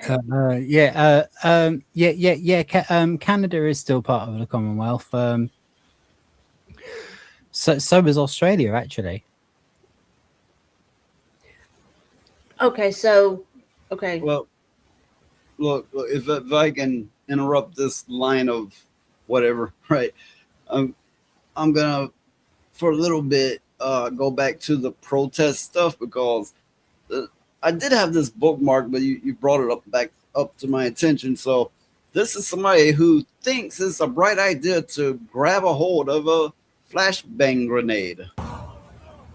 But I don't know if this shows everything. I don't know if I should show it on here. Medic. Oh my god. Oh my god. Yeah. That's after it already went off, apparently. You dumbass. Yeah, I wouldn't have done that. No. To be completely honest, No. I wouldn't have grabbed hold of that. Anybody with any sense at all would know better than to do that. That's like grabbing a firework, like a gigantic rocket firework, with your hands and expecting it not to explode, or expecting it that when it does go off, it won't hurt you. I mean, dear God, no, chef, she grabbed a flash grenade. Thought it was a real Yeah. good idea. Okay. The ones that don't really do damage, but they go kaboom and they flash, they will still take your hand off. Yeah, because they have to have something to make the bang. Yeah, they're not explosion grenades, but yeah, of course they will do a bang. It's called flash bang. They're fishing for martyrs. Yeah. I mean, They Yeah, actually exactly. What an do. idiot. I don't mean to. Even if you're decide to run up and kick one out of the way, you still risk losing a foot or being blinded. Mm-hmm. Well, I mean, I But don't mean to laugh. this dumb bitch goes, puts her hand on it, apparently keeps it there, and then kaboom, and she's screaming with a nub. Well, what do you expect? She grabbed hold of a fucking grenade. You Yeah, dumb bitch. that's kind of like showing up to a protest against federal agents armed. Yeah. Yeah. I mean, I can only speak for myself, but if I was a federal agent and somebody turned up armed, I'd probably shoot them. Yeah, well, I mean, I don't mean to laugh at the woman because clearly she's in pain, but damn, I mean. What Chef Ross said, she definitely got flashbanged all right. So that made me think somebody's like, it's a flashbang, and she's like, oh fuck, I'm gonna get in that. And Like, yeah, cause just because there's no ammo in it, there's still the bit that makes it go bang. You know, it's half of the word. Flash bang. Yeah, play stupid games, win stupid prizes, as they say. Mhm. I mean, seriously. Okay, so this is I got something here that Elijah sent me out. I'm not quite sure what it is, but let's take a look at it. So I don't know. I doubt I could zoom in here, but it seems to be a Proton drive full of documents about trying to how to handle ICE, like where they're at and what to do and who to call. So they're really coming together on this and working hard to circumvent ICE. Maybe just don't break the law. This is the full training manual for insurrectionists stalking, harassing, and ambushing ICE and border agents in Minneapolis. That's what this is. Yeah. Yeah, what interests me is that Obama used ICE to deport 10 times as many people as Trump has done, and nobody said anything. But because it's Trump, it's so bad this time. Yeah, we had this before. Well, actually, okay, so R2 Lee 2, he says, I guess this is the anti-ICE signal group. I actually have another clip after this one that shows some of their private talks. So we can't really, viewers, I don't think they can make out what's on this screen. So I'm going to just go on to the next one. It's getting out of control. I mean, no, it's gotten out of control. It already is. It's already, I mean, something has got to change. It's literally a tenth of what Obama was doing, and nobody had a problem when Obama was doing it. That's all I'm saying. So this is posted by Grums. We're all familiar with Grums. He says, we're all fucked. Writer Signal Chat was exposed for all their internal plans targeting ICE agents, names, threats, illegal acts. Now they panic, talk about fleeing the state or country. So yeah, that just plays for like 21 seconds. So yeah, they're putting out manuals on how to disrupt ICE and how to circumvent ICE in every way possible. They're having secret chats, which Signal's known for being an encrypted chat that nobody can get or whatever, right? But apparently somebody got one. So yeah, they are. There's got to be some big money behind this, and a lot of people are coming together. This sure feels like a civil war. Yeah. And if I'm it sorry. starts in one state, it's going to spread to the rest. And that's just the way it is. Yeah. To me, it's also not news. I mean, Antifa was from the start get go paid. It's always organized and paid. Yeah, But I no mean, one goes it's after so where the obvious. money is. And I have bad news. I got a really bad headache. I think I will today, for the first time, opt out early. I think I need my sleep. Oh, okay, Well, darling. good night, Lilith. I'm so sorry. I Sleep think it's good. the Yeah, missing no. whiskeys. No, it's okay. I mean, we'll probably wrap this up before too much longer anyway. Okay. Thanks for having me as always. For my introduction, I will be on Noise Pollution Mondays and Thursdays, and on Rhoda's show whenever he does one. And that's about it. Some AI music that no one cares about on my Rumble account if you want to check it out. Okay. You all have a good one, okay? Feel better, Lilith. All right, see you later. Bye. Feel better, darling. But yeah, it's been so obvious for so long. Like once all the protests started erupting, it was like it was so clear that one particular side was funded and overnight from absolutely nowhere, like really professional signs were showing up, like all properly printed, professionally laminated. Whereas another side would have basically crayon scrawled on whatever they could fucking find, and that was being waved around. Yeah, it's very, very clear that a certain group are being funded from somewhere. Yeah. Well, identity politics is a psyop. It's basically playing on your pride. Oh, you're this. Well, that means this. Oh, you're gay. You're brown skin. You're this. You're that. Well, now you got to be mad at everyone else. And but they've got to say that they're a supporter of yours. Oh, but you're straight. No, you can't say you're white.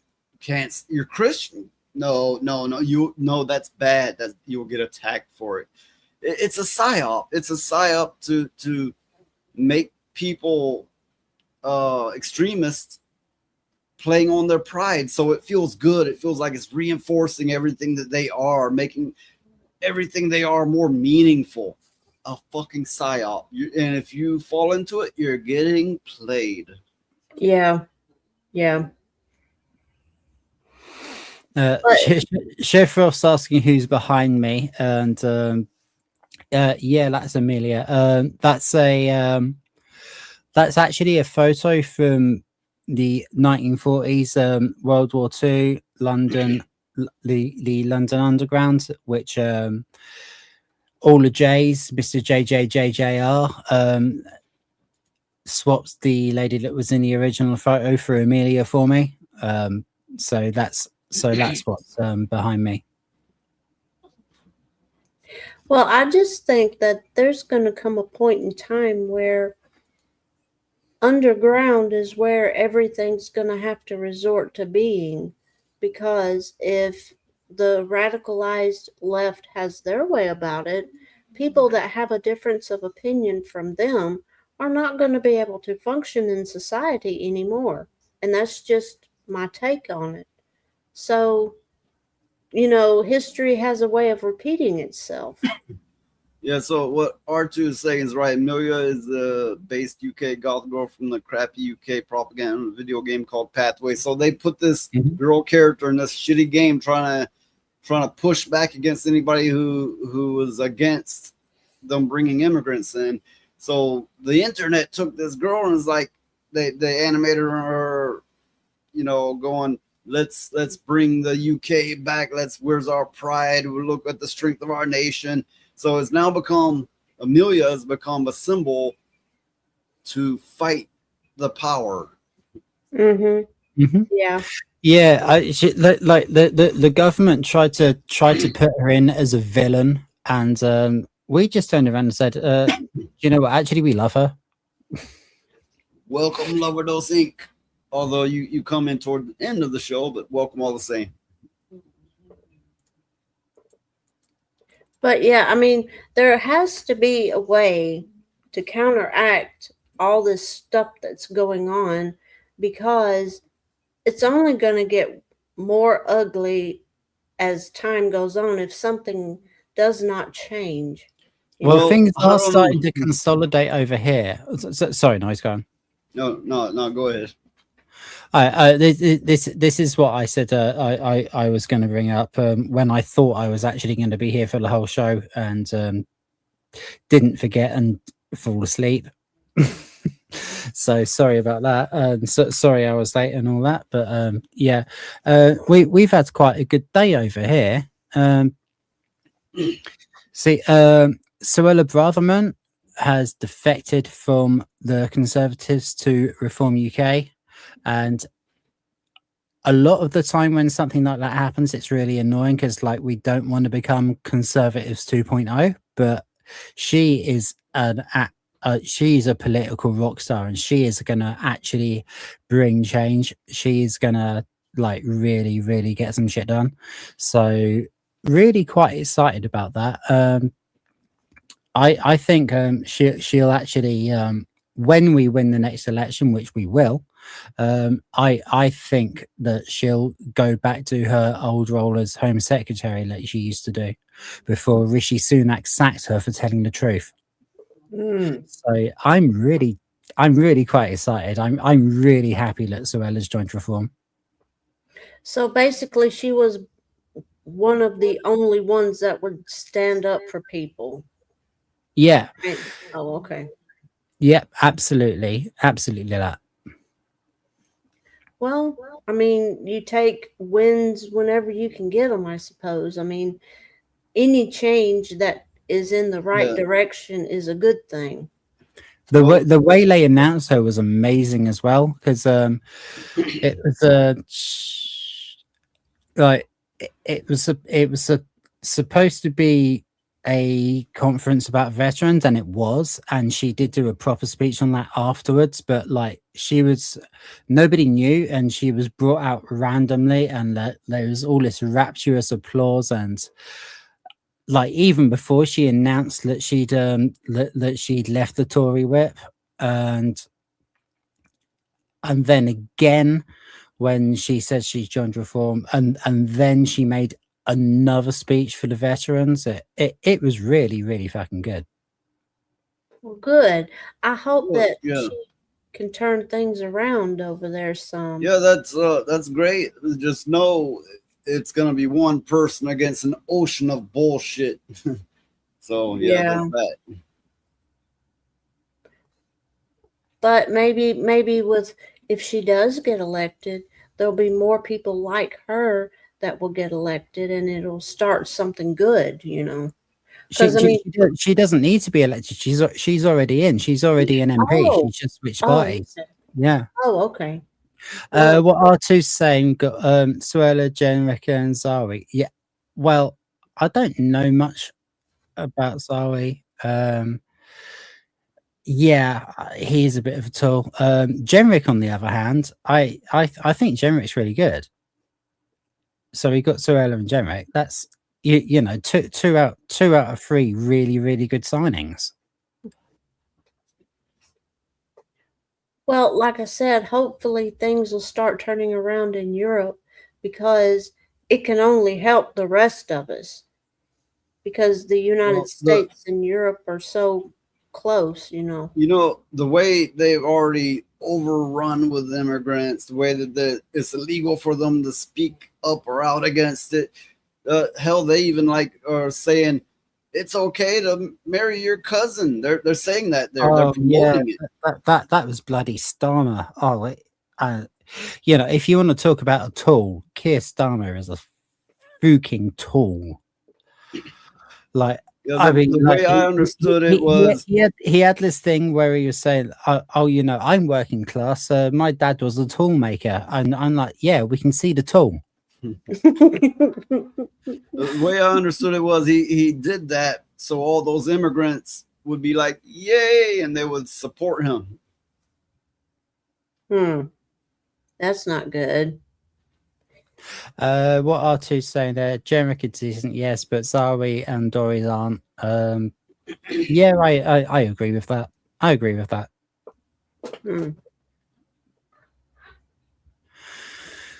But yeah, this bloody the cousin marriage shit. My word, how can an Englishman say that's okay? How can anybody say that's okay? I mean, Look, yeah. Look, Alabama is made fun of for something that doesn't happen here constantly. Like, oh, yeah, everybody fucking his sister. They're actually thinking of, you know, the Appalachians, you know, places like that, which is not even anywhere near here. That's where that reputation kind of started from. It was applied to here falsely, but that is not legal here. This is the Bible Belt. People will beat you for even like, oh, you like your cousin? No, it's not. No, it's always been like that here. I mean, and here we have the fucking UK who make the most fun of Americans going, fuck your cousin. It's okay. We encourage it. Well, I know it's shameful and it's embarrassing. Yeah, we've had decades upon decades with that stigma that's not even true. Imagine what your country is going to go through if it turns out that they allow that kind of thing. You're going to be the laughing stock of the whole world. Oh, we already That's are. the truth. I mean, worse. We already are. We're just counting down the days until 2029 until we can get rid of these assholes. Yeah, don't blame you. No, but you know, if you do your homework, that stigma that's on the South, Alabama and Mississippi in particular, if you do your homework, that is speaking of where Kentucky or Kentucky. Yeah, that which is north. That's hundreds of miles away. I mean, that's across the continent, you know, but it got applied to the South. Now the fucking UK who carried that you know bullshit the hardest are actually, you know, be like, yeah, go fuck your cousin. I find I can't help to laugh the irony. Yes, it's a misfortune for people there, but I can't help to laugh at the irony. Well, the thing about it is, you know, the people that are wanting this law to pass they're already doing it. They're just wanting the public okay to do what they're already doing in secret to begin with. That's all it is. I mean, anytime the thing is it's like anytime the powers that be, and this is of any country, want to put something into law, that generally means they're already doing it anyway. Yeah. It means it means that they don't want to punish people for it. They don't want to waste resources on it. They think, okay, these people are going to do that, so let's leave them to it. Let's just make it legal. You know, it's exactly the same thing that went with the pet combing gangs, shall we say? That it's absolutely sick, and this government need to go. Yeah, I agree. I mean, it's just a horrible thing. And don't you find it interesting that the richer people are, a group of people or whatever, the more depraved and deranged they get? I mean, think about it. the more wealth that they have, that I Yeah. guess they figure that life, you Yeah. know, they can have any damn thing. So When their dirty little secrets slip out, you find it's the billionaires and politicians who are screwing little boys and little girls. You find it's the billionaires and politicians and actors and so on that literally inject the blood of the young into them. You don't find it's rednecks. It's the country people. It's the common people. No, it's always that group. yeah, it's always the people that are really high up in the social status and politics and all that kind of shit. But they love keeping us common people fighting each other. Yep, that's all they're doing. Because the more that everybody fights themselves, that's the more shit that they can get away with without Well, anybody ever noticing. Classism exists every fucking where. Everywhere. Ain't that the damn truth? I mean, yeah, the UK is older than America, sure. But no, fuck that. Classism is not exclusive to anything. It's everywhere. Oh, they don't call it that, but that's what it is. Because I mean, think about it. Anytime a politician says, when they're giving their whole spiel, when they're giving their speeches and shit, what do they say? They say, "Oh, we're here for the working class people. We're here for the middle class people.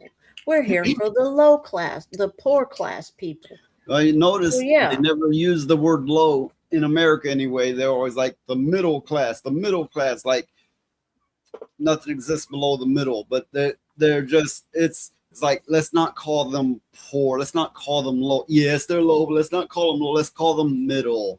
It sounds better.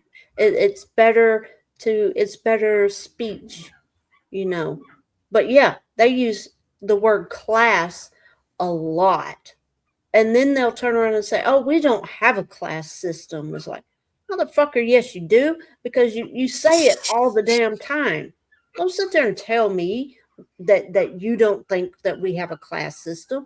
Yes, we do, because you speak it all the fucking time. Yeah, well, there's one thing I could, maybe think of. When you go to look up, what is this state average income? Never believe those numbers. They puff up those numbers to triple to quadruple the truth. Those numbers are fucking lie. The reason why they puff up those numbers is because if a state is doing well, they can get more money. It's just a racket. It's all a racket. Yeah. So supposedly, I don't know, I forget the exact number, but it seems like Alabama's supposed to make like 50 or 60,000. And I'm going, are you fucking serious? I don't know a single person that makes even half that. Maybe no, they might make 40 to be fair. After cuts and after all that, they might make 40 a year. But yes, there's people who make a lot more. Yes, there are. But I'm talking about on average. Yeah. Well, the thing is a lot of times when people look at those numbers, and I'm speaking specifically for the areas that we know of, what they do is if they can make it look good on paper, that gives them a lot of perks. That gives them a lot of stuff, actually. So the state gets some of that money, but then they get the bigger cut, So for one, Alabama follows the federal minimum wage, which is $7.25. Most states. Is that all it is? Wow. Yeah. $7.25, and that's what most people make here. Sure, there's people make more, of course, obviously, but that's minimum wage, and that's what probably close to the average make here. other states it might be 15, it might be 20. Alabama, yeah, the people not, everybody's poor here for the most part. Yeah. Yeah, that's true. I mean, it's $7.25 an hour. And it's been that way for 20 years, something like yeah, that. it's been that way for as long as I can remember. Well, No, not actually, quite that far back. my first job, I made $3.75 an hour. Mm-hmm. Yeah, I made I made about £5 an hour in my first job, like in 25 years ago or however long it is now. Mhm. 25, 30 years ago. And that was like, it wasn't that bad. Mhm.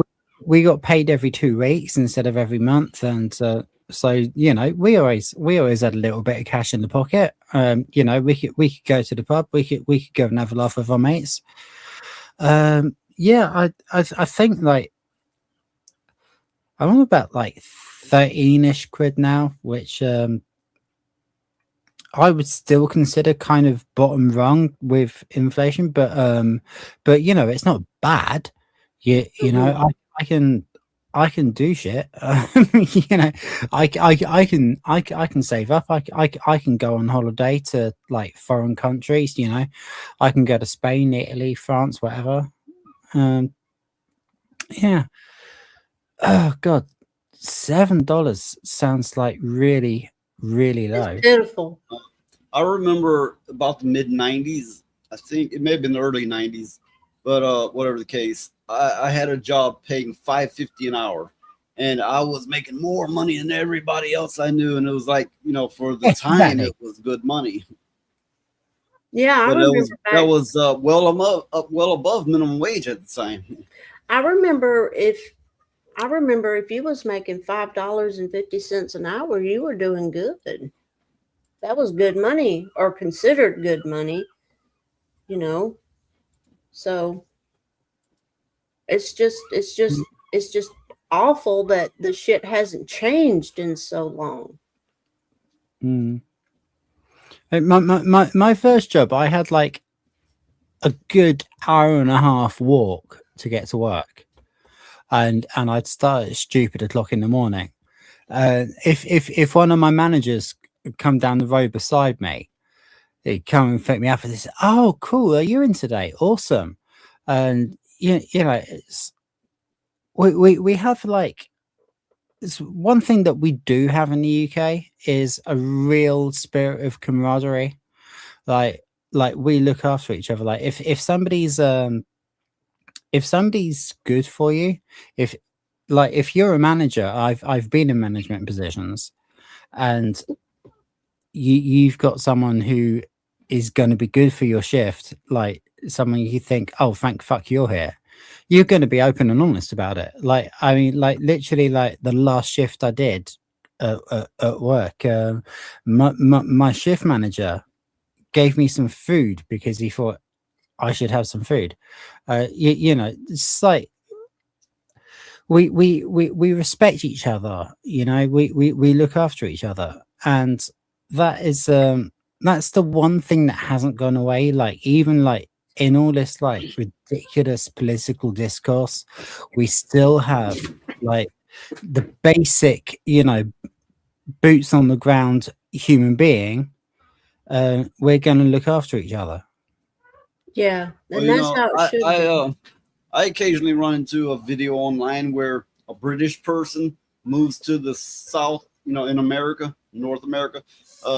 They move to the South, in a country South, not the city South, right? And they like love the shit out of. They fall in love so fucking hard, and I could see that. I could see that a British person. Well, there's a lot of them are just pure fucking snotty assholes, but one that's not would fall in love with Southern culture. Mm-hmm.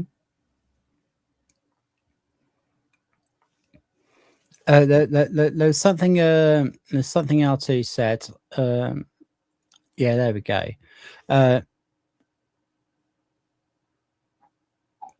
Reform looking like the Uniparty again. I was worried about that myself. But the last couple, Jim Reckon and Braverman, no, those are people who have left the Tories because the Tories are not what they're supposed to be, and Reform are what the Tories were supposed to be.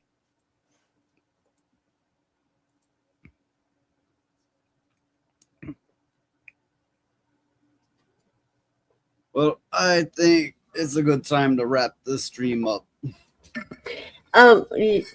What I was checking on was the puppies. They're in here bawling. So No, don't get me wrong. I have no problem with you talking of the UK politics. I'm perfectly all right with that. But it's just our point that we're at. yeah. Yeah, well, I mean, it's like 4.5 hours into your stream. Yeah. That's probably some way you want to call it. I know I joined late, and I'm sorry about that, but yeah, I mean, 4.5 hours into your stream, you want to call it? That's completely sane. Well, I mean, at least it's not the 6 or 8. I'm not going to have a go about that. Don't you worry. But I had also set a goal. I think it was like 5 donations of 5, and I would extend it. That goal has not been met. So.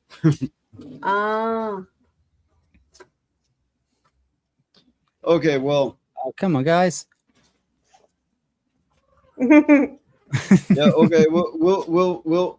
It'll probably take like 5 minutes to wrap it up. So unless I get a bunch of donations real quick, like, so Elijah. What? Oh, I will be on noise. Yeah, go ahead. I will be on Noise Pollution Thursday and Mondays, 7 p.m. Central, 8 p.m.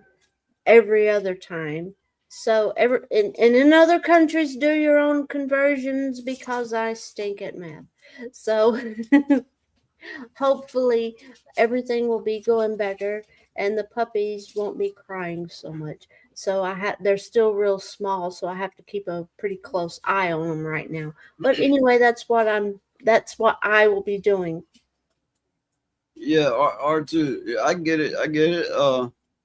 But just being here and watching, that we appreciate the hell out of that. Just keep doing that. Well, you be here for us, we'll be there for you. Yep. It's like sometimes I'm on Rhoda's stream. He puts on a show when he can find time. Sometimes with Sardoc, sometimes with Lilith, sometimes with both of them. Occasionally they have Gen T Maxi on there. I've made a few appearances on there. You know why? Because he's here for me. Yep, that is very true. Yeah, we all need to look after each other. That's how the world should work. Yep. Okay, so my show that you're apparently watching right now, it's on Mondays and Thursdays.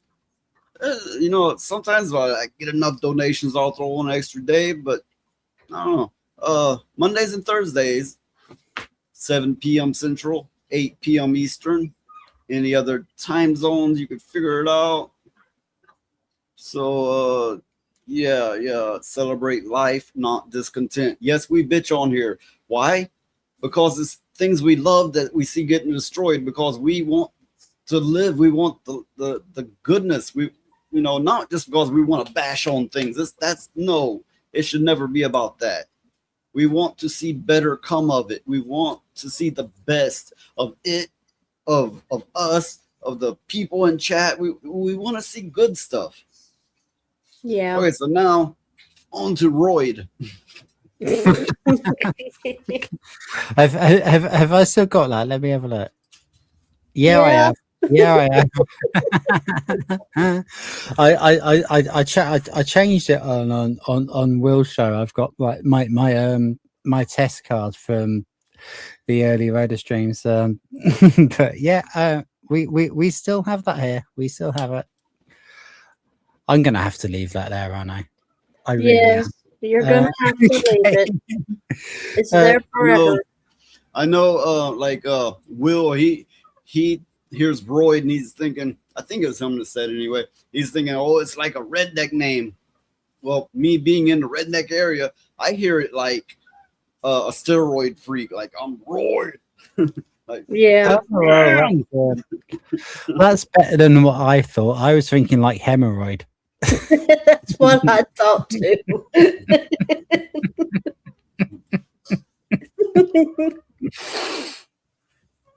But I mean, you can find me tomorrow. Well, today by my standards, but much later on Will Show, WTF Live.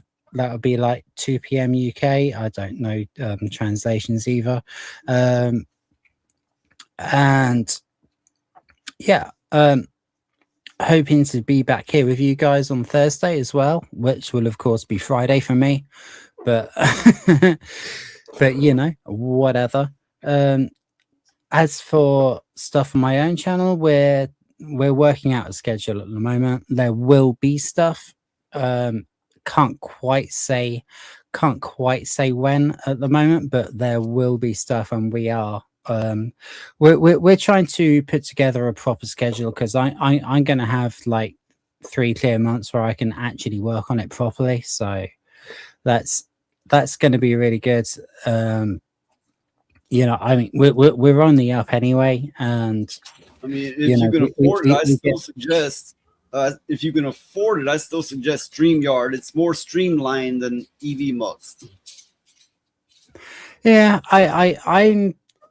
I've been working with both, and I'm finding EVMux more easy to use for the way that my brain works. And you know, I know John and Toasty find that as well. I think Will's not liking it as much as StreamYard. And obviously you prefer StreamYard, but you know, I think it's horses for courses. But I'm finding EVMux easier to use myself, so that's all. You know, and it is what it is. You know, it's just what you're using to pop up on stream. So like for gaming streams, I'm using Meld, and for panel streams at the moment, I'm using EVMux. I'll probably like pop backwards and forwards between EVMux and StreamYard before I really like find where I want to be. But at the moment, I'm finding EVMux easier to use just for myself. But yeah, I like we'll have shit going on, and in the meantime, when I don't, I will be doing my absolute best to come and see you guys on Mondays. Far more likely to see you on Thursdays, and obviously be on Will's show Tuesdays, Thursdays, and Sundays. And the big one to look forward to for me is Sunday on Will's show, when we're covering Red Dwarf, which is, you know, it's kind of like why I'm around in the first place. Let's come and talk about some Red Dwarf. Yeah, I've used EVMux. I started with EVMux first, actually, and yeah, in ways it's more powerful. But I've just found StreamYards to be ultimately more dependable. But that's just me.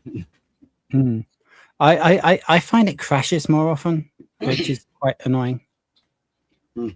But I mean, that might be my computer. I don't know. Yeah, I don't know. It's all like a roll of the dice, I suppose.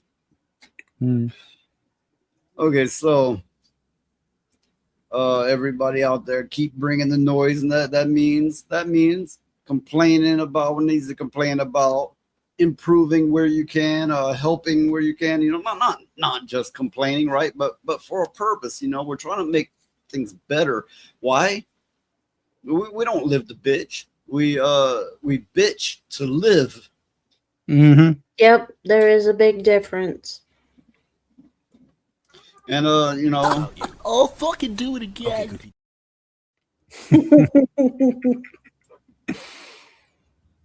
yeah. Also, you know, when I'm live, and there's other people live. There's always people streaming at the same time. Well, listen to this girl because she says it in a way that I won't. Me! Choose me! Love me!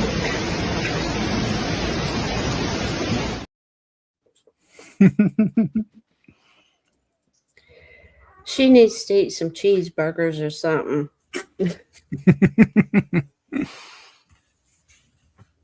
Okay. She needs to dye her hair purple and set her cigarette on fire with a copy of The Guardian. Mm-hmm. R2's got the right idea. Yeah. Okay, so yeah. Hopefully everybody is doing all right. We'll continue to do all right. Catch us again. It'll be all of us and more of us, I'm sure, on Thursday at the time I stated, and catch his show. Make sure to check his stuff out. So till Thursday. Yeah, till Thursday. Later. Be forewarned, ye devils. Don't talk shit about me, or you shall be struck down into non-existence.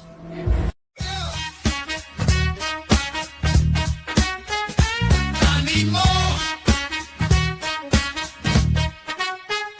More money, more blood, more war, more power, more love.